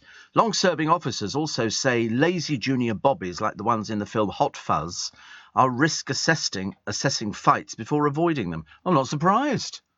I was watching some... I think it's based down in Brighton. And I think they send the police out there, and it's one of these, police camera action, Brighton. And it's just basically drunks. It's just basically drunks. That's all it is. It's drunks and nasty people who don't know how to behave very well at all. And it's the police having to deal with it. I mean, you wouldn't want to throw yourself into the middle of some of these things. It looks highly dangerous. Highly dangerous. The other story which I like from America is what started as a burial for a loved one in California ended in a family feud that involved a man trying to run over his own sister and flooding a funeral plot. The 36-year-old man, who was not identified, even tore up numerous resting spots and damaged a water main, which flooded his mother's open grave when he drove his car onto the grass. One mourner even packed a stun gun, expecting a long-standing family feud might come to a head. My favourite was absolutely fabulous, where Patsy is in the cemetery with her, and she's sort of walking. She's really tiddled, and she's walking along, and then she just falls into a grave. It was hilarious. It was very, very good. I've got another thing. It's amazing. We must be doing Winston Churchill Day today. I've got a suit of his. Well, I had a suit. No, I haven't. It sold at auction. It was a pinstripe suit, just sold at auction for £7,440. The Austin Reed double-breasted outfit was owned by Churchill in the 50s during his second stint as Prime Minister. A label in the inside pocket has the word Honourable Sir Winston S. Churchill, KCG, and the date 16th of the 9th, 1953 written on it. It was given to his housekeeper in the 60s when it became too big for the wartime leader. The suit was among a collection of Churchill memorabilia sold by Special Auction Services of Newbury in Berkshire. The firm's Adam Inglet says it included some very rare items. I mean, that is quite rare. Isn't it funny to have Liberace had the same. All his clothes were made in 3 different sizes. There was sort of, his normal size, then his slightly bigger, and then the it's impossible, because they really were big outfits. So he had 3 of everything. I should get that with my jeans, shouldn't I? They won't stay up at the moment. I've lost. Yeah, they just keep falling down. I mean, I'm not doing it deliberately. I'm as embarrassed as the next person. 28 waist. I don't know what I am, actually. Possibly. I think that's quite a nice idea. Be 28 waist. Mark says, arrived at the gym, and this guy non-stop coughing, even worse, not covering his mouth. Gross. He says, at least you're on in the AirPods. Yes, it's all very fit at the moment, isn't it? Everybody's doing all these sort of fitness bits and pieces, which is good. I don't know if you were a fan of Happy Days, everybody. I thought they were great. Monday, Tuesday, Happy Days. Wednesday, Thursday, Happy Days. And they've done a piece in the paper today on Where Are They Now? Ron Howard, who I interviewed, who was Richie Cunningham, was the most charming man, quite charming. The Americans are very good at the PR circuit. Anyway, he was the show's lead for the first 7 years until his directing career started taking off. He's 68 now. Oh, we're the same age. Same age. I look better. And so he's directed some of Hollywood's biggest films, including Splash. Do you remember Splash? Which was very good. The Mermaid. She came back as... Yeah. Cocoon. Willow, Da Vinci Code, Apollo 13. He recently won an Oscar for A Beautiful Mind, while his most recent film is 13 Lives, about the rescue of the young Thai footballers from the caves, which is now on Amazon. He married his childhood sweetheart Cheryl in 1975. They got 4 children, and they're doing very well. Very well. Henry Winkler, who played Arthur Fonzarelli. Yeah. He was only tiny, the Fonz. He was only tiny. I was quite surprised, actually. Initially a minor character, he proved so popular he got bumped up to be lead. He's been in, loads and loads of films. Became a kids' author as well.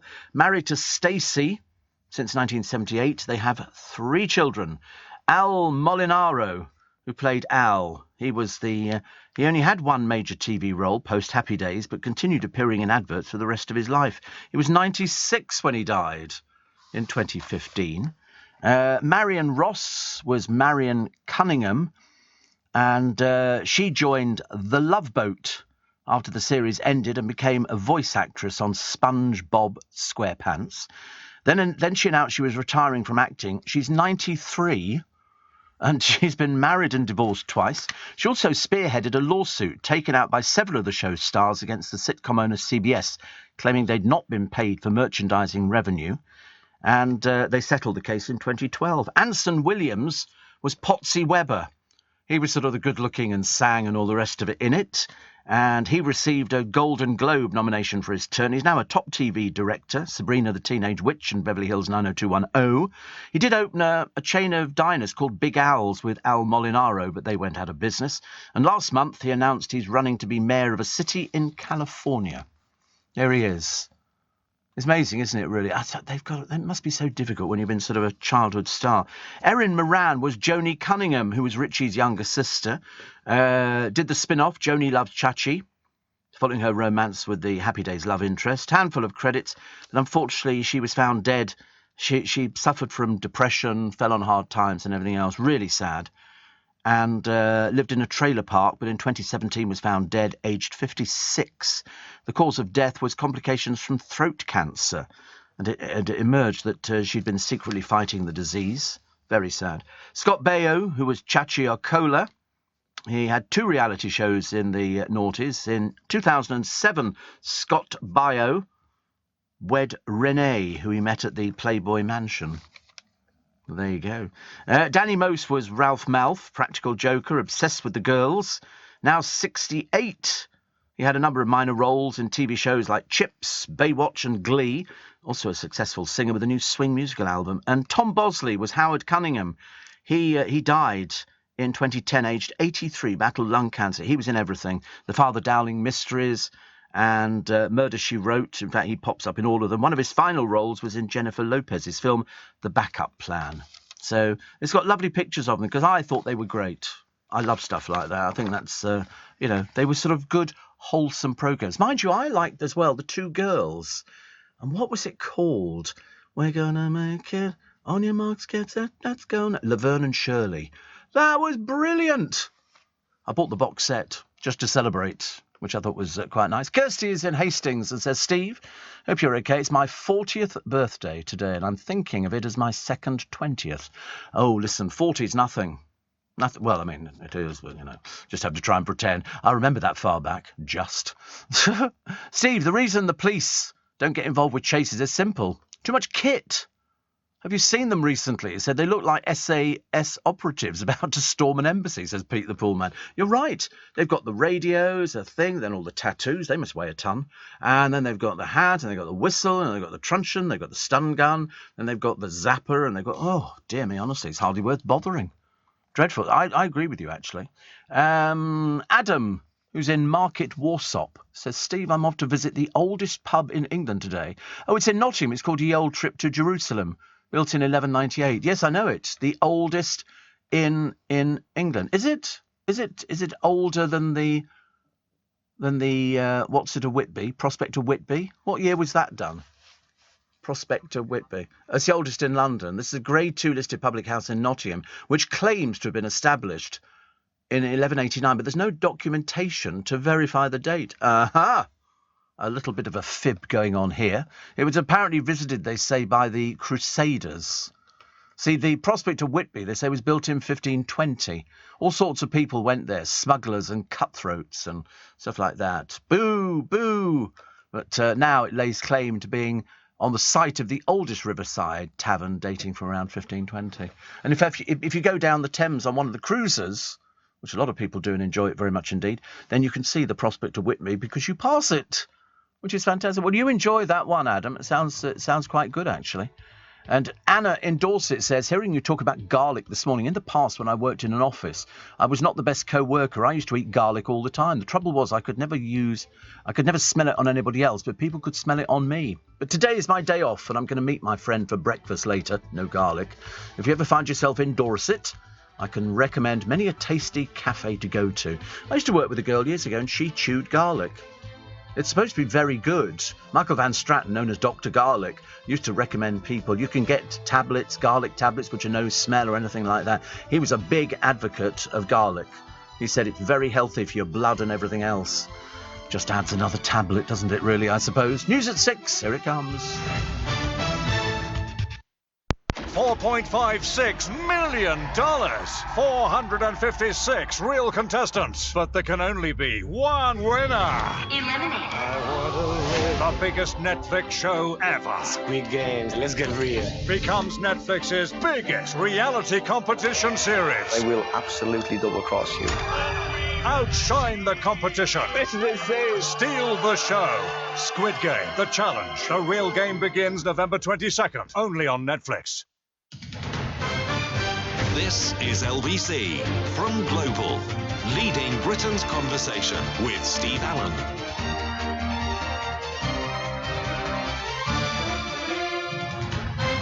Morning, Richard said, after almost 3 years, Steve, of patiently waiting, I finally managed to go home and pick up my Prosecco glasses and bring them back to Japan. I love them.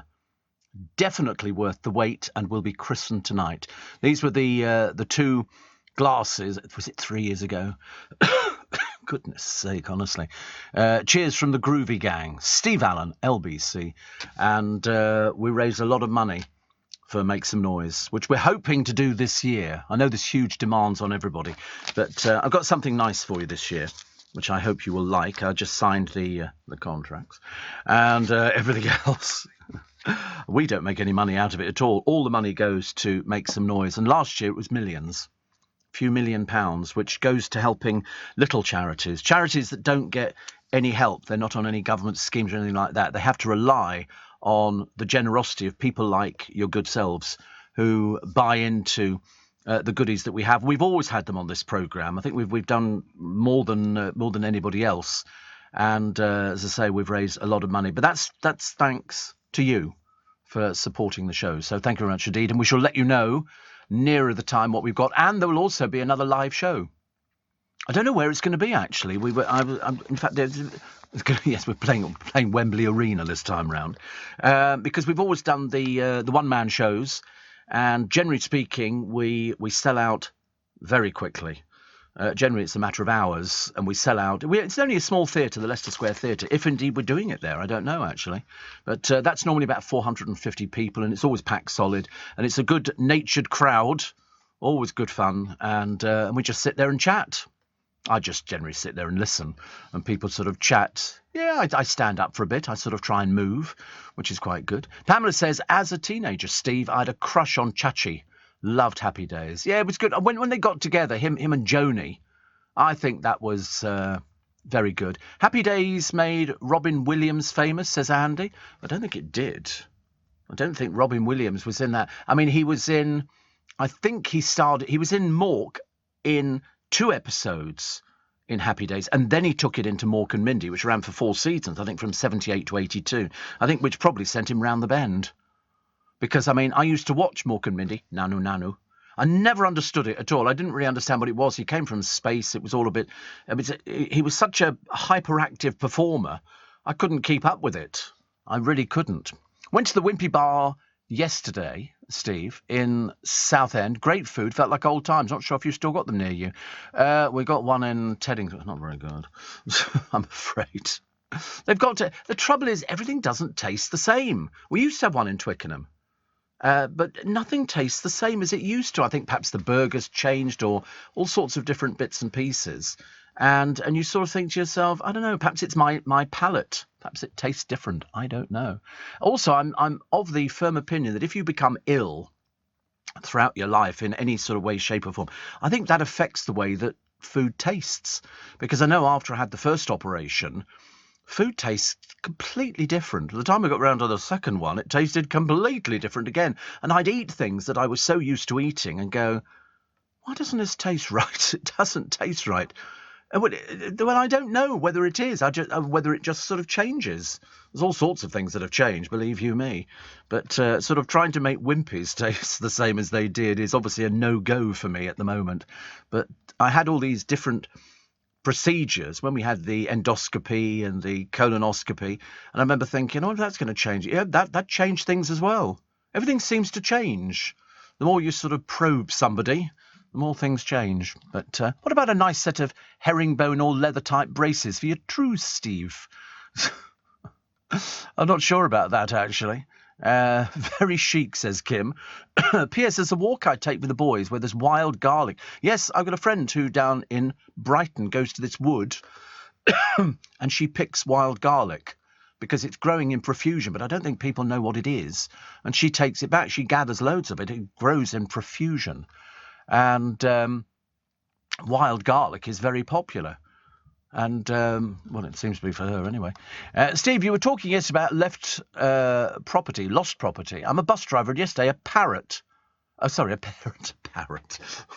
parent left her folded buggy on board. I remember her getting on. Can understand when getting off and not realising you have a child with you. Surely that gives it away, says Paul. Well, I'm amazed that people leave it. Toupees, a wooden leg. You know, I mean, how can you not... I mean, 309,000 items in 1 year. In 1 year. It is absolutely amazing that people do that. But, you know, I always check. If I'm sitting on the train, which I will be a little bit later on this morning, I've got my bag, my other bag, and I keep it in my hand so I know, because I don't want to get off the train and then suddenly see the doors closing, the train moving away and going, no, I've left my bag on there. But I've never left anything before, no. I've not. No, not keys on... I did see somebody leaving their phone on the roof of a car in Richmond, and they drove off. It was outside Carphone Warehouse, and I saw the phone as I came around the roundabout, and I remember thinking they're not... And they got in the car, they still hadn't noticed it, and they drove off, and the phone disappeared, and they still didn't notice. So I drove over it. No, I didn't. I was only joking. But it is worrying, isn't it, when you must think, wait a minute, what did I do with the phone? I put it on the roof of the car. Well, obviously it's not going to be there. Car roofs are very slippery. Very, very slippery. So Lenny Henry, who we adore, says TV bosses don't give black stars a chance to shine on their own terms. He said, look at Mo Gilligan. His talk show is great, but back in the days he'd have been given his own show where he'd get to do all his characters and talk to the audience. Yes, I mean, there is. I mean, I think it's getting better for black performers on the television. I notice far more, black people being used on television programmes, whereas they didn't ages ago. In fact, I turned on Jeremy Vine the other day, and there were actually, I nearly wrote in, 3 black presenters. And I remember thinking, it's taken a long while, but he is right. You know, the bosses don't give black stars the chance to shine, so they tend to go on smaller channels.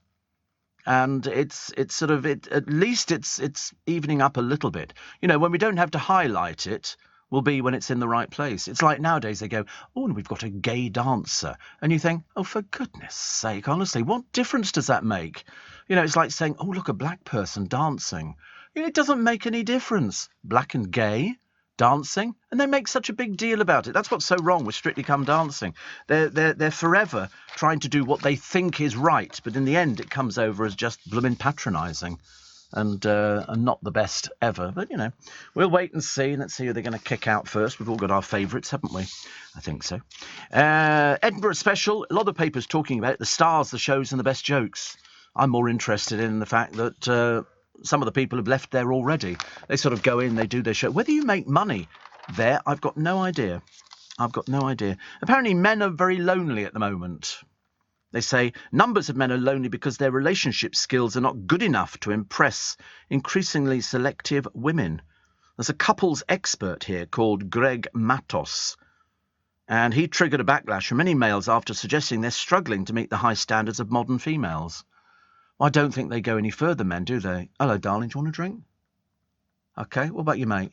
You want a drink? Come and join. That's my mate. This is Brian over here. OK, met Brian before. He's very funny, tells jokes, you know. Yeah, that's my line. No, a friend of mine's chat-up line used to be, and everybody's got their own chat-up lines, get your coat, you've pulled, you know. You think that doesn't work? Let me tell you, I've seen it work on numerous occasions. Seriously. Steve, comes to something when the train strikes are more regular than the train timetable, says Gary in Southfield. Do you know, I don't think I've ever read a train timetable in my life. I just look at the leaderboard at Waterloo Station, and I just head in the direct... They've got about 3 different boards with sort of different trains. But yesterday was odd.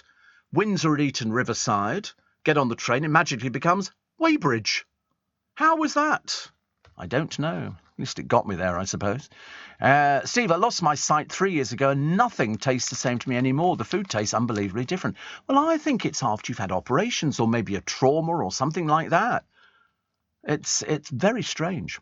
Steve, was it a couple of years ago your show came to the rescue when someone left a property on a bus and the driver rang in, says Ron? It was my friend Jordan. My friend Jordan left his bag, which had his laptop in it, and it had all the programmes he was working on at the time, and he went, I've left it on the bus. Luckily, he'd taken photographs of the bus that he was on, and it was empty, and I mentioned it on the programme, and believe it or not, I mean, against all the odds, a lovely, lovely man from Stockwell bus garage was listening. He was the bus driver, and he phoned us and he said, I think I've got his laptop. And we went, I thought he was taking the mickey. We couldn't believe that you could be that lucky that some really kind person who was driving a bus had found it when he took the bus to Stockwell, because we found out where the bus was going to, and he then phoned in and said, I listened to the programme. Oh, I can't believe it. And he got it, and I said, I had to check on whether or not it was definitely Jordan's. And he said, yeah, it's got his name on here, and he read out his surname, and I went, I can't believe it. So the next day, Jordan headed up there, took him a bottle of Prosecco, and said, because he literally had all his programme planning meetings and all the everything. It's like losing your telephone, unless you're booked with the iCloud and all the rest of it. It was one of those great moments where he said, I can't believe that I've got it back. He said, I'd written it off, but we had it, and that was because the driver was listening to the programme. So you're quite right, Ron. It was very good, actually. Wayne, my favourite trolley dolly, who I'll come round to in a moment, actually, because I have to take a break. Have you heard that? They do that on James O'Brien's programme. Don't argue with Steve Allen, he's never wrong. And he will sort of say, he'll say something, wait a minute, I've got to take a break. I'm running a bit late for this. I'll come back to you. Leading Britain's conversation, LBC, with Steve Allen. Morning, 19 minutes past 6. It's Steve Allen's Early Breakfast, Tuesday, August 16th. So Wayne, my favourite trolley dolly, says, talking about lost property, people spend an absolute fortune in airport duty-free shops and regularly leave the whole lot in the overhead lockers. That and leaving their passports in the seat pocket are the two biggest lost property items on aircraft. I don't know why people put their passports in the thing, but that's where the sick bag is, isn't it? They put their passports in there, and you're right. People used to get their duty-free cigarettes and their booze, and they put it in the overhead locker. And I remember used to think, I bet they leave it there, and they do. They do leave it there. They kind of forget. I think if they've had a few sherbets on it. Did you see the story of that woman the other day? Stripped to her underwear on an aircraft, and ran down the plane shouting offensive comments, and then saying that her parents were member of ISIS. She had children with her, and one man tackled her, brought her to the ground, and they strapped her into a seat. The plane then had to divert, and she was taken off the plane. She was charged. She claimed that there were explosives on board and everything. And I remember thinking, as the guy said, because the crew weren't able to do anything, because they were told not to. This was on a Jet 2, and this brave dad took control of this woman quite clearly. She asked the children she was with if they were ready to die. I mean, you can imagine everybody was very, very scared at the time. She's obviously got some sickness or something. But this guy, Philip O'Brien, was one of the passengers on the flight travelling from Cyprus to Manchester. He said he was with 6 members of his family, including his wife and 3 children, and he literally brought her to the ground, and then they sort of, for want of a better description, tied her up and kept her in the seat till they diverted and she was taken off and arrested. I mean, seriously, she must have been seriously sick. Seriously sick. So, but you worry about things like this. You get, it's not clear what happened.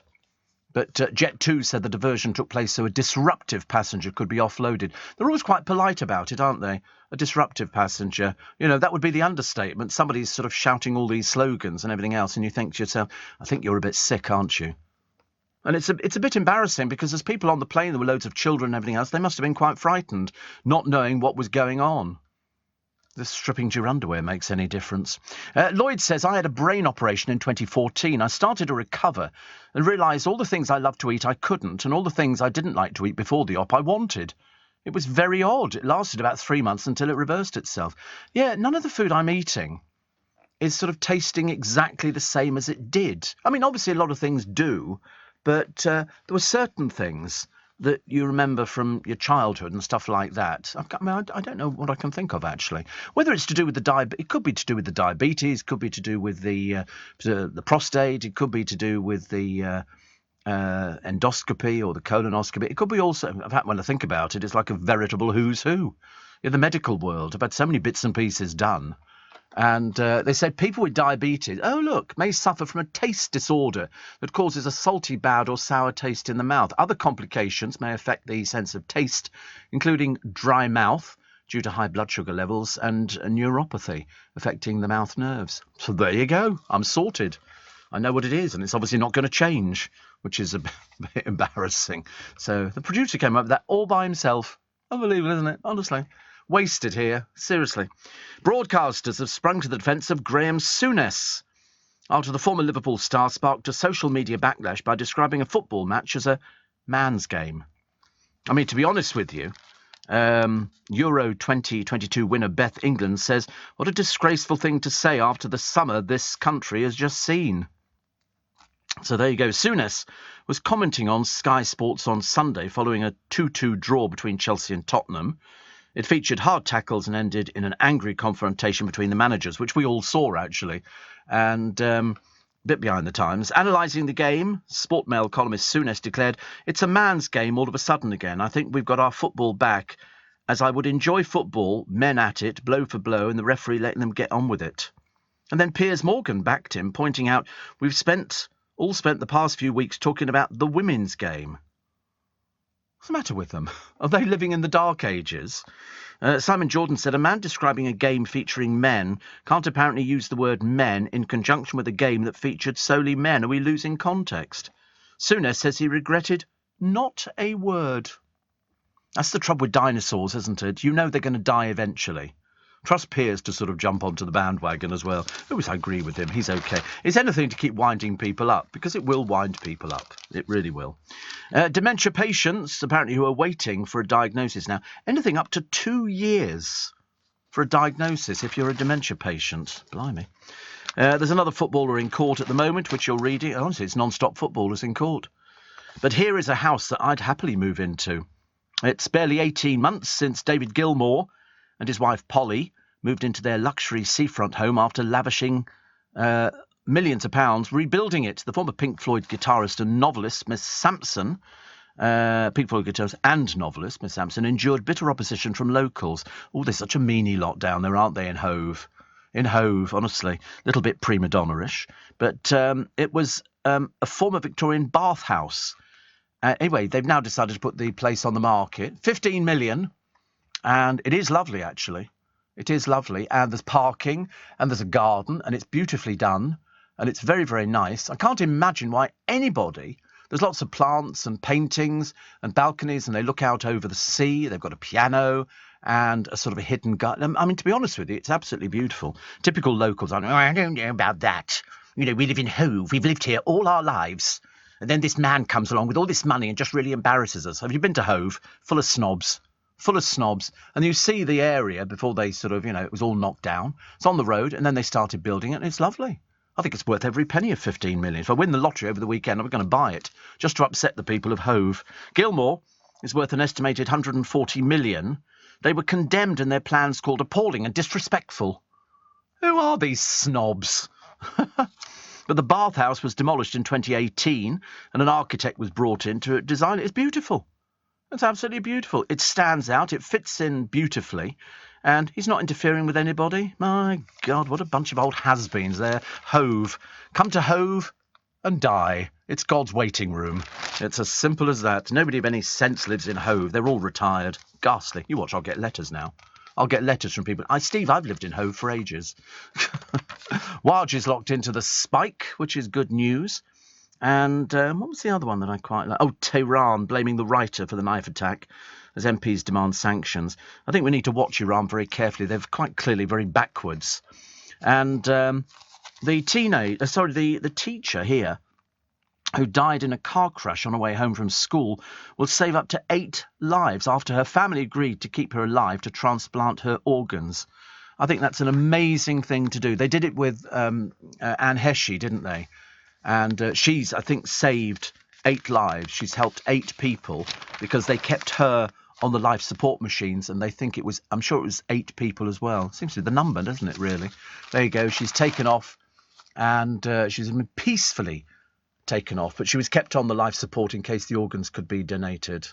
But strange enough, she's been married. She has a child called Homer, I think. Her child is presumably named after Homer Simpson. But I thought that was quite lovely. So she's married to a man, but she went out with Ellen DeGeneres for, I think, about 3 years. 3 years. Lovely. Wrestled into the dock, the war in Ukraine, the Kremlin's British prisoners facing a show trial. I mean, to be honest with you, you know, they're sick people. Sick people. And here you go. You really want to hear sexism? Helen Skelton. Aren't you bored with hearing the name already? Mind you, she does appear to be the sort of leader in everything at all. There's loads of things because basically her husband dumped her after God knows how long. But anyway, she's joining Strictly Come Dancing. No, Steve, she's not. She is. I tell you she is. But anyway, BBC bosses will be hoping that the 39-year-old blonde tresses, her comely form and long legs will boost the viewing figures. What a sexist thing to say. What a sexist thing to say. Something that may perplex Skelton. In 2016, she was told to cover up by the BBC, you remember, when she was covering the Rio Olympics. Apparently she was titillating the nation too much. Obviously not her husband. I mean, can you imagine? Oh, yes, we're hoping that, you know, her long legs and her blonde hair, that get an audience. Nobody says that anymore, apart from the old dinosaurs at the BBC. That's what says it. Happy birthday to Steve Carell. Come on, Steve Carell. 58, 60. Named America's Funniest Man. And lead role in The Office, which is an American version. And, he does loads of things. He does. I interviewed him, actually. But I didn't know very much about him, which is quite rare for me. And he's quite serious. He's very, because that's the disappointing thing. You talk to people who make a living out of being funny and witty and doing voices. It's like, have you ever met, who's the one who did Mr. Bean again? Rowan Atkinson. Have you met Rowan Atkinson? So serious. So serious. We went up, I took Leslie Joseph. She was doing the Des O'Connor show. And he was also on the same programme. And we were in the green room and he just sat in the corner reading a book.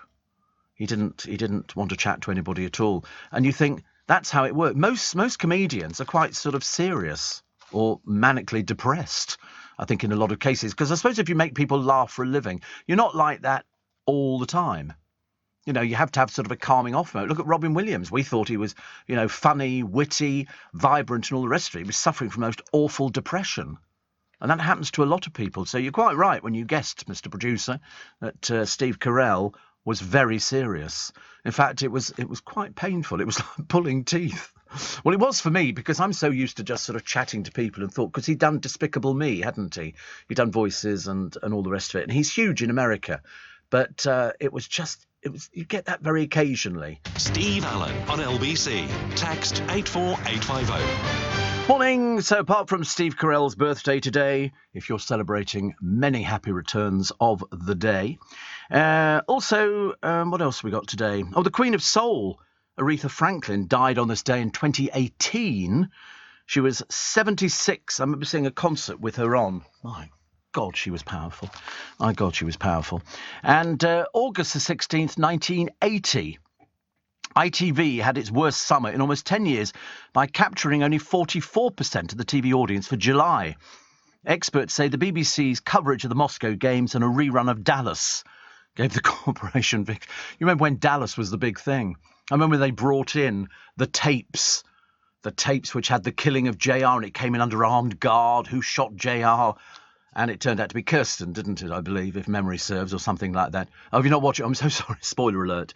But, it came in at Heathrow and they had security surrounding it. And I remember thinking, my goodness me, they've sort of built up these things, haven't they, now, where you can see how publicity machines work and they sort of roll in. It's like sort of people going, oh, we've been captured, by a photographer snogging or something. And they go, oh, is it a relationship? They go, we couldn't possibly comment. Next day, there's a feature in Hello magazine. Jay says, my partner had a blockage in the brain. After his operation, he couldn't stand cigarettes. Before it, he was smoking over 40 a day. It's amazing. That was 14 years ago. Any chance of asking TfL, could we have LBC on the buses? I see no reason, really, why buses couldn't have sort of a radio tuned into LBC and people could sit there and listen to it. And on the trains, because otherwise it's just like on the planes. It could make it much better, actually, couldn't it, really? Steve Carell can be lots of fun. Listen to his interview with Chris Moyle, says Jill. I think different people, once they've done, if at the end of a day they've done about 10 interviews, they're bored out of their minds. Seriously bored out of their minds. Steve, I met Ken Dodd many years ago, and he was very serious, and he was in a dentist, and he had to be kept waiting. See, I didn't meet him. I just know that once he got on stage, you couldn't get him off. I mean, any others different how I expected? I don't think so, actually. I don't think so. I mean, most people are really quite charming because they know that we're all doing a job. You have to do a job, and if they've got a film to promote or a book or a play or whatever it happens to be, then they're playing the game. They don't have to do the interviews, remember. Nobody forces them to do it. And I've known some artists who sort of said, I'll only do 5 interviews in total, which means they're a bit of a prima donna. And so you have to Naomi Campbell, I told you, we were waiting and waiting and waiting and waiting and waiting and still waiting. And I had to look out the window, and then we got the phone call. She was still at home. She hadn't even bothered. She was bone idle. Absolutely. Just rude. Very rude. So I never really bothered with Naomi Campbell. What else we got today? Lulu features in the paper because she dated David Bowie, of course. In fact, I think they did a song together. I think they did The Man Who Sold the World. I'm pretty certain. I don't know why. And then she married a Bee Gee. And then she married a hairdresser called John Frieda. And she's got a son. But she said at the screening of a new film, My Old School, I never had highfalutin ideas about being famous. But still working now. And I couldn't begin to tell you how old she is. But I think she's in her 70s, which I find absolutely unbelievable. Now, she came in and she was charming. Absolutely. I think if they've been in the business a long while, then I think, they know how the game works. And it is a game. It is a game. Have a guess at her age. What, Lulu? About 76? 73. I'm sorry, Lulu. Aged her a bit more. Yeah. No, she doesn't look it. She looks amazing. Millicent Martin, Steve. Years ago when I was on a train from Brighton to Victoria, Millicent Martin got in with what looked like an empty suitcase. She put it in the rack. We got to Victoria. She went to get off without it, but I noticed and reminded her, got it down and gave it to her. So off she went, happy. Do I remember Millicent Martin? Of course I do. Good Lord above, my era, John Bett. Millicent Martin, she was a singer and an actress, appeared in musicals. It's very well known. Do you not know who she is? Oh, right, she's probably a bit too sort of, oh, dear. Carol in Rochford says, we still miss Elvis. Well, the good thing is about, today's era is that you can still hear him. The only thing I never saw, actually, and I'm sure they must exist, do interviews with Elvis feature on YouTube? Are there interviews with Elvis being interviewed by something? Because for some reason, because he was a bit monosyllabic, I always thought. He was okay when he was on, and but I was never sure whether or not there were interviews available. Because I would be fascinated to see interviews with Elvis when he comes on and sort of chats away to people. Because away from the limelight, bearing in mind he dyed his hair, he was blonde. And he dyed it black, which is normally the other way round, isn't it? And so this is one in Houston in Feb 1970. Interesting. I must watch some of these just to sort of pick up on things because I was fascinated by him. Oh, Millicent Martin, the lone female singer of the topical songs on the show That Was the Week That Was. Okay, that's how we remember these things. And Mark says, I'm listening to you on a bus right now. Yes, but the trouble is, what we want is TfL to broadcast it onto the bus so people can sort of listen. I think that's a good idea. Well, that's what I'm thinking. What was the other one? Millions stuck on waiting lists, ambulances in crisis. And yet all the programmes I'm watching on the television at the moment, and there is one called, I think, 999, What's Your Emergency? And it features ambulance crews. And they seem such a jolly little bunch. They really do. But the health service is under intense strain. And there's a new book by one of the UK's most distinguished doctors. I think this is Professor Sir David Haslam, offering a provocative prescription to cure its ills. Because you can't keep shoving money into the NHS. I always thought, actually, years ago, they had far too many management. Literally far too. But there is something, I was telling the producer earlier on, there's a programme about a hospital, and it might be up north. Or it might not be up north, and they're obviously filming in the hospital. People who go into A&E, some people who are, really very seriously ill, some people who sort of just just are in a lot of pain and they need things. But because the nurses are all busy, you can't really sort of sit down and start filming interviews with them because they're doing a job. So what have they ended up with? A woman who's a volunteer. Oh, my goodness me. I don't know what her name is, but she's everywhere. In fact, it seems to be about her. They interview and I think she secretly thinks she is a doctor.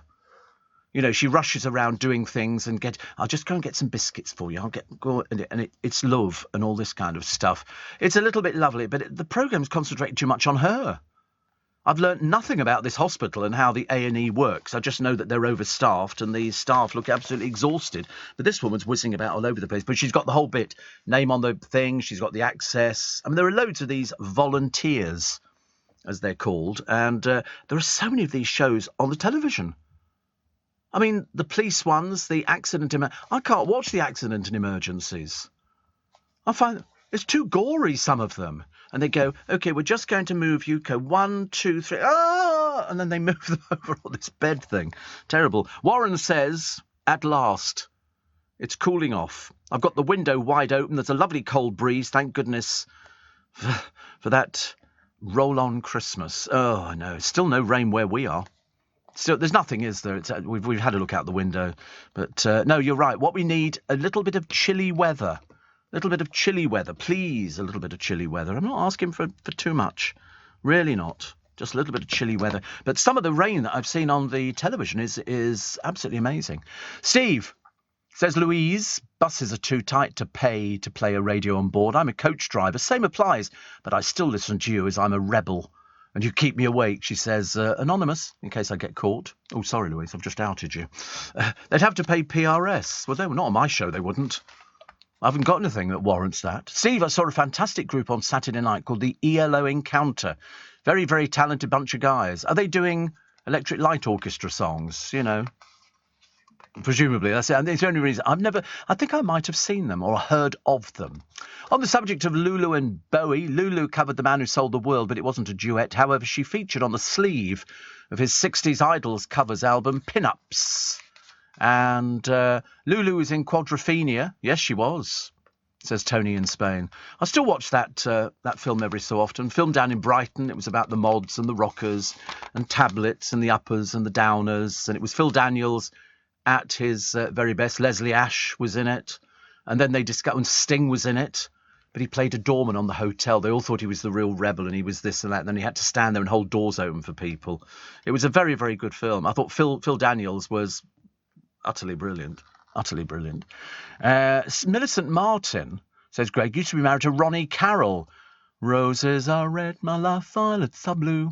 Millicent Martin not only had a long-running role playing Daphne's mum on Frasier, she also married Norman Eshley, who played George's neighbour in George and Mildred, says Kathy. Go, blimey. But Carol says, I've got an LP of just Elvis talking. Not dinner party material, but lovely. 45 years today without him. But that's a good thing. You can still watch the films. I wasn't the biggest fan of the films.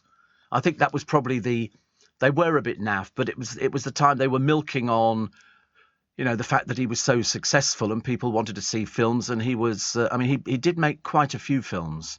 They were all the same kind of thing. He was sort of, the guy who was helping out here, but he sang a few songs and all the rest of it. But they weren't great, the films. But it was still Elvis. If you were an Elvis fan, you would watch Blue Hawaii or Love Me Tender or, Aloha. And I loved all of the stuff, but I did like watching his shows in Vegas. They weren't great. The shows were not compared to what you get nowadays. The shows over there are big and bigger. He just had musicians on stage. He came, dun dun dun dun dun. It was enough to give the audience the biggest buzz that they've ever had. Morning, nice to be company. Welcome to, I don't know, how much water is that? No, not that much water. It's okay. It's Wednesday, August the 17th. I trust we find you well, happy, good, dreading the bills, as indeed everybody is. So every presenter now is telling people, listen, just be careful. These bills are going to come as a rocket out of the blue, but they can't do because we've been telling you about them for ages and ages. So cyclists may need number plates and insurance. That'll be a good idea. I wonder how many fake number plates you're going to be seeing all over. They're just going to write a number down, aren't they? But the amount of people cycling in London and out in the suburbs, no lights on their bicycles, no lights at all. Police, nothing at all. I mean, they should abide by the rule. There are rules. It's the same rules for us. You must be lit up on your bike. And these are people who are riding £5,000 bikes. They're on the road. Get your lights, you cheap so-and-sos. And the mystery is the Pop Idol star Darius found dead at 41. I have to be honest, he'd be delighted at the amount of coverage that he's getting. Seriously, he would be absolutely thrilled beyond belief that he's got pages and pages in the newspapers, because a lot of people won't know who Darius is, because, you know, you're either too young or you're too old and you've forgotten. The over 30s will, but anybody under that, they'll be going, who is he? And you go, well, he was on Pop Idol. He was sort of on it. He was the joke act. He was the joke act. He was the one that nobody ever thought would ever sort of make it. And they had to bring him back in again because I think something happened with another contestant. It might have been Rick Waller. Somebody pulled out, which left a space so they could then put him on there. And he was sort of, I don't know, semi-spiritual. Would that have been right? I remember him sitting on the programme and going, I've never felt so much love. It was all this kind of thing. And you sort of think, oh, wow, perhaps he's one of these very spiritual people. But loads of people interviewed him. He was charming. He was a good-looking boy. But he died in Minnesota in an apartment block. Now, I don't know if he owned the flat or if he was working over there or it was a relationship. I have no idea. I don't know if he had any children.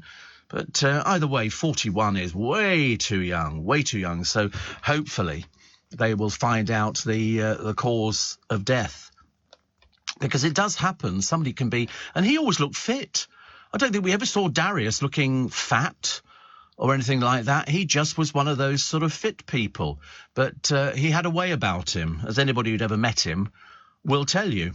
He had this sort of... He was a confident lad. He knew exactly what he wanted, and he knew exactly how to sort of tweak all the right buttons. But, as I say, found dead at 41. We lost two people, didn't we? We lost the guy from Coronation Street, Dougie, as well, who I've known about for donkey's years, and a lot of people say, I'm not saying we've lost too many people. Too many people, but it's the people from the reality shows. You know, some people have taken their own lives, and some people, it's all gone pear-shaped, because they all think, in their naivety, that you go on to a reality show and you've seen all the stuff that's put up. Oh, so-and-so's look set to make their first million. They've only been out a week and they're set to make their first million. And you think to yourself, that's why, for many of them, it doesn't work like that. Very, very small percentage of people go on to make any money at all. They'll flog every story that there is to sell under the sun, and then they sit back and go, what do I do now? Because... none of this is longevity. Darius did a number of sort of West End things, so he appeared to be doing okay. How much money he earned? Because I can tell you now that if you're appearing in the West End, you don't earn super-duper money. It doesn't happen unless you're a megastar. To earn, if you were putting Judi Dench into the West End, she'd be on good salary. But it's not half as good as you think it is. Really, most of these people make money on pantomime and stuff like that. But if you've appeared on Love Island, they can't put you in pantomime. You've got no experience. What do they think they have experience of? Nothing. So what they have to do is pretend that they're fashion designers, or they design swimwear, or they sort of get... I mean, I remember one of them was sort of going, oh, it's very exhausting. And I thought, exhausting doing what? Well, actually going out there to a party or the opening of a burger van and having your picture taken with the owner of it, that's exhausting, is it? Well, read 'em and weep.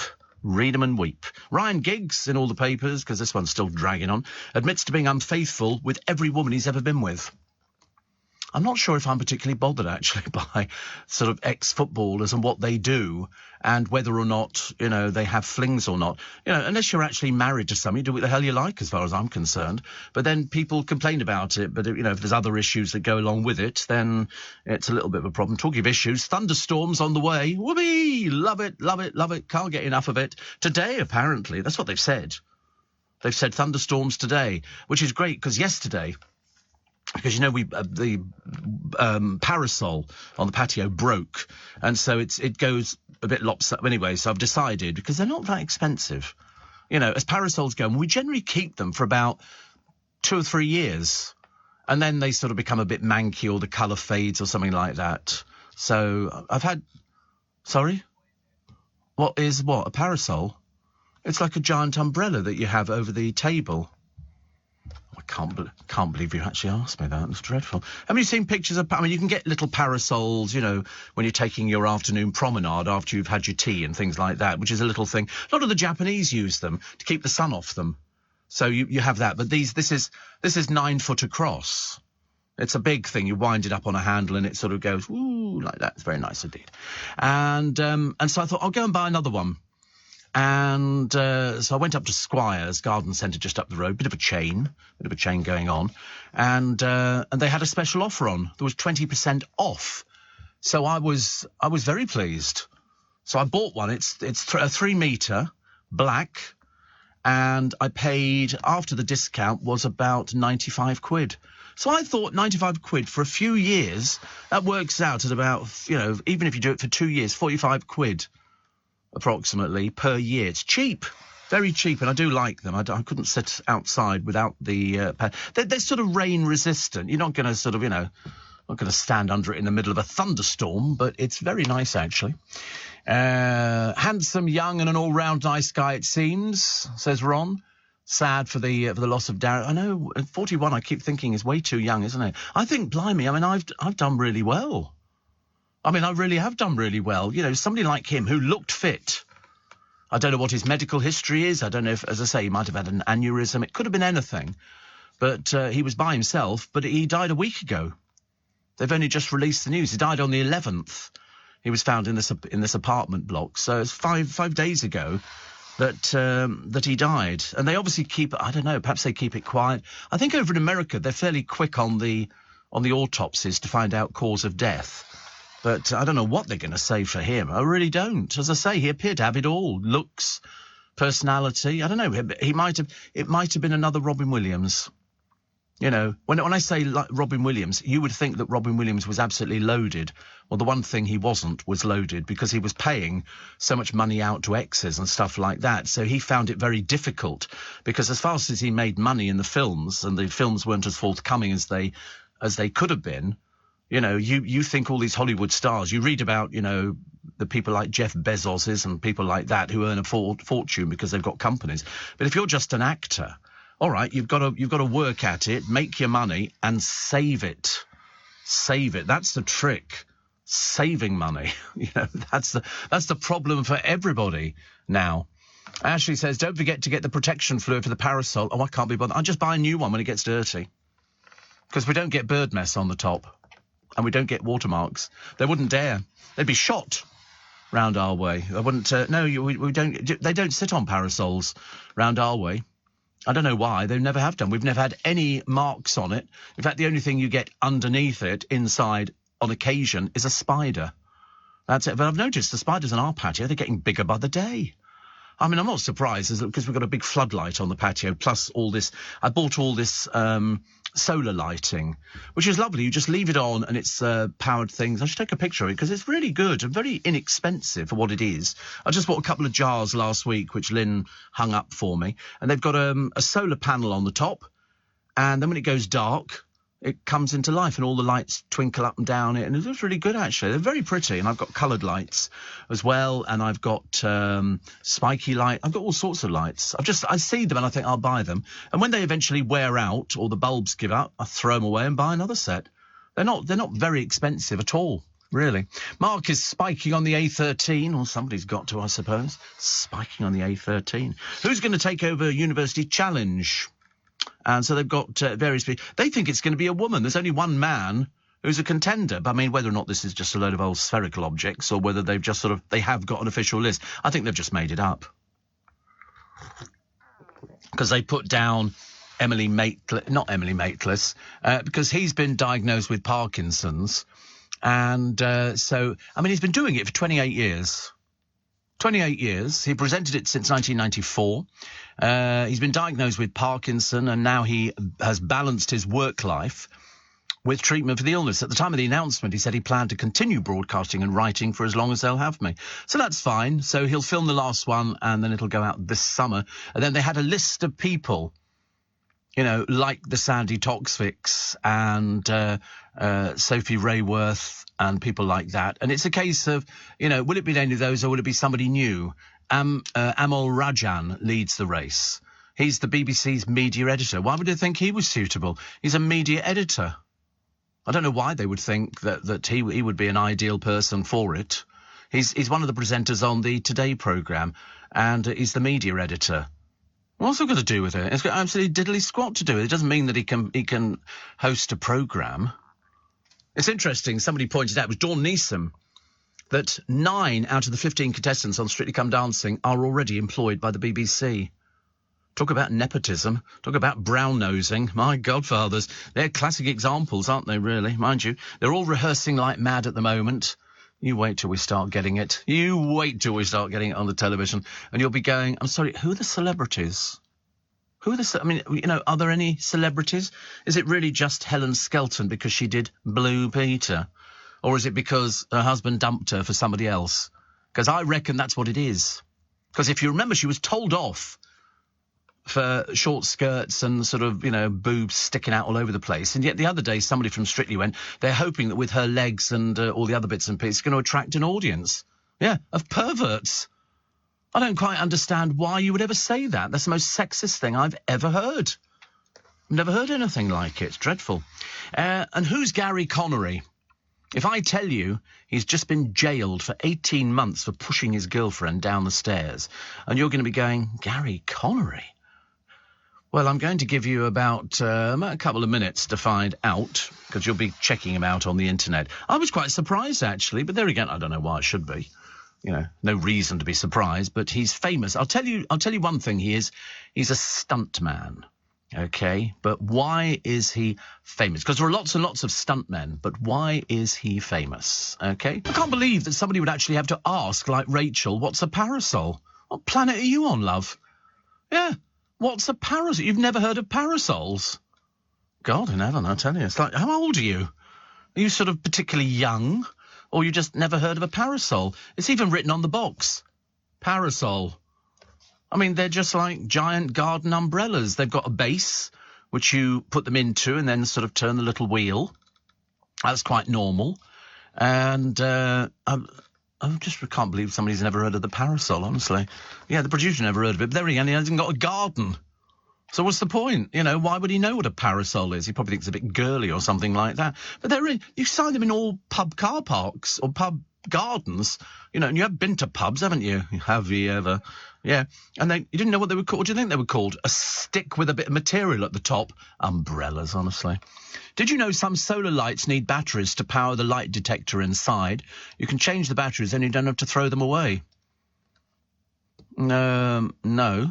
They're rechargeable batteries. Every solar light has got rechargeable batteries in it. That's how it works. They've all got batteries. It's not a case of they need batteries to power the light detector inside. They're all recharging. So every single thing that you've got, that little thing that's got the little solar panel on, break that open, Paul, and you will discover it's got batteries in it. They're called rechargeable batteries, and they're charged up by the sunlight.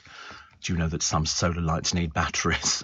They've all got batteries in them. How else do you think it works? They only come on at night time. A solar light would be a bit pointless during the daytime, wouldn't it? It was like what did I hear earlier on? I heard somebody talking about, I was on the Dog and Bone. And I remember thinking, I'm sorry, what planet are you from? Nobody says that.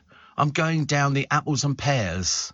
Yeah, I mean, are you going to the Danny Dyer School of English or something like that? Yeah, I was on the Dog and Bone. And I remember thinking, my God, honestly, you need help.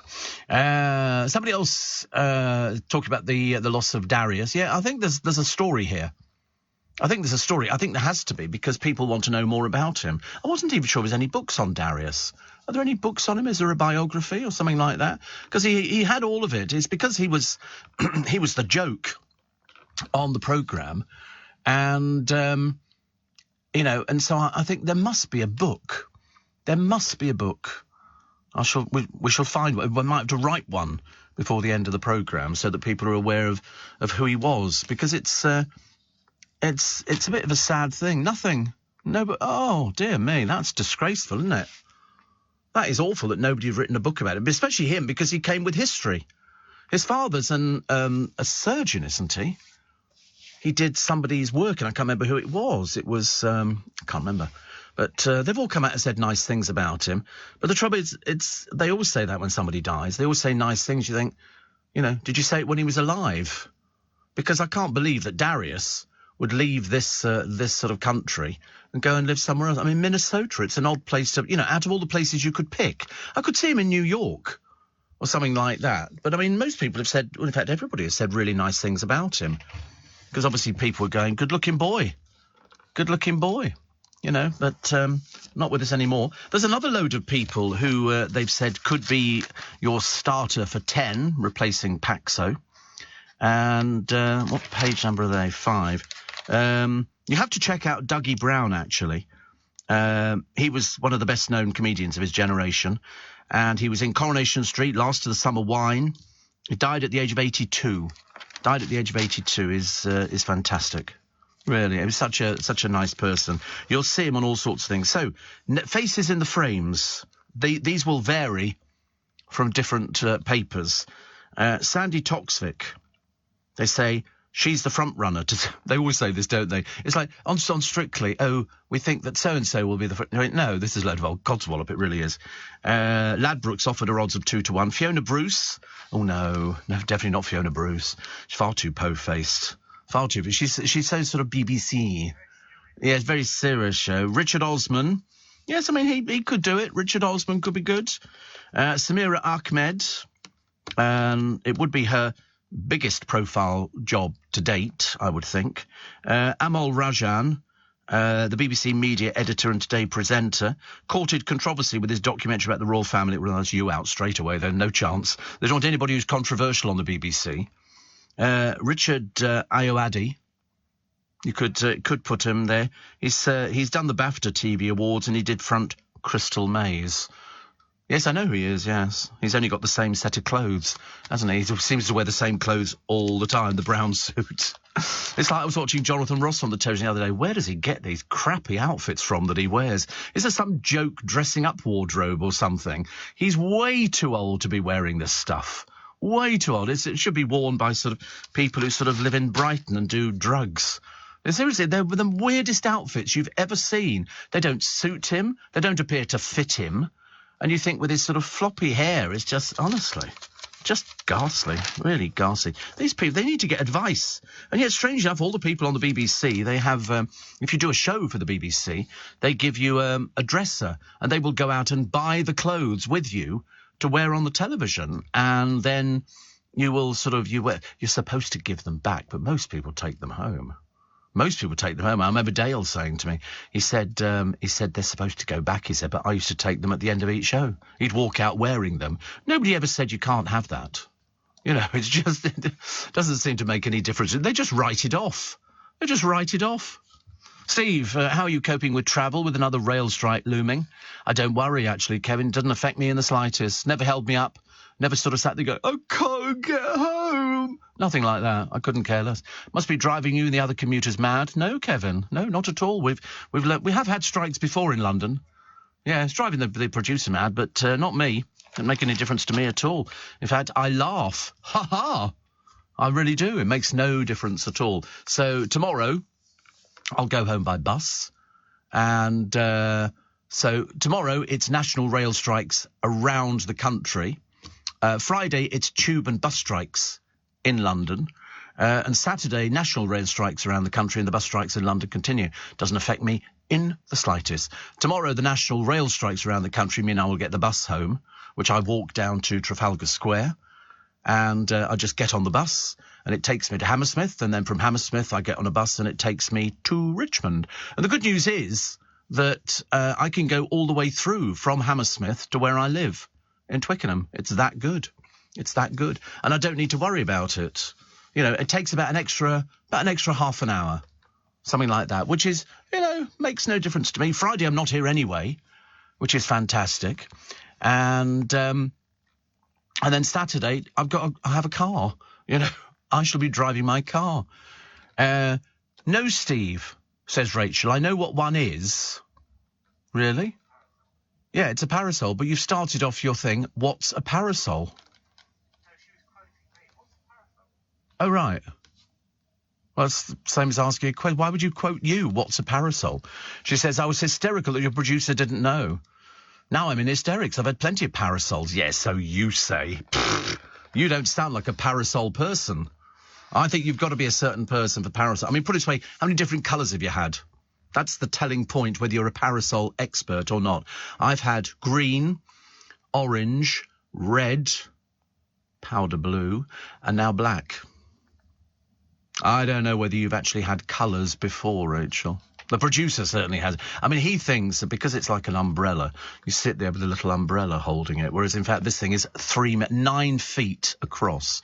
9 feet across. None of these piddly little umbrellas that you can get. They go also, you can buy a hat with a little umbrella built in on the top of it. Perhaps I'll get you one of those. Not you, Rachel, the producer. I mean, fancy not knowing. And I wouldn't mind, but I mean, if you asked anybody in this building who's the expert on pubs, him. He knows more about pubs. If you say to him, are you having a drink this weekend? He'll always say the same thing. Is the Pope Catholic? I go, well, I don't know him. And there are these nice things. You put it on there, and then you can... Although what happens when the bus comes along, I don't know. Because you have to take it off you and sort of... Because I've got a lot of miniature parasols. You know, I mean, yes, all in different colours and all from Japan. All from Japan. I was thinking about doing an act at one point involving parasols. So I've got lots of them, everything from a little 6-inch parasol up to different coloured parasols that change colour and all sorts of... In fact, I've got about 100 of them. I've got some, all in boxes, which I bought from a company, excuse me, in Japan years and years ago. And I should bring one in, shouldn't I, really, for the producer? Make it an awful lot easier. Just to stop him complaining about what's a parasol. If I'd said umbrella, I could have understood it, but that's the way it goes, isn't it? That's the way it goes. So I wonder how many people, if they bring in that bike number plates and stuff like that, you know, and an insurance, that'll get them on the insurance. Because, you know, you have to. If some bike goes down the side of your car, what are you going to do? Get out the car and chase after it? Far too dangerous. So they may need number plates. The shake-up of the road laws could see bike riders forced to have registration numbers and insurance and observe the speed limits. Well, put it this way. I mean, you're not going to be going more than 20 miles an hour on a bicycle, are you? Mind you, I saw somebody riding a scooter today. Not a scooter, like a little moped. L plates on with a passenger. So I took a photograph. I've sent it into the local police station. We'll get them off the road very quickly. Steve, as you talk about Dougie Brown, I would let you know, says Avril, that he was the current king rat. Yes, I know. He was the current king rat of the Grand Order of Water Rats. And lovely Avril says, love listening to the show. Yeah, I mean, I thought he was great. He was what I call, you know, an old-fashioned comic. He used to do a routine. I seem to remember... Did he do a routine with a car door and he would wind the window and and he would do that? Was that Dougie? But amazing, actually. Rupert in Sevenoaks. Oh, don't be silly. Nobody's called Rupert who lives in Sevenoaks. You're all called Basil and Dave, aren't you? And Pauls and things like that. I don't know where I thought Basil from. Basil. Did you just remember seeing Basil the rat? Basil. It was so funny. As you had this recently, a week today, I'm going in for a gas drop and a colonoscopy. Oh, right. What's the gastropy? I don't know what that is. What's a gastroscopy? What's that one? We don't know that one at all. But I had the colonoscopy and the other one I had. So that's a test to check. Oh, you're doing the esophagus. Yeah, it's a diagnostic endoscopic procedure that visualizes the upper part of your tract down to your duodenum. Right. Also known as esophagus. Not the same as one I had. I had the colonoscopy. The other one's easy peasy. In fact, both easy peasy. I didn't have any problem at all with them. I thought they were fantastic. Really good. You don't feel anything. You feel nothing at all. Absolutely nothing. It's seriously, it's just one of those things that they give you a slight sedation. You don't go to sleep. You don't go under. Don't do anything at all. And they're explaining it to you. I didn't even know that the mask I put over my face, it was just a little plastic bit, had the camera in it, which they fed down. Oh, I didn't know. Seriously, I didn't even look. I didn't even think about it because you don't feel anything. And I don't know what I was doing. I really don't know what I was doing. I was just, I don't know, I'd wandered off with the Pixies, I think. To keep my business ahead of the game, I knew I needed some fresh ideas, and fast. That's why I decided to host a young person on a T-level industry placement. My student has already brought loads of new skills into the workplace. Plus, we're getting first pick of new talent coming into the construction industry right here in the Northwest. It's been a total win-win. Go next level with T-Levels. Search Skills Revolution. Steve Allen on LBC. Text 84850. Morning, nice to have your company. 27 minutes to 5. Hope you're well. Saw on television yesterday morning, John Culshaw, says Kevin, explaining he's on a UK tour with his main character being Les Dawson. Whole show in the character of Les. Short clip show. Well, he's done it at Edinburgh. He took it to Edinburgh, and then he'll take it. I was always a big fan of Les Dawson. I used to love him playing the piano badly. Very difficult to play the piano badly. And he did it. He was the only comedian, the only comic that I'd ever seen do about 3 Royal Variety performances. In fact, he might have done more. Might have done 4 Royal Variety performances. And he would come on stage and he used to talk like that. And it was just hilarious. It was just, he smoked like a trooper, hence the voice. But he would come on stage and he was just brilliant. I can't remember half his material. I used to love pinching people's material that I'd heard on the television. He did Blankety Blank, yes. He did Blankety Blank. But he was very, very funny. He lived in Lytham St Anne's, I think. But he had one of those, you would never ever call him a looker. Put it that way. Whereas Darius, you would always call a looker because he had classic looks. Whereas Les Dawson made a lot of money out of the fact that he had one of those faces that you could sort of, it was, and when you see John Culshaw, he's the same, and because he'll get the voice spot on. You should go see, really should. Kim says, my word, Steve, even up here in the Highlands, we ken what a parasol is. You see, told you. My goodness me, it's amazing.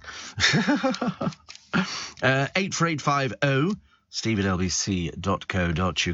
Oh, I was going to tell you, Gary Connery, the one who's just gone to prison. And he's a stunt man. What was he famous for? Do you know what he was famous for? I didn't know until I sort of read it. I thought, that's an interesting story. I'll do it on the programme, as you do. You do these sort of things. I see the stories and they leap out at me. He played the Queen when she leapt out of the helicopter. You remember the thing? And she's in the helicopter, and she jumps from the helicopter. He was the one who sort of doubled up as the Queen. Didn't look at all like the Queen, but he had to wear the same frock. And he's been convicted by a jury of GBH in a case of domestic violence. He's been jailed for 18 months. So this was from 2012. And you saw Gary, pictured in all the papers today. I didn't know who he was, actually. If somebody said, I'll give you £1 million if you tell me who Gary Connery is, I'd have lost the money immediately. Apparently, Mike in Solihull says, Steve, as a matter of interest... Oh, here we go. The word parasol is actually Spanish. Para means for, and sol means sun, hence parasol. Yeah. Whatever. Not making a big deal about it this morning. I love it. So Jerry Sadowitz, show cancelled, second one. Otherwise, I said, a friend of mine said, but he was rude and offensive. I said, well, you don't go to see him thinking he's going to give you knitting patterns. It's like you go to see Frankie Boyle, you know what you're going to get. You're going to get obscenities. In fact, actually, there's very few comedians now who go on stage who don't swear. Even Sarah Millican swears on stage. So if you're offended by swearing, you're going to be offended by Jerry Sadowitz. You're going to be offended by just about everybody. In which case, what are you doing going there? It seems a bit pointless, really. It's like saying, I can't believe it. I turned the oven on the other day, then I opened the door and stuck my hand inside, and it got burnt. No kidding. It's as stupid as that. I think it was the staff at the Pleasance Theatre, who probably average age is about 12 or something, because during the Edinburgh Festival, they bring in lots of new staff, and they wouldn't know. They'd probably go, you can't say things like this.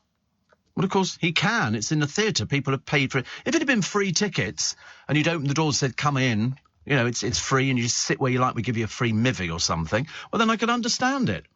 but you pay to buy a ticket for Jerry Sadowitz. And you only had to look at a picture of him to realise what he was going to be like. You know, I mean, surely people don't go to the theatre. Do they just go to the theatre? You know, go, oh, we'll go and see Jerry Sadowitz. I wonder what he's like. And you think, are you mad? And the answer is, yes, they are. They are outraged of Chingford or wherever it happens to be.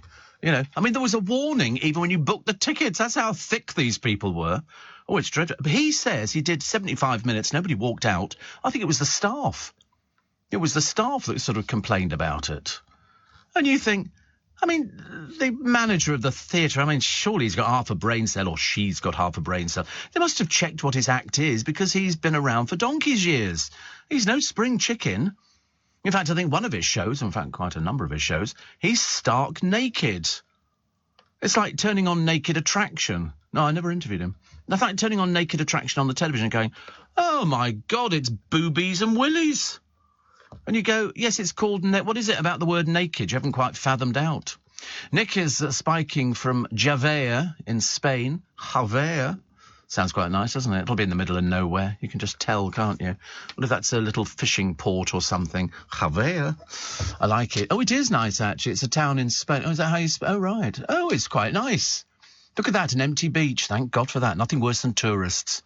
Nothing worse. Look at that. The 16 best things to do in Javea. Get the hell out as quick as possible. There's nobody there to talk to. Look at this, empty. Completely empty. That's it. That looks nice, doesn't it? I'm liking this. Whitewashed walls and emerald waves. They all say that, don't they? And you get there and it's not. Yeah. And demands to be ogled. It's very pretty, isn't it, if you like that kind of thing? But the beach I'm very interested in. It's hardly busy. It's got some hotels, not too big. We don't want any of those high-rise hotels. And look, there's a parasol. Look, somebody with a parasol on the beach. How lovely. Yeah, look, there's a parasol. There it is, blue and white striped. Very common. We don't have things like that around my neck of the woods. Have people taken out, I think, on that one. How to get ripped off by the car rental companies. This is an old story in the paper. One couple fell foul of it. And I've told you before, it's very quick to be ripped off by all these car rental companies, especially in America and Spain. Especially. In America, it's interesting because you get off the plane and then there's a bus which will take you to the car rental car park where all the car rentals are on each floor. And what they will try and do is get you to upgrade your car. It's a real racket. What you've got to do is you just think, oh, we'll go there, sign for the car. Oh, no. Oh, no. They take photographs. They take photographs. If that car goes back and there's one little scratch on it, you're paying for the rest of your life.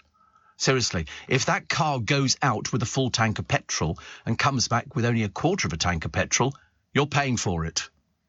They will charge you, and they will charge you top dollar. There's one couple, I mean, I thought they got away lightly, extra £300 on their car rental. They go round, and you'll find all sorts of little scuff here, little scuff there. They go round, they check it all. Even when you take your car in to the airport in this country, if you're going on holiday and you're checking in and you've got that thing. I mean, John Warrington always sorts it out for me. And it's a reputable company, not one of these who goes and dumps it on an industrial estate or in a field, which happens quite a lot. Be very careful. There's lots of rip-off merchants doing the off-airport car parking. You know, sometimes there's one man, he came back, they've lost his keys. His car's sitting in the middle of a field. He can't get into it.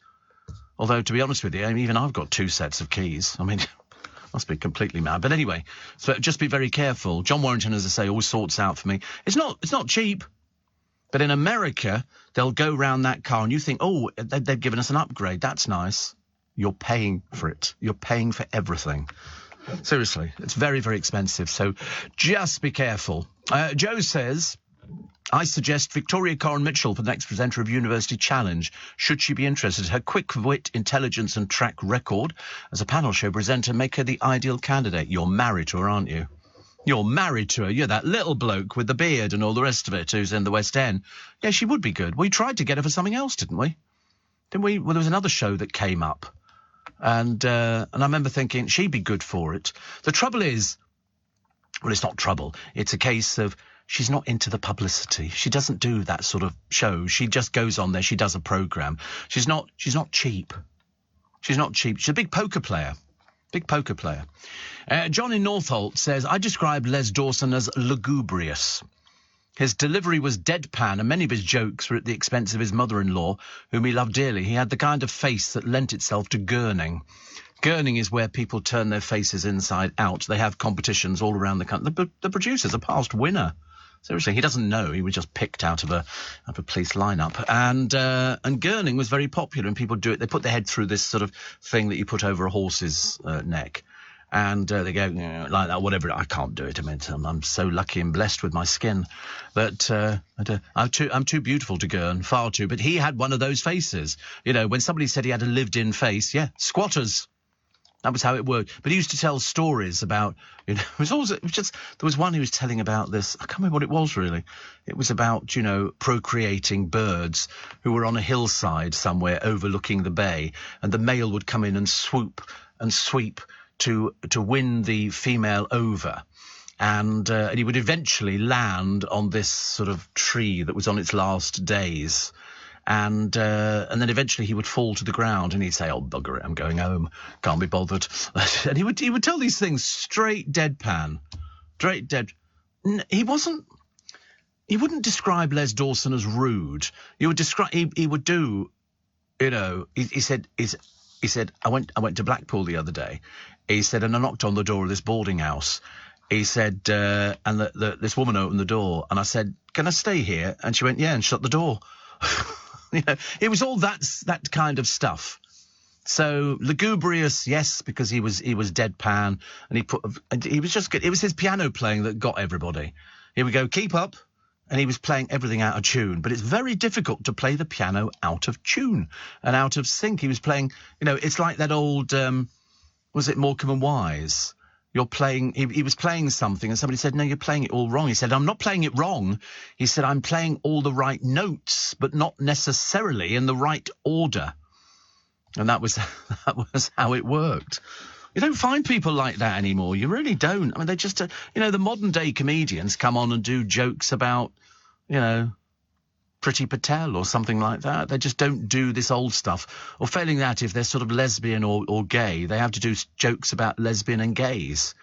And they do this. I quite like Live at the Apollo. I'm not sure about the smoke in the middle, but I mean, I've kind of cornered the market in that for my next live show. I quite fancy the idea of walking through smoke and doing an Ian Dale falling straight off the end of the stage. He's on holiday soon, actually. He doesn't know where to go. I've got a few ideas where he could go. I don't know why he said he didn't know where he was going. I thought he was going to Vegas. That's what I thought, because I thought he was going for a wedding. Clacton. The one thing I couldn't see is Ian Dale in Clacton. I don't think I've ever been to Clacton either. I've not been to Southend for ages. I go back so far that they used to have the Kursaal open, and it was all a lot of indoor amusements and stuff like that. And as kids, we used to love it, absolutely love it. It's not the same, is it, now? And if you got a bag of chips at the end of the day, blimey, you'd arrived. Bag of chips, now you need to take out a third mortgage. You know, you can get a mortgage that lasts your lifetime. I'm so glad I don't have a mortgage. That's the only thing I'm pleased about. I feel sorry for people who've taken out big mortgages because the increases are going to kind of cripple people. I feel really sorry. Morning, nice to have your company. We're trying to find a lanyard. There's one that's got staff written on it, which looks a bit daft, doesn't it, really? But it's because I've got my Oyster card and my Global Pass on it. And it's quite handy because when you're getting on the bus, you have to fiddle about in your wallet and get the blooming card out, and then the other cards fall out. The amount of people who stand at a bus stop, you know, it's even written, bus stop, and then the bus comes along and they seem fairly surprised. You know, "Oh, Lord, a bus." And so they get on the bus and then they start faffing around trying to find their Oyster card.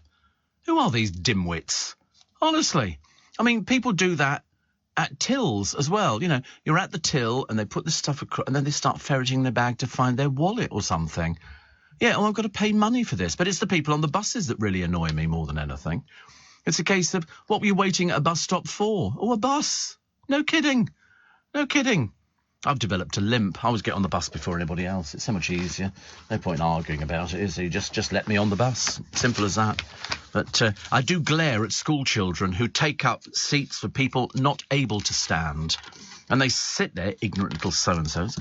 Front page of the Sun this morning. Ryan, no, it's not Ryan Giggs, is it? It's Giggs. What's his name? Can't remember. It is Ryan Giggs. He says, "I'm a lying, flirting love cheat who can't resist women."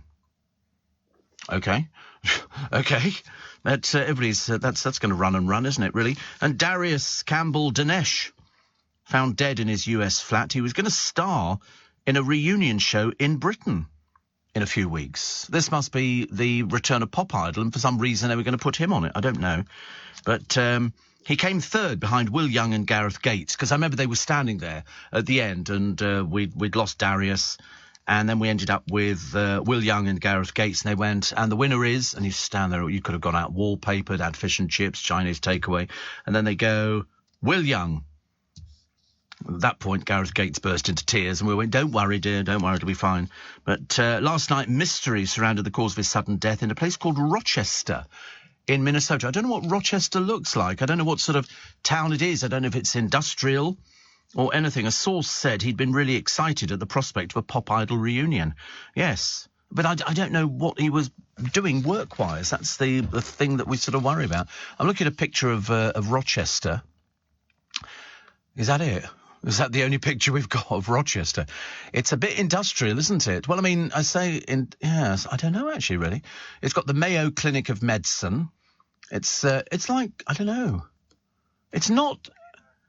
Yeah, it looks like any American city. It's big, and it's spread out, and it's got a river that runs through it, and they've got sort of shopping malls and stuff like that. Top things to do in Rochester. They've got a street market. Not really the sort of place that... No, it seems a bit bizarre to say, but not the sort of place you would expect Darius to finish up in. Isn't that odd? I think that's really bizarre. I mean, the city... I could understand New York, or I could understand California, or anything like that. I mean, that's... perhaps we're working on the fact his other half lived there. I don't know. Steve, talking of old school stand-up comedians, I discovered Jethro a few years before he passed away. After about an hour of trying to understand his accent, I was in absolute stitches, says Kevin, but I knew what to expect in regard to his content, so no offence taken here. Yes, Jethro was very good. I was surprised when he died as well. Another one who died too. These people are dying too young. I'm not liking it. Not liking it at all, actually. Putting food on the table costs now £533 a year more than it did 12 months ago. So it's up nearly £600 on what you would buy normally. You know, the usual sort of thing. Shoppers are now spending £10.25 more every week on the same items than a year ago. Amazing, isn't it, really? Even though people are sort of, shopping more economically. Because I don't think people are... It's definitely getting noticeable, but I don't think people are worrying about it. I really don't. You think they're worrying about it? I see people shopping in supermarkets, literally filling their baskets up, and I'm thinking... Do you not have bills to pay or something like that? I suspect most people have. There's a lovely story of a pub here. It's been mocked for serving up a roast dinner smaller than the Yorkshire pudding.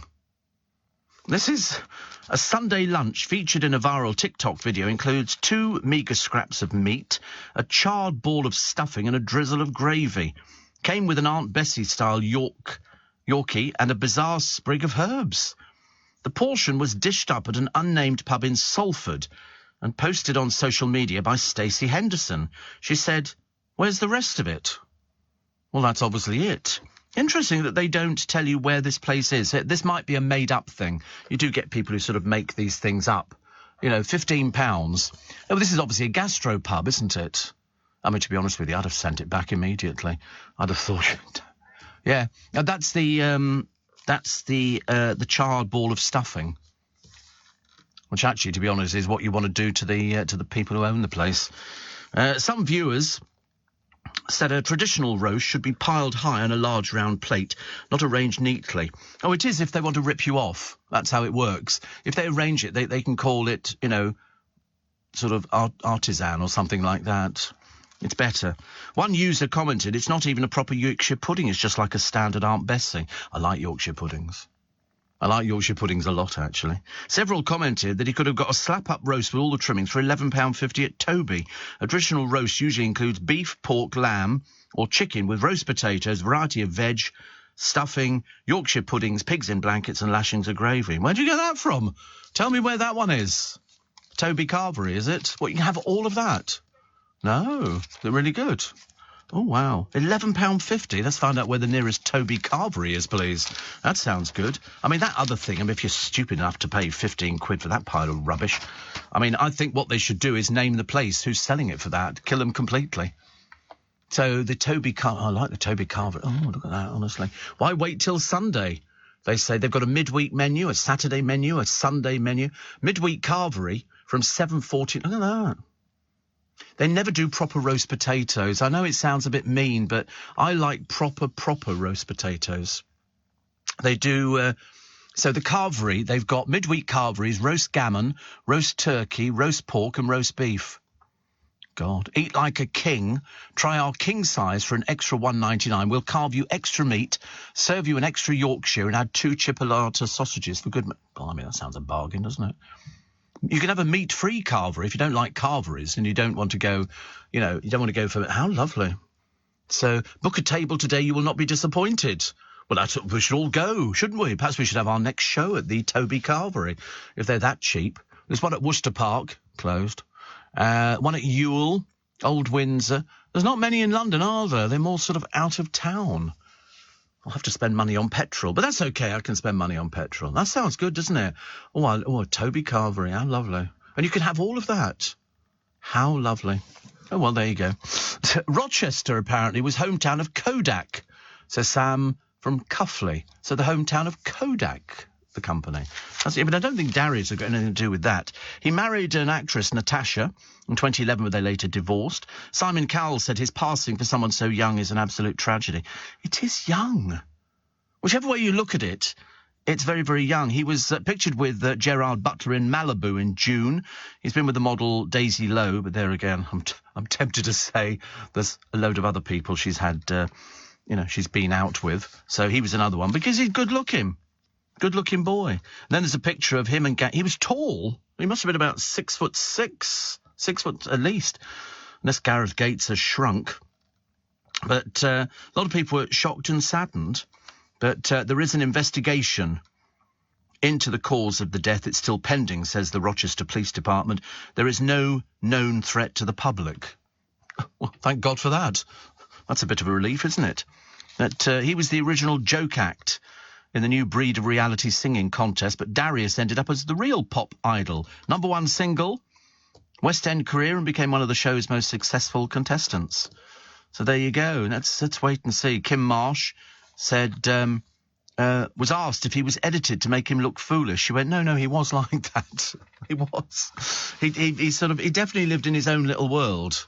He definitely was in the world of Darius. In fact, people used to joke about it, the world according to Darius. It was like that. He survived a car crash in 2010 and meningitis in 2015 when he accidentally drank water from the Thames during a photo shoot.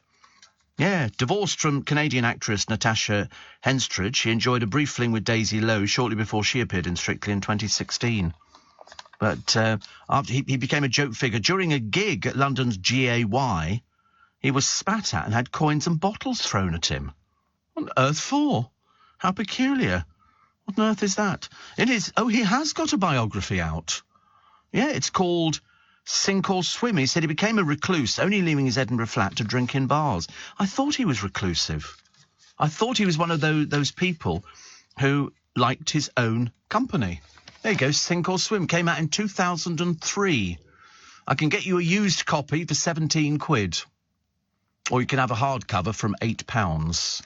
But in the book, he reveals what really went on behind the scenes and promises a few surprises. Also shares some very private moments. I think he was quite private. I think perhaps that's why he went to live over there, knowing that the press would sort of pick on him. But in fact, he could probably walk around Minnesota without anybody bothering him in the slightest. You know, if he said he didn't come out of his Edinburgh flat, you know, just to go to the pub and to bars and things like that. He obviously enjoyed a bevy. But perhaps he enjoyed his own company. Nothing the matter with that one at all. Former I'm a Celebrity winner, Georgia Toffolo, is returning for the All-Stars show 5 years after becoming Queen of the Jungle. She's agreed to take part. Well, of course she had. She only got 13 grand first time round. Of course she's agreed to take part. She's likely to be reunited with Amir Khan. God, he was boring. Very dull. As one of the best paid contestants. He got 400,000. Not anymore, they won't be offering that kind of money. She beat Hollyoaks star Jamie Lomas and somebody called Ian, who just got 13 grand. But this time she'll rake in much more money. And they had in the frame for it Paul Burrell. Oh, yawn and boring. Not more Diana stories from the furtive mind of Paul Burrell. Gillian McKeith, stand up, fall down, stand up, fall down, stand up. Oh, go away. Carol Vorderman, mouthy Lady Colin Campbell, anything less than a lady, and Dean Boring Gaffney. Can't wait. Are you receiving tax credits? If so, this message is for you. Tax credits are coming to an end, and most people will be asked to apply for universal credit instead. The Department for Work and Pensions is writing to tax credit claimants. You won't be moved automatically, so look out for your letter explaining what you'll need to do and by when. And there's also lots of support to help you make the move. Get ready for your universal credit switchover. Search Understanding Universal Credit today. Eligibility criteria apply. This is LBC from Global, leading Britain's conversation with Steve Allen.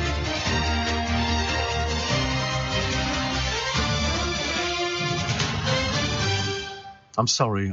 We just had to go on to the internet. We had to go on and have a look at the Toby Carvery and what they offer for breakfast. All you can eat for $4.99, and it's got sausages and beans and Yorkshire. It's got everything. Seriously, it's got everything. We decided to cut the show a little bit shorter this morning so we can go and find one of these places. Why they're not opening in London, I've got no idea. They're sort of on the outskirts, but the sausages look nice. You can have Yorkshire pudding with your breakfast. You see, finally, somebody with a bit of sense. They say breakfast will never be the same again. I'm not at all surprised. And the prices vary, though. You have to check. In different parts of the country, they'll be different. But, hash browns and bacon. And you can eat as much as you want. Eat as much as you want. Looks delicious. Honestly. I don't know. Why is it some places charge so much money? We go to Marylebone High Street on Saturday or Sunday, depending. And I don't think we've ever got away with under 36 quid for two of us. And that's just scrambled egg. I had scrambled egg this week with smoked salmon, £13.50. And it's very expensive, very expensive. And you think to yourself, if they opened a Toby Carvery in the street, they would clean up immediately. Absolutely. And coffees, I think they're about £3 something. It was about £36 for two of us for breakfast. And yet go to the Toby... You see, if Toby Carvery opened in Marylebone High Street, they would put these other places out of business. And apparently, according to Brenda, the Toby Carvery also has real mashed potato choice as well as real roast potatoes, along with those crunchy bits. The Toby Carvery at the Thomas Kemble at Wickford in Essex is cooked brilliantly. It sounds... We looked at the pictures. I tell you, I might have to get the car out a bit earlier today, which is nice. Anne, we're thinking of you. And she lost her husband to cancer on Saturday. He was so very brave. I can't sleep. Well, listen, you stick with us, OK? We'll look after you. We'll look after you. It's always... Listen, I've been through this quite a few times, Anne, quite a few times. And as even after my dad died, my mum used to listen to LBC. She became addicted to LBC. And she did listen to me occasionally. She used to frighten her, I think. But she said it was the best company. And especially when you wake up in the middle of the morning or you wake up in the middle of the night and there's nobody there, that person is not there. You have to learn to do things. Again, my mother had to learn to wire a plug. She had to learn how to decorate. She was good at the cooking and she was good at the cleaning and everything else like that. But she had to do the little things that Dad would do. And you just... learn to be strong. It's almost like, and it sounds ridiculous, you have to kind of grow up really fast because people expect you to be strong. They don't expect you to just fall apart. They expect you to be strong. And people who lose their lives to cancers, they are incredibly brave. Because, as I've said before, if I found out that I was going, I would create merry hell, let me tell you. I'd be moaning about it every blooming day. Because the more you talk about it, the better it is. But don't ever think you can't talk about it. Don't ever think you can't talk about it. You must always talk about it. I remember talking about my mum after she went to my brother's girls who were very young at the time, and I used to keep mentioning my mum just so they kept, because they had pictures taken with her and things like that, and just so that they never forget. And you never do forget. You never do forget. And it becomes a little bit easier in time. And time is a great healer, and the radio's even better. The radio can get you through those times where you think, you wake up in the middle of the morning and think, I can't phone anybody. Who do you phone at 3 in the morning or 4 in the morning? Nobody. So consequently, that's where radio comes into it. So you'll get through. Won't be easy. I'm not saying it's easy. It's not like a walk in the park, but you'll have such fantastic memories. Seriously, fantastic memories. And be grateful. Some people don't even get that sort of good bit about life. Some people don't end up with a good relationship, or they have an abusive relationship or something like that. But in your case, you've got great memories, and just think, all those things to look back on. Fantastic. That's why I think we should take photographs all the time. I try and take them with the producer, but that's mainly for legal reasons. And I always think, you take pictures of people, then you look back on them, which is great. Danny is in Kingston upon Thames. I've been to a Toby Carvery millions of times, and I have to say it's amazing. You should go and you should tell me about it next week and how good it was. I don't know if I've got enough time between now and next week to try and find the Toby Carvery. Yeah, I might have to make time for it. Imagine going there. Lovely. Lisa says, welcome, Anne. There's lots of love here with Steve on LBC. There is, because we've all been through it. I've had listeners over the years, thank God, and people who I know on a first name basis, and sometimes the children grow up with listening to Steve Allen, and the father dies, and then the mother dies, and the kids write to you and go, my mum was your biggest fan, and that kind of stuff, and you think, at least something good comes out of it. Lazarus says, coincidentally, I'm actually at a Toby Carvery in South Woodford at the moment, charging my car. Sadly, they're closed. Well, of course they are. It's 5:10 in the morning. Why they can't be 24 hours, I've got no idea. But you need to go on to while you're there, have a look on the website. You'll like it. Steve, I had a Toby Carvery at Eden Park next to the station. Breakfast buffet the other day. Eggs, bacon, sausages, beans, fried bread, hash browns and even Yorkshire puddings, plus toast and coffee, as much as you wanted, for £7.50. I mean, you can't cook it yourself for that. All these people complaining about it's so expensive to do that. It's easier and cheaper to go to the Toby Carvery and take the butter with you. Save you worrying about the cost of it. Apparently there's one near Costco at Watford on the roundabout on the A41.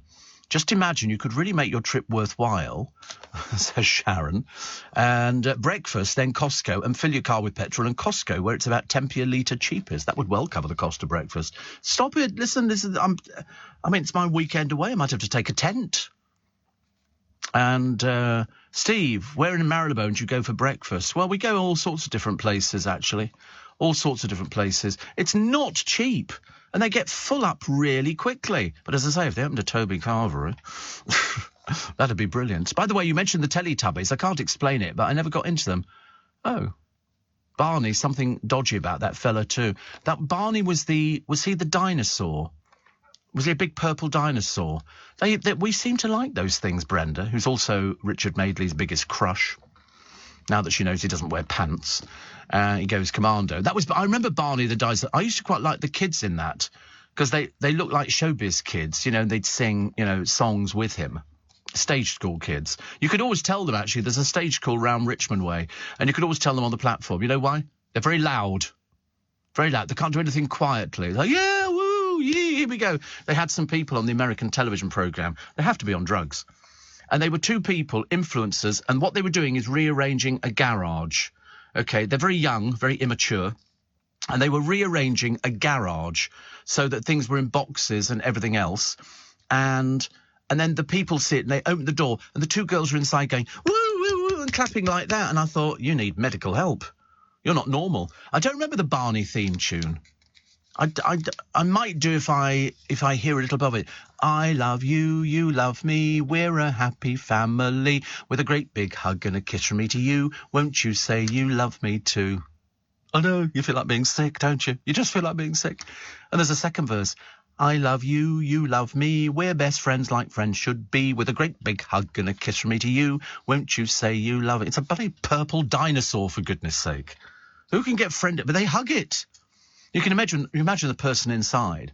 Because I knew, because we worked with him on a few occasions, Barry Killerby. And you know who Barry Killerby is? He's Mr. Blobby.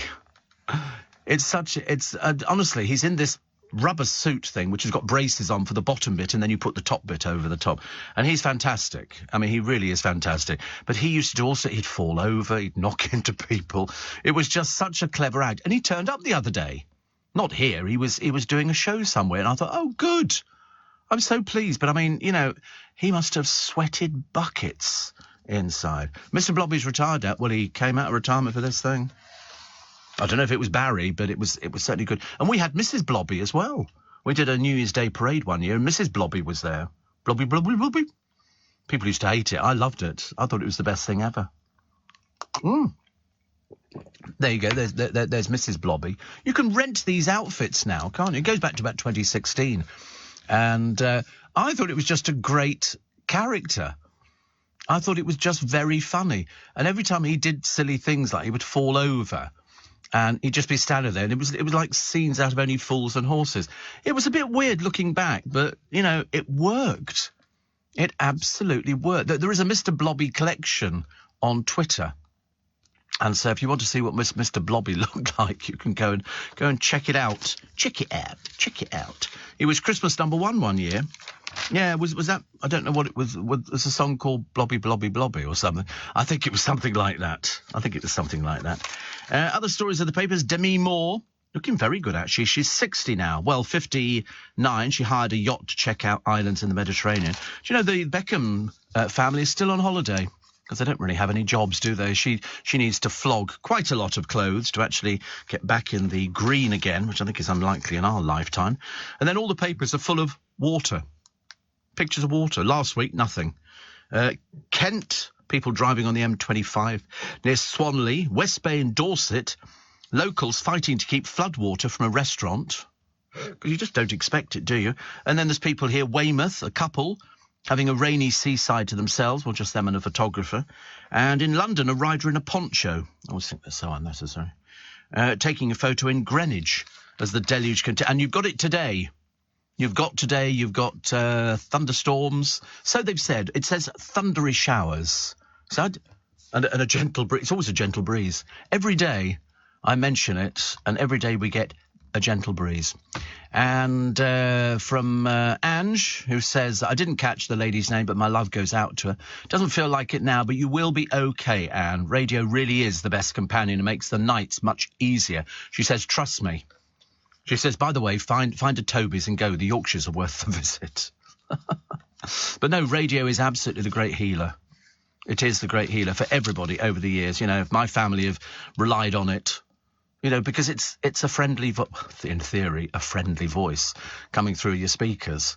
And we hear 24 hours a day, 7 days a week. No excuses. None of this pre-recorded nonsense that goes on other stations. Good Lord. Morning, nice to have your company. Welcome along. It's Wednesday, August the 17th. A lot of people celebrate their birthdays in the month of August. In fact, actually, in every single month. Yes, Leos, are they? They're Leos at the moment. I don't know much about Leos. And Damien in Belfast says, I thought I'd drop you a line. I really enjoy your crack in the morning as I'm getting ready for work. Always have a good chuckle at your wit. Bless your heart. Very nice. Thank you very much indeed. Hope Belfast is well this morning. Do you know, I've got a feeling it's raining in Belfast. I don't know why. I've just got this feeling, but it just sounds like it's going to be raining. We've got a Toby Carvery at Bromley Common called The Crown. Blooming lovely, says Silky and Hayes. The Toby at Ipswich, I think we've started a trend here, is fantastic. Large Yorkies and nice roasties, and they do loads of gravy for the Yorkshire. Oh, you've got to have gravy. Got to have gravy. The breakfast is lovely. Always have one when I see my son. Hope your listener has pictures as I look at my lovely mum. Says Paul, who went 36 years ago. Yes, my mum went not as many as 36 years ago. There's a Toby Carvery in Harlow near the train station. The question has to be, though, Steve, says Kevin the Milkman, are you in the Bentley's hubcaps feeling lucky? Don't joke. Don't joke. Thank you for your good wishes. Also to lovely listeners for caring. I can feel the love, says Anne. You should do. You should do. People are very good when other people are suffering and they go through a phase where all of a sudden it's something new. It's not that we all sort of go through, death or relationships or things like that. People get upset at all sorts of different reasons. But if you've been married for any length of time and then you lose your partner, and especially if you're from a particular generation whereby, you won't have had lots of partners, but you've got hopefully family around you. And my mother used to be very naughty. Weekends she hated because she wasn't at work. She used to work for the police. And so she would foist herself on relatives and go and stay with them for the weekend. She said because it was company. She liked it. She liked it. If you want a good breakfast carvery, try the Premier Inn. It's unbelievable. It's about 12 quid. Toby Carvery wiped spots off that one. 12 quid. We're only going to spend 7.5 quid. And it's as much as you can eat. I think so too for 12 quid. Outrageous, honestly. Devastated ex-Towie star Yasmin Ukhelu was banned from her boyfriend's funeral after an argument with the family. What are these people? I've never known people argue. Everybody argues. You remember that Jake McLean died in a car crash in Turkey last month, and his mum told the authorities, although how she knows, I've got no idea, that there was an argument and a row between the pair because they were in a bar before it. Then they get in the car. She survives. He doesn't. So Yasmin Ukhelu was badly injured. Her arm in the smash, stayed away. Mourners included James Argent and somebody called Liam Gatsby, whoever he is. I've got no idea, honestly. We only know Argent because he's sort of in and out of rehab and drug rehab and all sorts of things. But they had some nice cars. Had some very nice cars for today. I prefer the old hearse. I told you there was a hearse up for sale the other day, the one that carried Winston Churchill's body. And I thought that'd be snapped up by somebody. Really should be. Yeah, you're going to get it for me, I think. Kathy says, it's my birthday today. I'd nearly forgotten until you said the date. How can you forget a birthday? How can you forget birthdays? Steve, whenever people talk about Barney, the dinosaur, I remember the original Barney, a cartoon from the late 1980s about an old English sheepdog, says James. My kids loved it, as I did, watching it with them. Great theme song, too. Barney, a sheepdog. Don't remember that. Obviously must be before my time, but it can't be, can it? Because I'm obviously older than everybody else. I mean, looking at the... Oh, it is, actually. Oh, wow. So there you go. Episode 12. Barney. What was the theme tune from Barney? Was it one of the... Because I think mostly the theme tunes were sort of the fun bits of these programmes. Sometimes they were a bit better. I don't really remember it that much. I remember a picture of a sheepdog. This is 1988 we're looking out for. And is that all he does? He sits in a field. Does he do anything else? Is he sort of one of those lazy sheepdogs? What? Oh. It's not British then, is it? It's not being Barney, Barney. I think it sounds like an American kind of thing. Very sad about Dougie Brown, Steve. I saw the comedians at the London Palladium. My favourites were Colin Crompton. Used to love Colin Crompton. Mike Reid and Charlie Williams. Hello, Flower, says Philip. Yeah, you don't find these people anymore. But luckily, you can buy the box set of the comedians. And they're at the Wheel Tappers and Shunters Club. Yeah, Mike Reid, Frank Butcher. He used to come on stage and do a bit of the old... it was all good stuff. They had cigarettes going. They all had drinks and cigarettes. But and you get them at the Wheel Tappers and Shunters Club. It's very good. Very, very good. It's amazing the people they got on there. Gene Pitney, Bill Haley and the Comets. When you consider it was at Granada Television, they made sort of a pretend nightclub. And it was old-fashioned, but it was what I call good old-fashioned. Good old-fashioned. Steve, do you remember a programme called Johnny Briggs? Used to have a great theme tune. No, I remember Johnny Briggs, the actor, who died. He was in loads of films. Loads and loads of films. But I don't remember a programme called it. A college. Wait a minute. Here we go. Johnny Briggs, children's BBC kitchen sink realism television programme. Oh, blimey.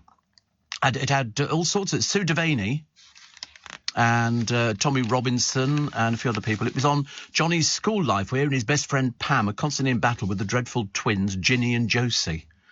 And number of episodes, 33. 33. And running time, 15 minutes. Probably quite long enough in those days, I should imagine. Can you believe? Now, I don't know. There's been a bit of an outcry about this one here I'm going to tell you about, so hold back. Just don't shout at me. I'm merely the messenger. A college has been slammed for appointing a period dignity officer. Okay, a period dignity officer. Unfortunately, this one is £35,000 a year, and it's a man. They've appointed a man. Jason Grant's job is to promote a range of activities, events, and outcomes about periods. It's a man. Tennis lover Martina Navratilova branded his appointment, rude word, ridiculous. But Mr. Grant insisted, I think being a man will help me break down barriers, reduce stigma and encourage more open discussions. Dundee and Angus College announced the job after Scotland became the first country to protect women's rights to free sanitary products. A spokesman for the Period Dignity Working Group said Mr. Grant was the strongest candidate. They added the role builds on some fantastic work led by a passionate group of people of all genders, ages and backgrounds. Well, I don't really know, actually, where to go. Let's see how he does. But if he was the best candidate, it only goes to prove how low the standard must have been, I should imagine. A bloke looking after things like that. I think women are seriously going to want to talk about stuff like that with him. I don't think so. Jane says it's wet and windy in West Yorkshire. As hopefully my water butt will be filled. Yeah, mine was. Tell Anne that my thoughts are with her like a lot of your listeners. See? Told you people come together. People are nice. Not all the time, but majority of the time people are lovely. A farmer is giving away, wait for this one, 140,000 onions, 40 tonnes of onions, because after the heat wave, it meant they couldn't be harvested. Tim Young says disease hit part of the crop in dry weather, so the rest can't be sold. He says people can turn up and help themselves from his field at Grange Farm, Hockwold, near Thetford in Norfolk. He said it seems such a waste to plough them back into the field. Around 60% are absolutely fine. They can pick out the good ones. It's also a very good, cheap way of getting somebody to clear your field for you, isn't it, really? Just turn up. One of my friends, Lynn, was going to go off picking her own blueberries and stuff like that, and then she thought, man, this bending down bit, you don't want to do your back in, do you? Which is not very good. Also, Jill says, my friends and I have been eating at Toby Carvery since 1985 when they first opened. Our favourite is in Ewell. The fantastic service and quality has never changed. They do delicious jugs of custard. You have your own jug. I really miss them as there are none in Ireland. Well, there's a missed opportunity. There's a missed opportunity. Oh, I tell you, if we had one in London, there'd be a queue a mile long for it. First opened in 1985. Where was it? Do you remember where the first one was when they opened it? Because I quite like the idea. Cook breakfast. I mean, we have a little restaurant here upstairs. And if I happen to be here about the time they open, which is between 7 and 8 in the morning, they cook everything fresh. It's all lovely. I always have, sounds ridiculous, isn't it, 4 sausages and 4 hash browns. And I'm eating them on the way back from the canteen to go to the lift. I've eaten a sausage and a hash brown before I even got back to the lift. It's delicious. Absolutely delicious. Victoria Beckham and her boring trainer has revealed the key to her ripped physique. She doesn't eat anything. Don't eat anything. It was in Brentwood, was it? Oh, my goodness. That's good. So Clemmy Moody has done this publicity stunt for the for Bobby Rich. You can check out his sort of website. So it's just a contra deal, isn't it? And it's just pictures of Victoria Beckham again. Yawn, yawn, yawn. Why do we want more pictures of the stick insect? You know. Victoria's with him in the gym, says Bobby, 5 days a week. Even if she's travelling, there are no excuses, and we move to online sessions. Either way, she's putting the work in. If only the same could be said for the business, Bobby. If only the same could be said for the business, but £54 million in debt is not very good. Posh's pal says, once upon a time, Victoria only cared about looking skinny. Now she wants to look athletic. She looks emaciated. It's not a good look at all, actually. So she's never been so lean whilst putting on about 2 kilos in pure muscle. Lovely. She does a 600-calorie burning workout. What a boring piece in the paper. I mean, do the Beckham family pay the newspapers to get their pictures in the papers almost on a daily basis? How boring. What have we got? We got Anne Hegarty. If ITV bosses succeed in their search for a younger female to join the chase, they will face the wrath of Anne Hegarty. Why don't they just leave it alone? They've got about 6 people on it. The governess, as she's known, has reacted after her fellow pro-quizzer Mark Labette told the Oxford Union Student Debating Society that TV chiefs had been seeking new experts for the show. Anne ranted, might have rented as well. They've tried out a few 20-year-olds for the chase. I'd be more than fed up if I was replaced, as they wouldn't be as good as me. Nobody is as good as me. Absolutely. I agree with you. Why don't they just leave things alone? I like all of them, actually. I like all of them on there. Mark recently described the Chase's hunt for a young female quizzer who can play like Anne and looks like she could be on Love Island. No chance. I mean, stop it. For goodness sake, Mark, honestly. It's not what it's about at all. It's about people who are very clever, not bimbos in high heels who sit there, you know. No, they've got to be intelligent. And let's face it, I don't think we found anybody on Love Island who actually qualifies as intelligent. Lazy Summer Saturdays are made for the Big Breakfast. You got that coming up again, hosted by AJ Adudu and Mo Gilligan, Ellie Goulding, and a few other people. The Strictly Pro Johannes Radaby, again. Boring. And also Eurovision hero Sam Ryder will be joining Judy Love in the On the Bed interview. God, honestly, it gets worse and worse, doesn't it, really? And Poppy O'Toole and rapper Fuse ODG will be dropping in. I think I'm busy, actually. I think I'm washing next door's cat. Anything to avoid that. Sounds ghastly, doesn't it? And Davina McCall's show, I told you yesterday, has been axed. Mind you, I can add to the list. Joel Dommett's The Love Trap has also been axed. No, I've never heard of it either, so it makes no difference whether they axe it or not. I didn't know. I never saw The Language of Love, which was Davina's programme. But Joel Dommett's The Love Trap. So, bye. See you. You know, catch it while you can, I suppose, really. Shopping online this festive season? It's not just you looking for a steal. Help protect yourself with an email password that's easy to remember and harder to hack. Just look around you right now and choose 3 random words. For me, it's chocolate, keyboard, snorkel. What a bargain. Go on, make your password even stronger with 3 random words and take your email security to another level. Search CyberAware from the National Cyber Security Centre. Steve Allen on LBC. Morning, nice to be company. I see that Penguin have dropped the meal prep king over a video rant against women. I don't know who he is, actually. He's a cookbook author known as the Meal Prep King. Will no longer be published by Penguin after he posted a misogynistic video on social media. They don't learn, do they, really? They really don't learn. But even in The Guardian today, pop idol star Darius Campbell-Dinesh dies age 41, and we have no idea why or how or anything at all. Tributes paid by just about everybody. Just about everybody. You know, Lorraine Kelly says it's very sad, a really good bloke, funny, kind, very talented. But I think he was reclusive. We discovered that because he'd actually talked about that in his book. And he talked about living in Scotland and saying he didn't really want to come out and meet people. So he would sort of slip out and then go off to bars and things like that. And where he was when he died is the sort of place he actually could have been, you know, living, and nobody would have known who he was, because he was not known in America. That was the trouble, and people go there for anonymity. Mary says, could I be impertinent to ask where you keep all your box sets? I've got problems with storage. It's a little thing called shelves. Shelves. I have one bedroom, and on 3 of the walls, shelves. And I've got a wardrobe in there as well, and that's also full of all the box sets of the DVDs and everything else. I must have, I don't know how many I've got. It's an awful lot. It's an awful lot of DVDs. In fact, strangely enough, I ordered one the other day and I'd completely forgotten I'd ordered it, and it was Downton Abbey. I don't know. And that wasn't the whole thing. I've already got the box set. It was, I don't know which one it is, but it sort of arrived the other day and I went, oh, I don't remember ordering that. Perhaps it was a slip of the finger over as you order different bits and pieces. Oh, what did I order the other day? I ordered something. Oh, some sunglasses where you can literally, they're unbreakable.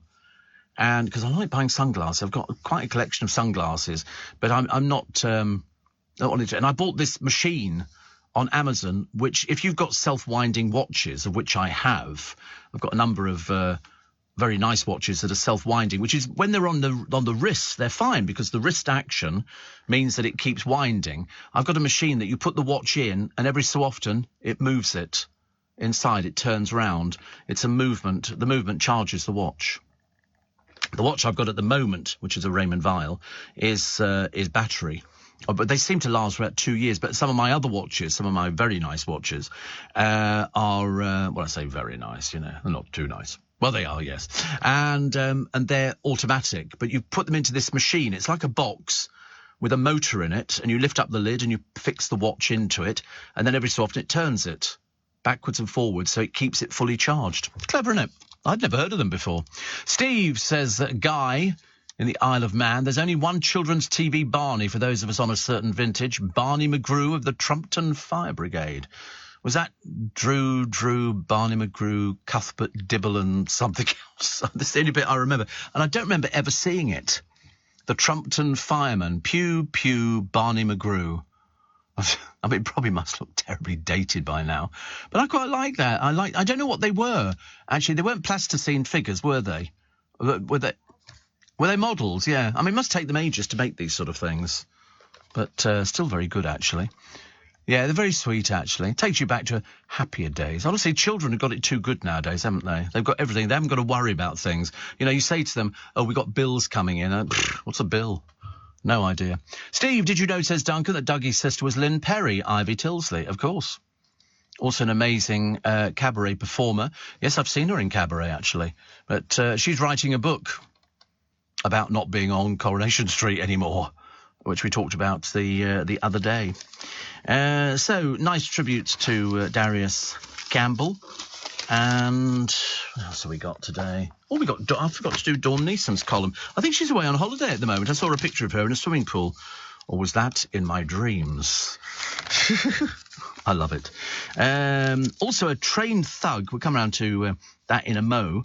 A trained thug who spouted racist and homophobic abuse at 2 cops while armed with a taser disguised as a torch has been jailed. Matthew Haylett, 44, obviously a bit simple, branded one PC a dirty, stinking, white, dirty dog. And another one, and I mean, just obviously he's got some sort of problems. He was arrested at Wolverhampton train station. He was found guilty of possessing a disguised firearm, possessing Class B drugs, surprise, surprise, and a racially aggravated public order offence. So they've sent him to prison for 5 years. Still no friends, but there you go. Thousands of people are now having affairs to let off steam. Really?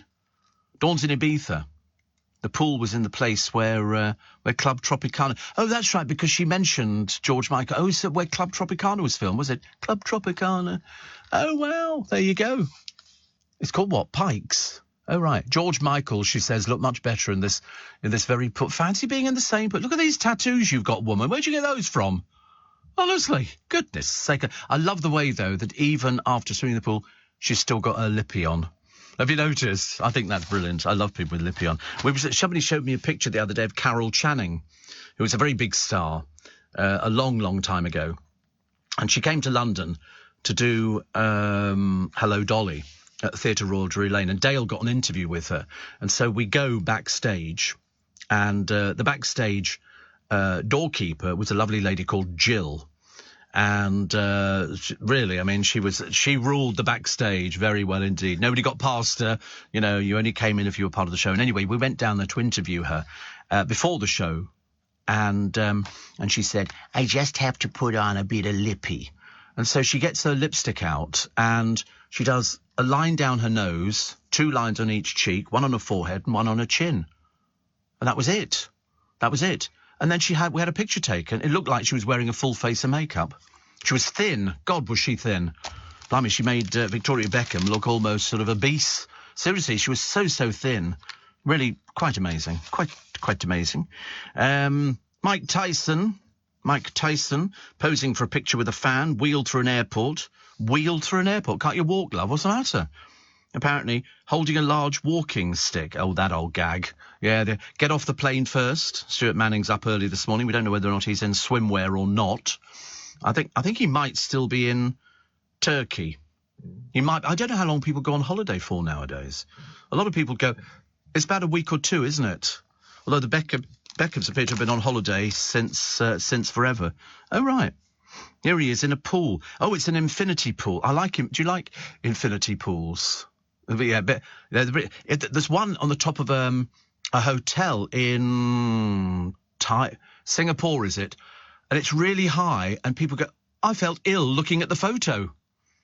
But the one that Stuart's in looks like it's a bit nearer the ground, but I always worry about it. Yeah, this is Marina Bay Sands, and it's perched at the top. Look, and people go, right, no. And it's quite frightening, but you can lie and sunbathe. It looks like it's a ship that they've planted on top of the hotel. It's in Singapore, the world's most incredible infinity pool. You wouldn't get me out there.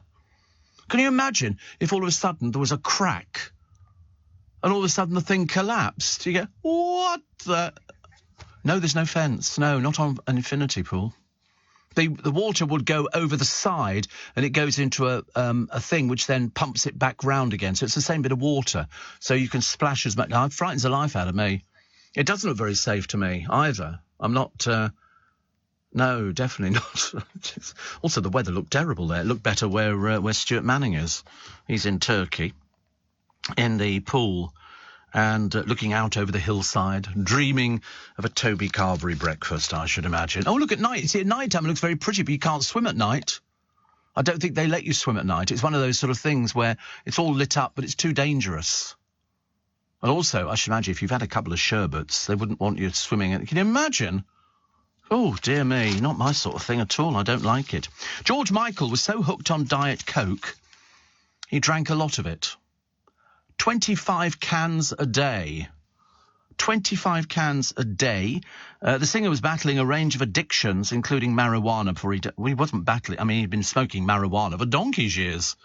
Nothing surprising about that. His music producer pal, Johnny Douglas, obviously now the person who sold him down the river, revealed that one of the former Wham star's habits was guzzling fizzy pop. He said he smoked weed in the studio, as the majority of people do. Do they? You learn something new every day. Apparently, exactly. He was also on antidepressants, but he was the ultimate professional. He was never drugged out, and I never saw him do anything that I would consider destructive, apart from his addiction to Diet Coke. It was welded to his hand. You could look in his Range Rover, and it was like a graveyard of empty Diet Coke cans. The Snappy Snaps we remember very well indeed. Perhaps he was on Diet Coke when he drove into Snappy Snaps.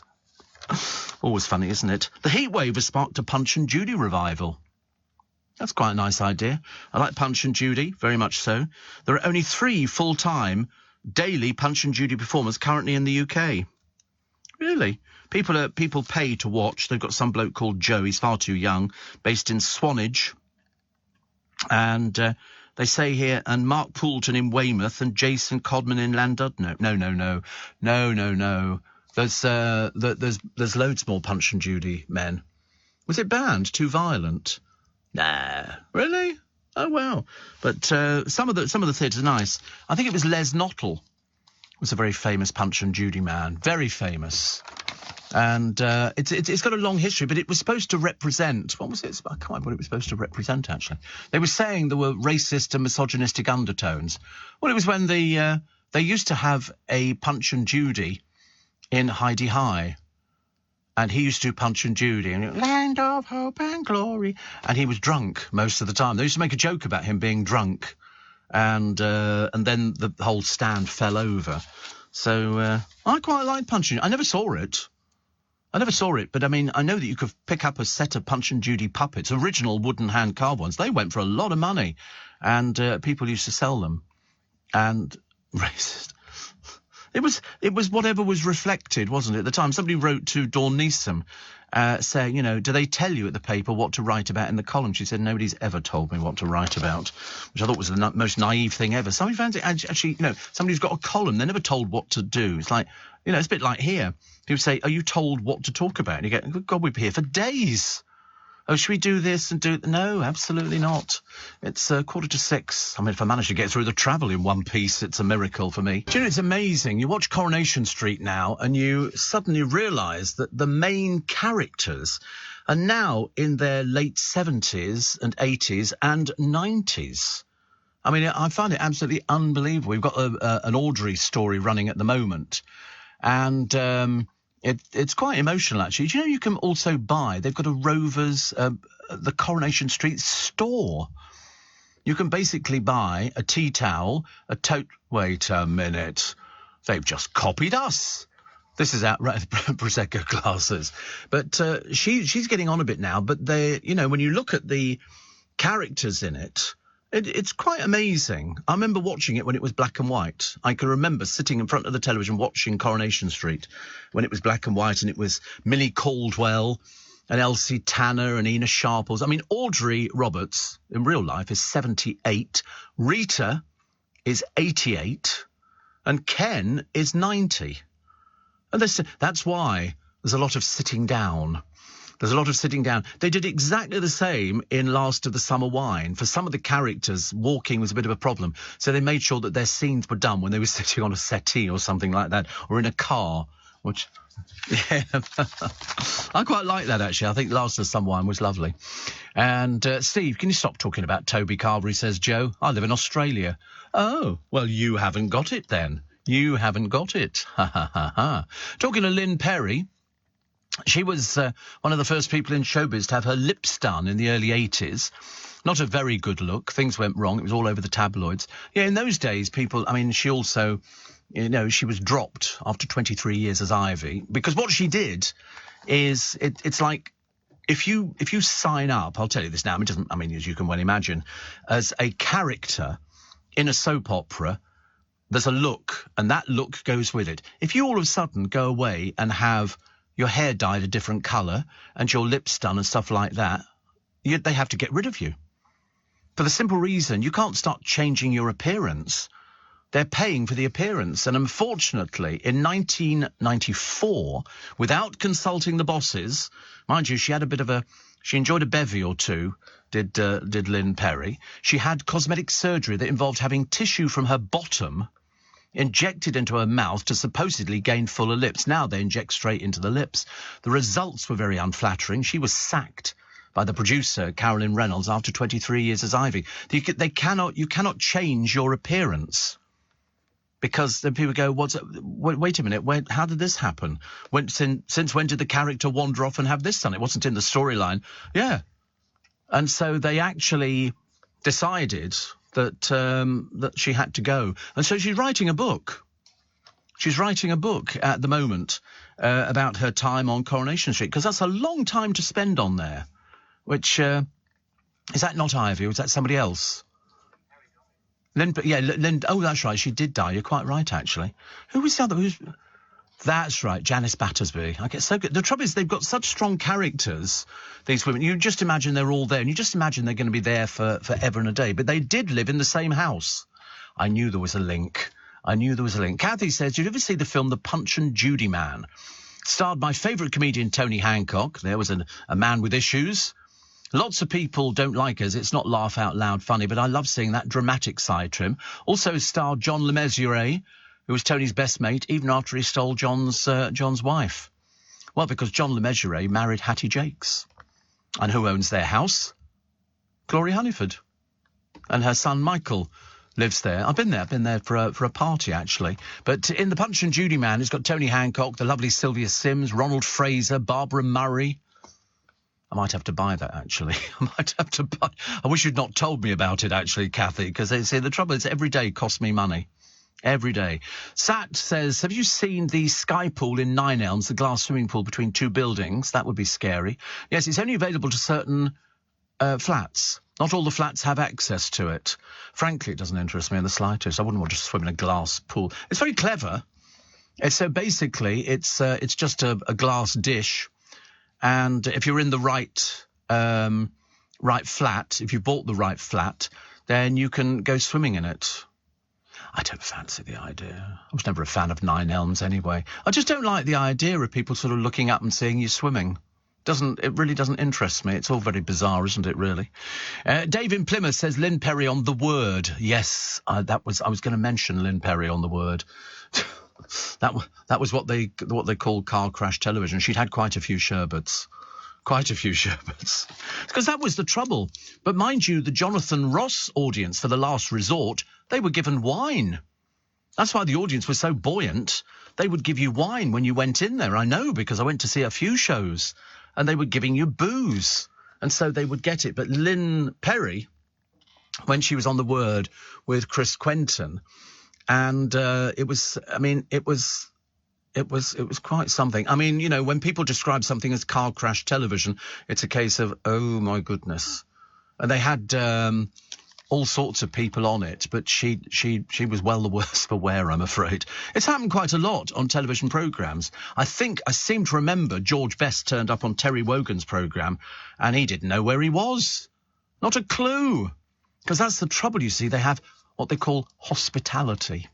Hospitality generally means there's a few nibbles, but there's booze. And so, but yeah, we went to the bar beforehand. I can remember going to the lottery. They had, you know, the bar and the party. They used to have a party after every programme. Fake perfume. You can buy a lot of fake perfume on the streets of London and around this fair land of ours.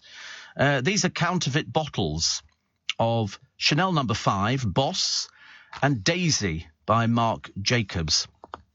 Apparently, these men were using very aggressive sales tactics to peddle cheap perfume in Southport in Lancashire. In fact, the report says people were being forced to go to cash points and take out cash to buy the products that they were offering very cheaply. Unfortunately, they were all fake. All fake. And the bottles contained urine. Just like I tell you, urine. The agents contained, they said it had been used as a stabilising agent. The 3 teenagers were released under investigation. If something seems too good to be true, you see people selling it on the streets of London. You'll see them outside department stores. And again, you'll see a load of people round them. They're all in on it. OK, there would be maybe only one customer. What they do is you'll see a woman go, oh, 20 quid, hand over 20 quid. They put it in a bag for her. She goes round the corner. It goes back into stock again. It's the 3-card trick, only they're flogging cheap perfume. Although years and years ago they said it actually wasn't bad value for what it was. It was garbage, but it was quite good garbage. And but nowadays, if they're putting urine into it, and people buy it because it's sealed in plastic, they make it look as though it's sort of genuine. But you see it on the streets of London all the time. They have lookouts. Generally about 4 or 5 of them. Don't ever buy anything on the streets. Seriously, it's all going to be rubbish. I'll just tell you that now. I'm sure you know that anyway. I think people understand that, don't they? It's like people go to the markets and they buy fake Chanel handbags and everything. You don't have to look at the people holding these bags to realise they couldn't afford them if they tried. I used to love the theme to Black Beauty and Robinson Crusoe. I wasn't so wild about Robinson Crusoe, Jazz, but Black Beauty I liked. I like the lightning tree.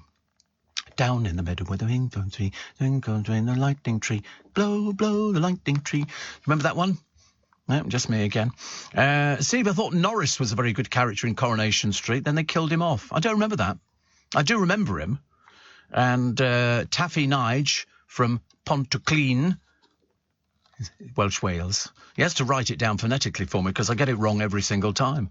He said, just back from staying with a family in Lisnaskia, County Fermanagh. Took you with me for the crack. Great time had by all. Back in South Wales now. Feel a bit lost. Oh. That's a bit disappointing. Why are you feeling lost? Mind you, it's the weekend coming. I don't know, you've probably got rain in Welsh Wales, haven't you? We've got it. No, we haven't got anything here yet, have we? I've got an umbrella. Got my umbrella with me. I'm all ready. I've got my DVD of Downton Abbey and my umbrella with me. I am now... Oh, and lots of masks.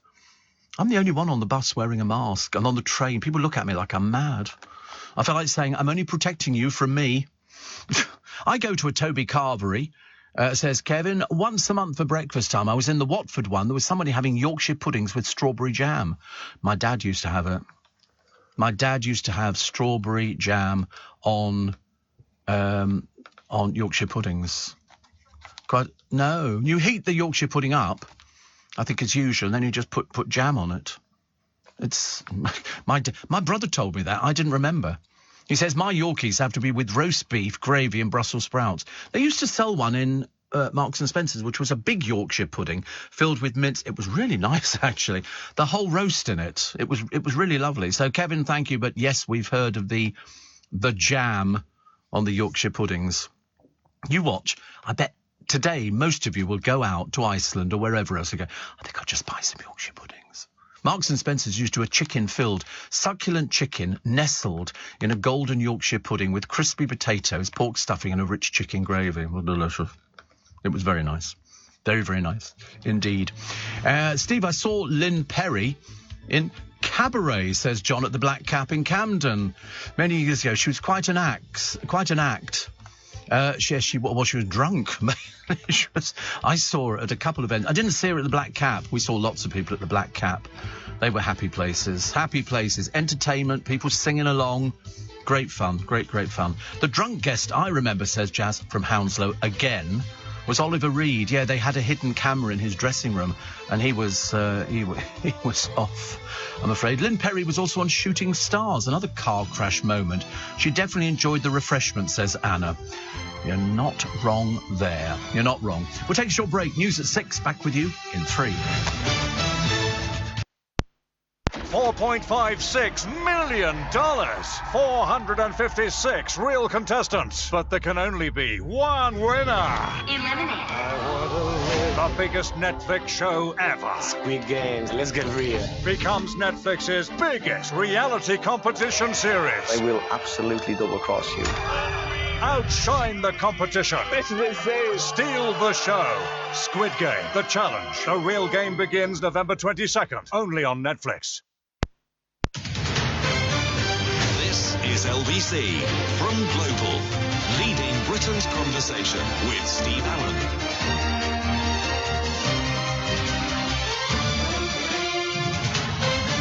Morning, nice to have your company. Welcome to 4 minutes past 6. I know, it's dreadful, isn't it? You think about it, you go, 4 minutes, I can't, but 4 minutes past 6. He's having a laugh, isn't he, really? And we've still got rain, yes. And we'll still have pictures in the paper tomorrow of people in the rain, yes. And we'll have pictures of people and deserted railway stations and, you know, nobody's going anywhere. It's just one of those sort of things, isn't it? I mean, I don't mind the water so much. We've got it in London coming up. Thunderstorms, which is okay. It's only water. Goodness sake, it's not like we're going to sort of, you know, have to suffer too bad. I know certain parts of the country who've had the water, they get the flooding and they get the mud with it. Do you remember that place years and years ago that it was Boscastle, and the flooding that came down the high street, cars were floating down the high street. I've never seen anything like it in my life. So much water had accumulated in the mountains and in the hillside that when it started flooding down, it literally took houses out. Cars were floating down the main street, smashing into everything. It was absolutely frightening. I mean, I was looking at the images of it earlier on, and it was literally they were having to airlift people out because when this water came down, there was tons of it. I mean, you know, it was like a giant flash flood. Caravans, there was so much water. I've never seen anything like it. If you check it out on YouTube, this must have been the most frightening thing. The water was up to the top of people's houses. It wasn't just tiddling around by the front door. It was literally coming down there at such a speed. You have no idea until you see these things, and you just get very frightened. Boscastle was sort of basically decimated. People sitting on the roofs of houses to try and get away from the flood, which was literally a few feet away from them. That's how high it went. People's cars disappeared, you know. God, blimey.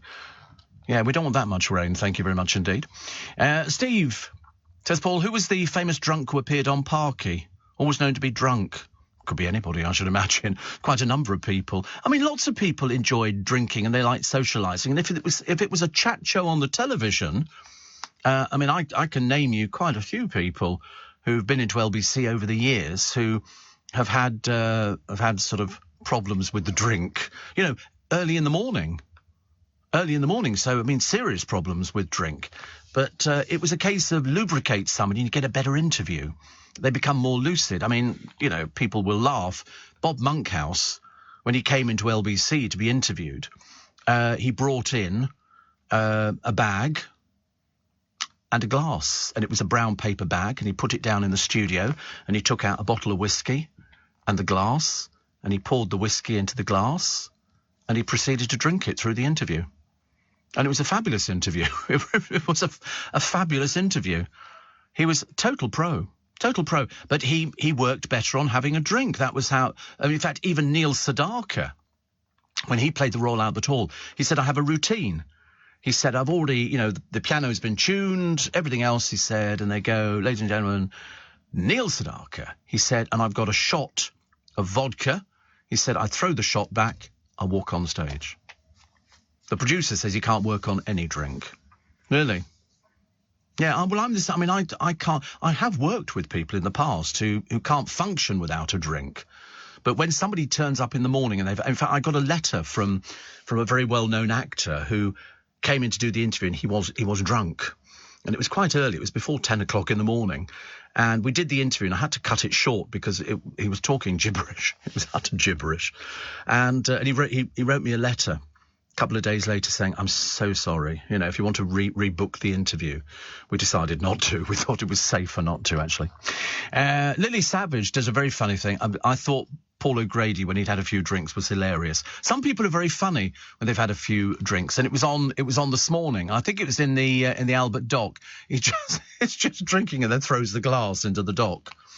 This is early Lily Savage. Early Lily Savage. When you sort of look at it, you can't help but laugh because he couldn't get enough of the booze there. Mind you, Judy was keeping up nicely. She used to love Wine Club, didn't she, on the Friday? You could always tell it was Friday Wine Club. Richard and Judy. Lovely. Steve, apparently, says Kim, Lynn Perry played Mrs. Casper in that movie Kes. She was a formidable dramatic actress. I know, but then something goes wrong with certain people, doesn't it? That they're very, very good, and then all of a sudden maybe the work dries up for a little bit.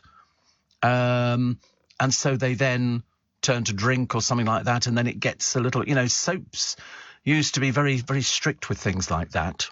And Alison says Malcolm Hebden, who played Norris, wasn't dumped by Corrie following a heart attack.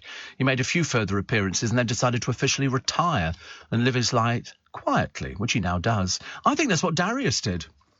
I think Darius was living his life quietly, definitely. I used to sorry, where did that word come from? I became drunk then. I used to make my kids Yorkshire pudding filled with stewed apple, golden syrup and ice cream, says Marilyn. Well, that sounds quite nice. I like the sound of that. Although, to be honest with you, I'm not sure about golden syrup. I'm not sure. So the one thing that I hated at school was steamed puddings. I hated steamed puddings because it would be this sort of thing would arrive looking like a rather smaller Mount Vesuvius. And then they'd pour on this golden syrup over the top. I hated it. I never got into it. My mother never used to make them because I wasn't really interested in it. Steamed puddings. Ugh. I mean, it did look like an exploding volcano. It just didn't interest me in the slightest. And then we used to get this chocolate custard, but golden syrup was everything. Every household had golden syrup. A tin of it. A metal tin. I wouldn't have it. No, I'm not Mary Berry chocolate steamed pudding with chocolate sauce. I'd have a little bit of that. I wouldn't have very much of that because I'm being a good diabetic. Steve, here in Brighton, we had the country's longest-serving Punch and Judy man named Mike Stone. Sadly, no longer with us, says John. Yeah, I mean, they were a familiar sight at the whole country's beaches. If you were at the seaside, there would be a Punch and Judy show. There would always be donkeys on the beach, and there would be a Punch and Judy show, and that's what it was. Everybody's recommending, or not recommending, but telling me it's Oliver Reed who was tiddled. Well, he did drink quite a bit, actually. And Steve, Giles Brandreth, still young, 74. Yes, I mean, he's amazing, Giles. University Challenge. We think Giles Brandreth for the University Challenge. I don't know, actually. I'm not sure about that. Yeah, I don't think he's serious enough, bless his heart. Lisa in Belfast says, I think Oliver Reed was the outstanding drunk on Parky. He turned up drunk on loads of things. And so people used to book him for that. But I think it was Wogan trying to keep control of George Best, who'd sort of staggered onto the set. And it was a wee bit embarrassing. And I think Oliver Reed was also drunk on, I think he did Michael Aspel's programme. And they sort of brought him on, and he just came on, and he was so far gone. It was almost embarrassing. He wanted to love everybody, and he was dancing, and it was a case of, oh, stop it now. But, it was more full then because they had given him booze. I don't think he'd smuggled it in. But that was way back, I think in about 1999 or something like that. But he really was completely off it. The producer must have been ripping his hair out.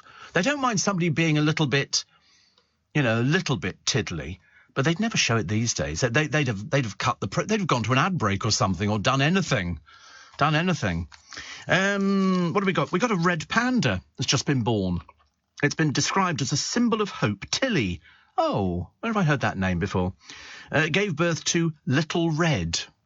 Little Red. At Paradise Wildlife Park in Hertfordshire, a month after its dad died. The zoo's Erin Whitnell said the birth of Little Red creates a beautiful ending for a tragic, heartbreaking story. I quite like red pandas. They don't look like the other pandas, but red. They are a proper panda. They so are. They eat bamboo shoots and everything else like that. They're lovely. Look at them. They're so cute. Bite your hand off, that would. Wouldn't be cuddling that. Cuddle that, you'd never play the guitar again. Seriously. And an RAF veteran, here we go, you'll love this one. This is a typical Steve Allen story. Says, images unearthed from the 1970s show a genuine UFO. Jason Gleaves claims light beams in the shots prove alien activity as they soar over an active volcano in Japan. After analysing the footage, the UFO expert, aren't they all, has concluded that beings from another world are interested in discovering the Earth's natural features, particularly volcanoes. Because when you come from another world, they don't have volcanoes. They've never seen them before. They've probably never seen an American retro sweet shop either. They didn't seem to fly over that. Jason has got a book out. He says, I analysed 6 separate images of this event that occurred over the highlands in Japan. It doesn't look like a conventional aircraft, which is what people dismiss some sightings as. He saw his first UFO when he was 7. He says, I use the filters and invert photographs which bring up detail you wouldn't normally see. He's mad as a broomstick, I'm afraid. Completely mad as a broomstick, OK? Though, he didn't see UFOs when he was very young. Nothing like that at all, OK? It's just in his furtive imagination. I know that, because UFOs don't exist. I'm telling you now, if you can prove that they exist, I'll give you £1 million. £1 million cash. Cash money today. There you go. There's the offer of the century. I'll buy you a Toby Carvery breakfast. There you go, if you can prove UFOs exist. Yeah, Toby Carvery? Yeah, you can have the breakfast. And I tell you what, I'll chuck in a pudding as well. There you go. There's a tempting. The BBC doesn't do adverts, by the way, according to Dawn Neeson's column.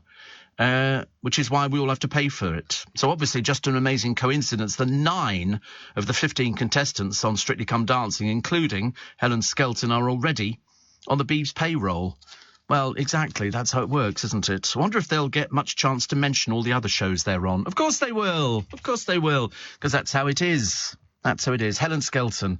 But as I say, it's a very poor lineup of so-called celebrities, I'm afraid. Morning, Gina in Stanwell says, Steve, me and my 4-year-old were out dancing in the rain last night. Why not?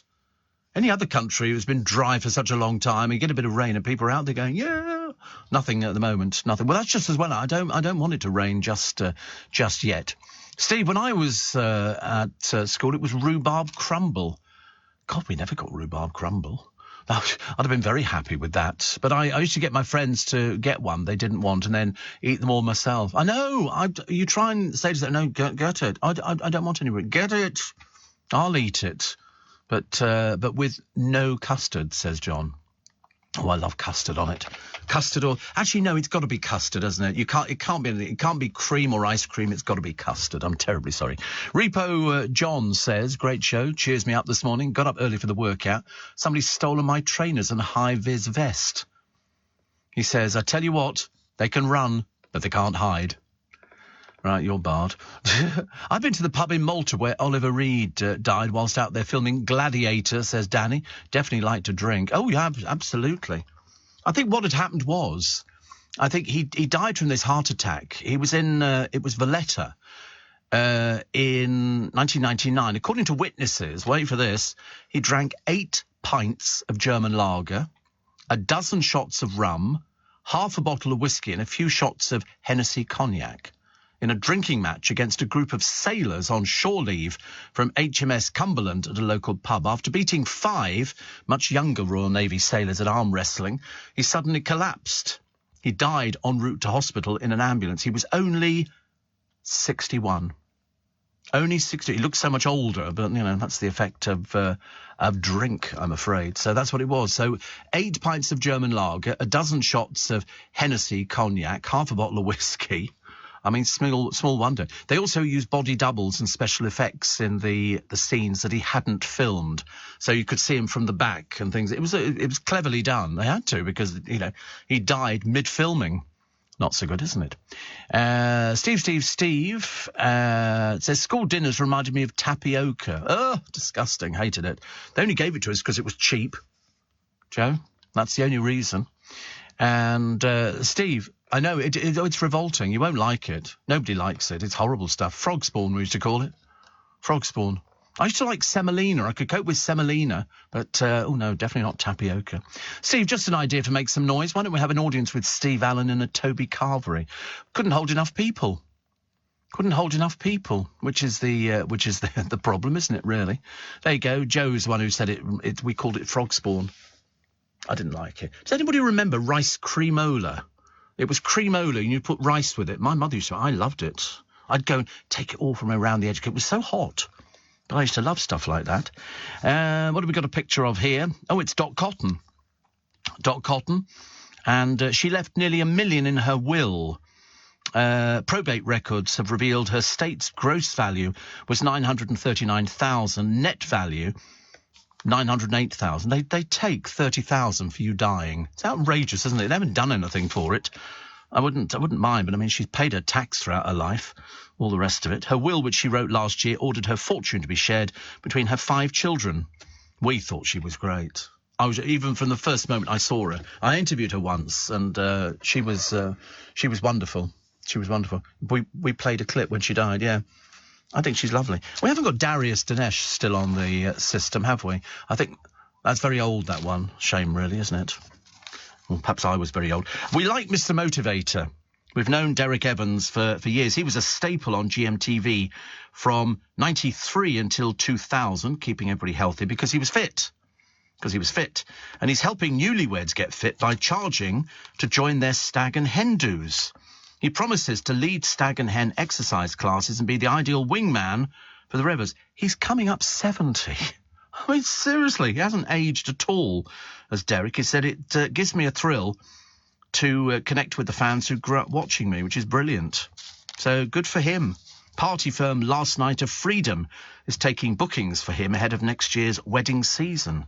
Wow. Everybody's into wedding seasons. My brother's youngest daughter is a wedding photographer, and she's, like, really busy.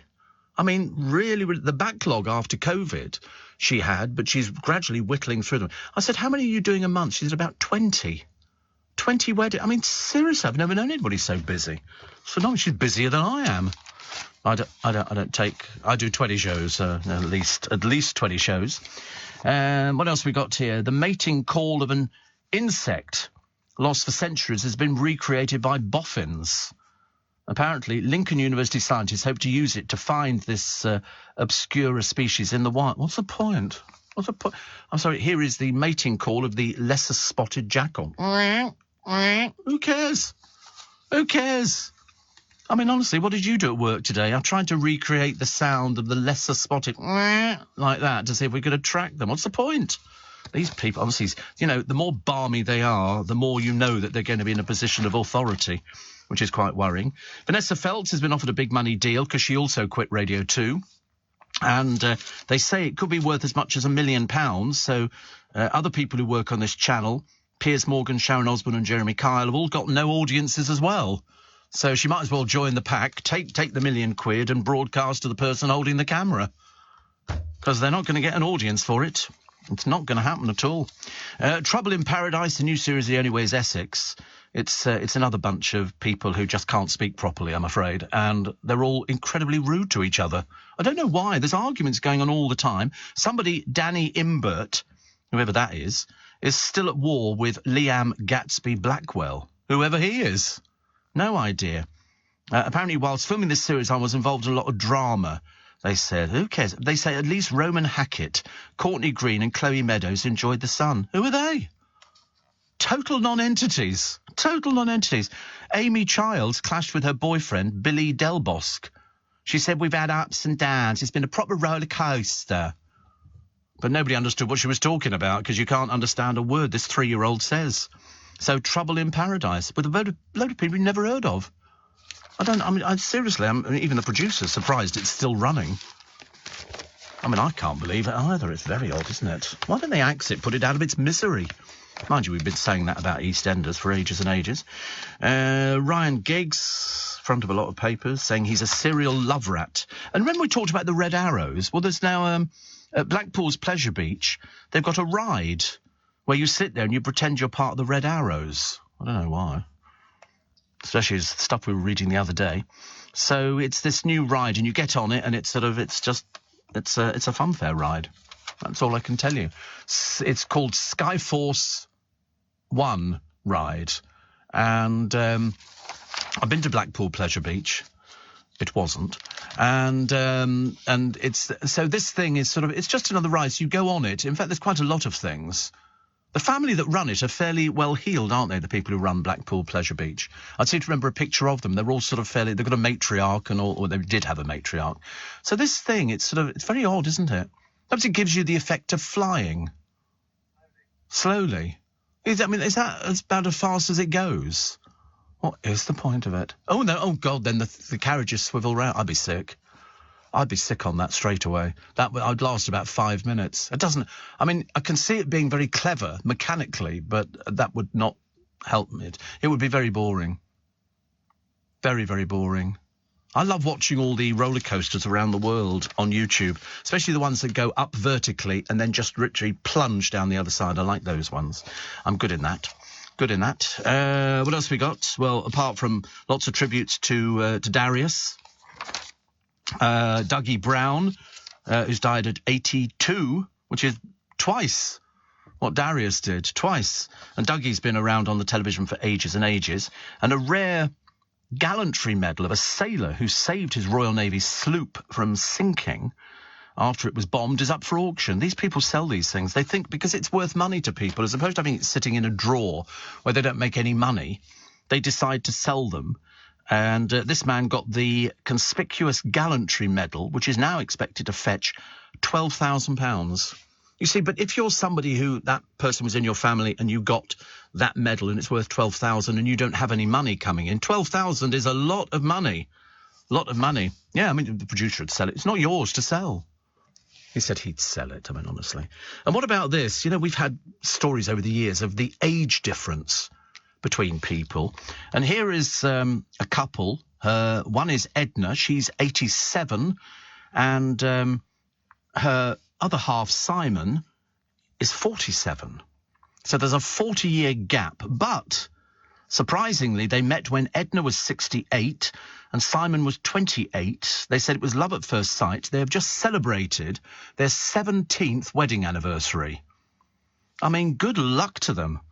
The besotted couple still don't care what strangers think about their age gap and say the locals where they live no longer bat an eyelid. Why would they? Why would they? They're very happy. They've been together for 17 years. In fact, I think it was Simon who said love is love and everybody should ignore what anybody else says. Absolutely. Absolutely. Simon's family took some time to adjust to the age gap, but Edna's family have always been supported, even though her son is 10 years older than Simon. Slightly bizarre, I suppose. I don't know. They credit their marriage with treating each other with affection and going out on adventures every day. Simon's a retired organist. He says, we're very lucky we still enjoy a marvellous physical... I'm going to be sick.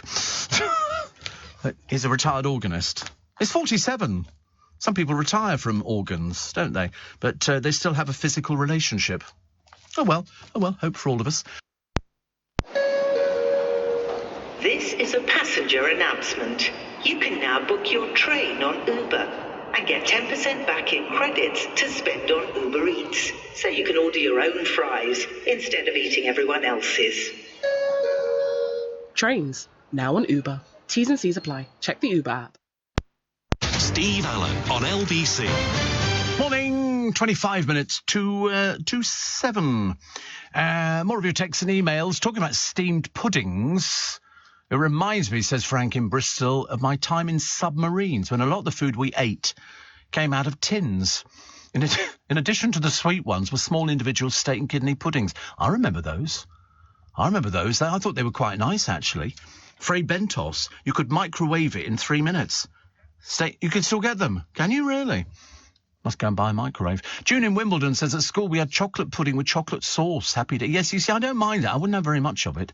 Sean in St Albans says, I never had tapioca at primary school. We had semolina with brown sugar in the middle, which used to melt. Loved it. In later years, they swapped the brown sugar for chocolate drops. Not sure why. You see, again, another favourite pudding, the chocolate sponge with chocolate custard. We used to get pink custard as well. Marilyn says, you mentioned rice cremola, and it took me back to my childhood. It was my favourite pudding. My mother made it with stewed apples, which is probably why I used stewed apples in Yorkshire puddings. My mother used to do baked apples. It was a cheap pudding.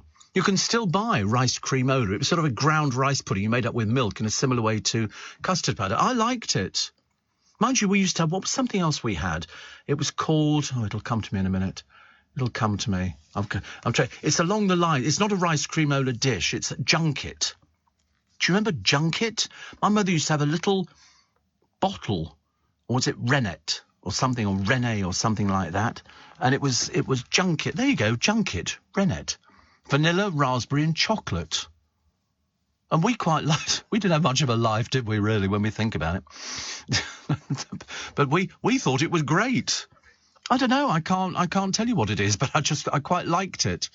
But rennet, it was sort of like a custard type mix.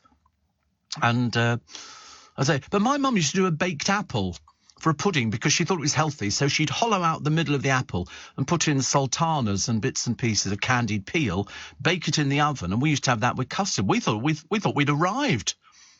We thought it was a classic mum dish, and it was cheap because we had the apples in the garden. We used to have a cooking apple tree, and they used to fall, and so she'd bring them in, and she'd sort of hollow out the middle, and so we had apple, quite a lot of apple. Viv in Suffolk says, we had my mum Phyllis's wake at a Toby Carvery in Enfield when she passed, over 100 friends. It was fantastic. Well, it sounds fantastic. We're looking at the prices. We're very happy with the prices. Very happy. Other stories. It's a career criminal. We found another one, I'm afraid. This is the smirking burglar, a rather silly little waste of space called Carl Finn. Carl Finn racked up 235 offences and spent 20 years in prison, but kept stealing. Well, he obviously liked prison. So he comes out of prison, he steals, he goes back in prison again. In his latest spree, he terrified a pensioner by trying to break into her home twice. Within weeks, he pleaded guilty to 7 burglaries, 2 attempted burglaries and theft from a shop. His solicitor told Teesside Crown Court he had an entrenched drug habit. He's also incredibly stupid. So they've sent him back to prison again for 40 months. But then he's institutionalised. He likes it. He likes it. I mean, imagine breaking into a pensioner's home. There is one particular pensioner who's in the papers today who's got terminal cancer at the age of 83 and got broken into by this person, and she's frightened to go out, frightened to go anywhere at all, which I think is incredibly sad, Papers are sort of dropping hints that Big Brother could be back with us very shortly. The format, I mean, it was dropped 4 years ago, mainly because they ran out of people and it was so boring. So they've decided to resurrect it over at ITV2. I mean, it last aired on Channel 5. And it's got Love Island's bosses behind the new show. We'll have all the hallmarks of the original. Oh, God, how boring. Who are they going to find? Another... So the trouble is, the good thing about Big Brother, when it first started, nobody understood what the premise was. It was hidden cameras. The moment they then discovered where the hidden cameras were, people started playing up to it. And that's why it died. So they're going to try and go back to that, they say. But you can't do that. We've done it. They know what the format is. There's hidden cameras behind the mirrors. They've got it. You'll get people who say, people do things deliberately. Oh, I'm going to be this, I'm going to be that. It's going to be full of fakes. But like Love Island or any of these other reality shows, it gets worse and worse. Absolutely terrible. What else we got? Oh, Katie Piper talking emotionally about her life prior to the acid attack. I like her on Loose Women, actually. I like all the people on Loose Women. I don't have any problem with any of them. Well, I mean, Janet Street Porter can be a bit of a bore, but I mean, she's getting on a bit now, bless her heart. She does her best. She does her best. More than half of over 40s feel anxious about retiring. Of the over 40s getting anxious. The cost of living crisis and the effects of the current economy on investments are behind many people's concerns, alongside worries they've not put enough aside in their pension. Most people don't. Most people don't put enough aside in their pensions. They found that a poll of 1,000 over 40s by asset managers found 16% were kept awake by retirement anxiety, and 13% they said it affected their personal life and relationships. I mean, at least 17% of over 55s have no pension savings. Isn't that, it's weird. The trouble is, though, I speak to people on a daily basis, and I've got friends of mine who literally live hand to mouth. They literally get to the end of the month, they're going, oh, thank goodness it's the end of the month. Thank goodness we're going to get some money in because we're absolutely brassic. And I've said, you wait till these bills start coming in. You think you're brassic now. It was bad enough with the petrol, which seems to be, we're heading in the right direction, but it's not gone low enough. Not gone low enough. Not by a long way. Not by a long way. Thinking of Anne, who was bereft on Saturday. Hope she has many happy memories, says Mandy. Oh, yes. Why do we say brassic? I don't know. I don't know where brassic comes from. I've always said brassic. A bit brassic. It means having no money. It means, so you get to the end of the month and you're brassic. You've got nothing. Diddly squat. I think it's rhyming slang, really. What, Cockney? Cockney rhyming slang, brassic, broke. No? I don't know, actually. I've never heard of it before. I don't know where it came from. Brassic. No, that's boracic. This is brassic, B-R-A-S-S-I-C. They are brassic. Okay. It's Cockney rhyming slang for skint. Penniless. Oh, there you go. You were right. Was that you right or I right? Yeah. It doesn't rhyme with anything, though, does it? Brassic skint. How does that work out? Brassic lint. Brassic lint skint. These Cockneys have got a lot to answer for, ladies and gentlemen. It's ridiculous. Absolutely ridiculous. Liz Truss has attacked the petty EU chiefs for breaking vital research agreement just to punish the UK over Brexit. I'm so bored with this whole thing. I seriously have got to the end of my tether with it. Demi Moore looking very good at the age of 60. I don't know why they say looking good at 60. I mean, 60 is nothing nowadays. Absolutely nothing. They make it sound like it's, you're at the end of your tether or something. Steve, me and our mutual friend, Mr. Milo, says Chris, lovely Danny, do a Toby Carvery frequently. When you head up north next, we'll treat you to an extra large with big Yorkshire pudding and a cream horn. Way! Can't wait. Danny doesn't eat anything. He doesn't eat anything. I mean, he's as thin as anything. Mr. Neil says, Steve, Cockney rhyming slang, brassic lint skint. Thank you. Thank you. I get there eventually. And he sent me a picture the other day of a combine harvester, which they can see through the window. You remember we were talking about down in Thatcham, near Newbury in Berkshire, some bloke was complaining that the combine harvester was pushing out bits and pieces and it was ruining their sort of sitting outside eating. So he stood in front of it with his arms out.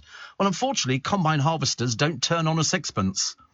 And if somebody's standing there, he's more than likely to get sort of, bailed himself, as they say.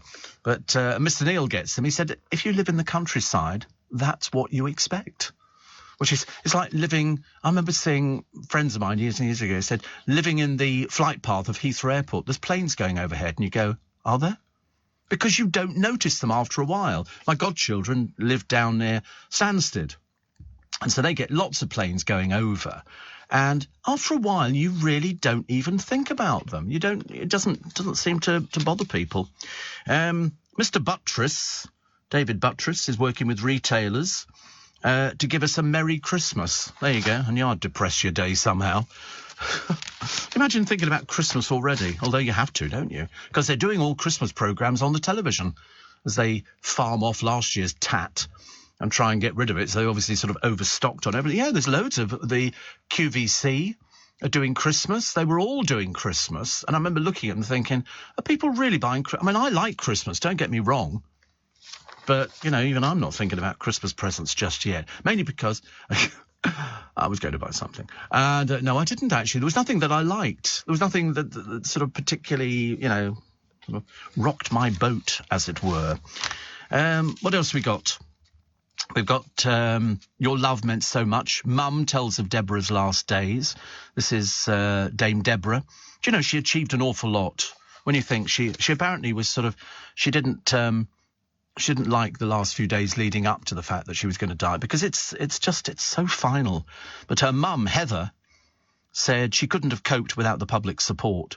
She said, I still find it amazing she had the love of the people out there. Because I think people sympathise, because everybody knows somebody who's died of something. And in fact, these at-home bowel cancer checks will be offered to those aged 58 and over. I ignored it first time round. I ignored it. In fact, I think they sent me 2, and I just went, I don't think so. I don't think so. So I didn't bother. And then somebody said, but you're at that age where you should really check these things. And it suddenly sort of, you know, and you should always check. You should always check. And so I did 2.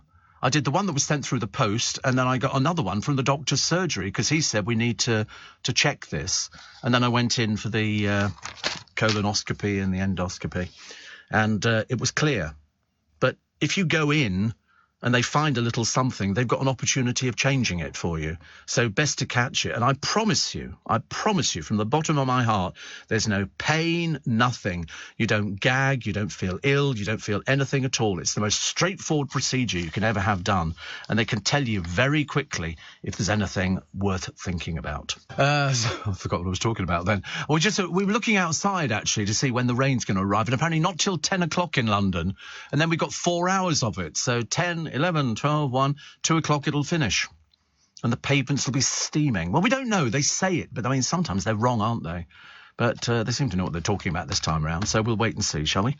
I see that the third wife of Carry On legend Sid James has just died at the age of 93. This is Valerie James, the actress, who passed away on her late husband's birthday on May the 8th. But the family didn't tell anybody. It was only just shared on social media because the relatives needed time to grieve. They were wed for 23 years before Sid died of a heart attack on stage, aged 62. Only 60. See, the trouble with Sid James, he always looked old.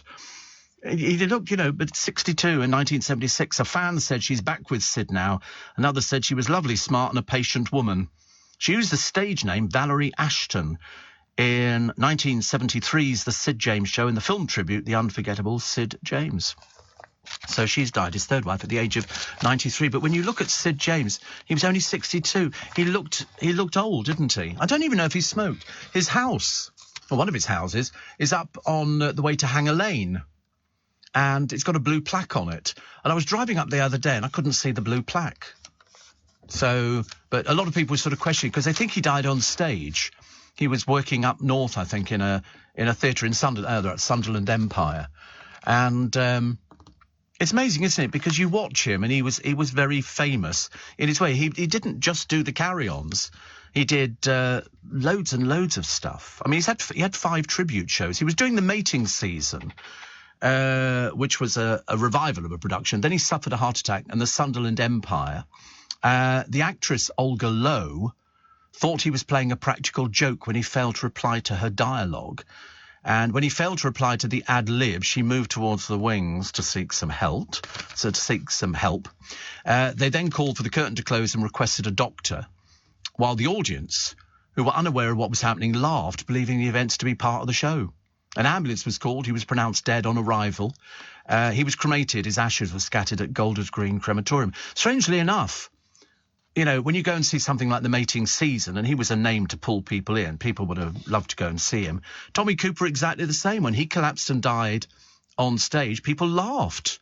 They thought it was on television. It was shown live at Her Majesty's, and people thought it was part of the act. He put this coat on, the girl came over, did it up, and then he just crumpled. And so people sort of thought it. I mean, nobody thought that, you know, anything untoward had happened. Terrible. Daily Mail are talking about the cyclists who may need number plates. I love the way they say they may need them. Either you're going to bring in something or you're not, and of course they're not. They're absolutely not. There is growing belief amongst ministers that riders should abide by the same speed restrictions. Well, I can't wait to see the police enforcing that one. What are they going to do? I've just seen somebody say... Oh, they've gone too fast. You know, it's not going to happen, is it? They think that for enforcement purposes, they will need identifiable markings. And then they should also adhere to the 20 miles an hour speed limit. Well, yeah, right. As I say, I can't wait to see how they're going to enforce it. I don't think it's going to be enforceable at all. Because, I mean, we don't have enough police out there. You see police, they're sitting in cars or they're wandering through Leicester Square with their McDonald's. They don't have time to go to burglaries or anything like that. You don't seriously think they're going to be chasing bicycles, do you? Definitely not. Goodness sake, honestly. Steve, Costco have Christmas trees up, so very exciting. Yes, I told you that the other day because I was in Costco and I was talking to this girl. I said, I love winter. She said, oh, I love the sun. I said, you know, we've got a shop in Twickenham, charity shop, selling Christmas cards. She said, we've got our Christmas stuff coming in. Because you have to, I should imagine over the next couple of weeks they'll be bringing all of it in. If they're advertising on the television, on the QVC channels and all the other ones to buy your sort of Christmas merchandise, what they're trying to do is get you before the bills get you, so that you can spend your money on all these different things. Apparently, according to Nick, boracic lint was a medical application. In rhyming slang, boracic lint, skint. Skint was from being skinned, usually conned from gambling. Yeah. Well, I always used to say that, though. Oh, we're brassic at the end of the month. You know, people living hand to mouth. I can remember, trying to cheat the system and thinking maybe I could sort of, borrow money on the Visa card or something like that. But, of course, that was false economy because it just took you deeper into debt. You know, if ever you borrow money, and they go, right, you can pay it back, and they go, oh, it only costs this much to do it. Then you look at the rates of interest and you start rethinking everything, because otherwise everything's very, very expensive. As inflation hits pensions, record 173,000 return to jobs, which is very interesting, isn't it? And that was despite wage growth at 4.7%, failing to keep pace with the surge. And there's a man here, he's 78, his name's Maurice Taylor. He's 78, he's had 2 jobs since re-entering the workforce. And after retiring 10 years ago from his job in sales, he took up a role at a call centre for taxi and courier firm Addison Lee. So there you go. So obviously people also, if you're old, if you're over 65 and you've retired and you're bored, the best thing to do is to go back to work, because it keeps you active, keeps your brain active, and it means that you can earn a little bit of extra money, which sort of, keeps you going through. That's the only way you can do it, isn't it? I don't understand really why sort of people say, oh, I can't wait to retire. I'm thinking, God, what an absolute nightmare. Why would you want to do that? People like working. Wendy says, look up Rennet. You won't like it. I know. Pete says, I loved Sid James, wonderful actor. Yes, I don't want to look up Rennet. Thank you very much indeed, Joe. Steve, in the olden days, lint was a type of non-stick wound dressing, says Alan. Brassic was a powder the lint was infused with. See, I knew you would all know. People are very knowledgeable. When you look at the price of everything going up, do you know a tin of beans now has gone up to 85 pence? Well, I'm sure I'm getting them cheaper than that. I'm sure there was a 4-pack in Iceland the other day for about £2.50. Something like that. I mean, no, than big-size tins. Yeah, adult size. I do like baked beans occasionally, not all the time. And they've got all these things here. They keep going, Lurpak unsalted butter. That's gone up 29%. Well, buy something else. It's ridiculous. They're saying, oh, people have got to spend all this money. And they keep going on about Lurpak and how expensive it is. And I keep saying, there's loads of other butters out there that are much cheaper. Give up Lurpak. Not as tasty as it ever was. You can go and buy loads of things. Loads of pictures in the paper of Madge's boy. And this is their son, Rocco, who apparently is only 22, but looks about 50. It's actually a gross exaggeration, probably about 43, I think, or something like that. But he's certainly a very old 22. But in fact, she looks like his girlfriend. They've got a picture taken together. It's all very interesting, isn't it? And the less prestigious universities in all the papers today bribing students with cash. I don't know why we keep bribing students with anything at all, actually.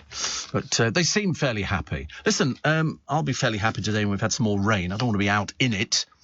That they've said 4 hours of thunderstorms from about 10 o'clock this morning, but take it with a pinch of salt.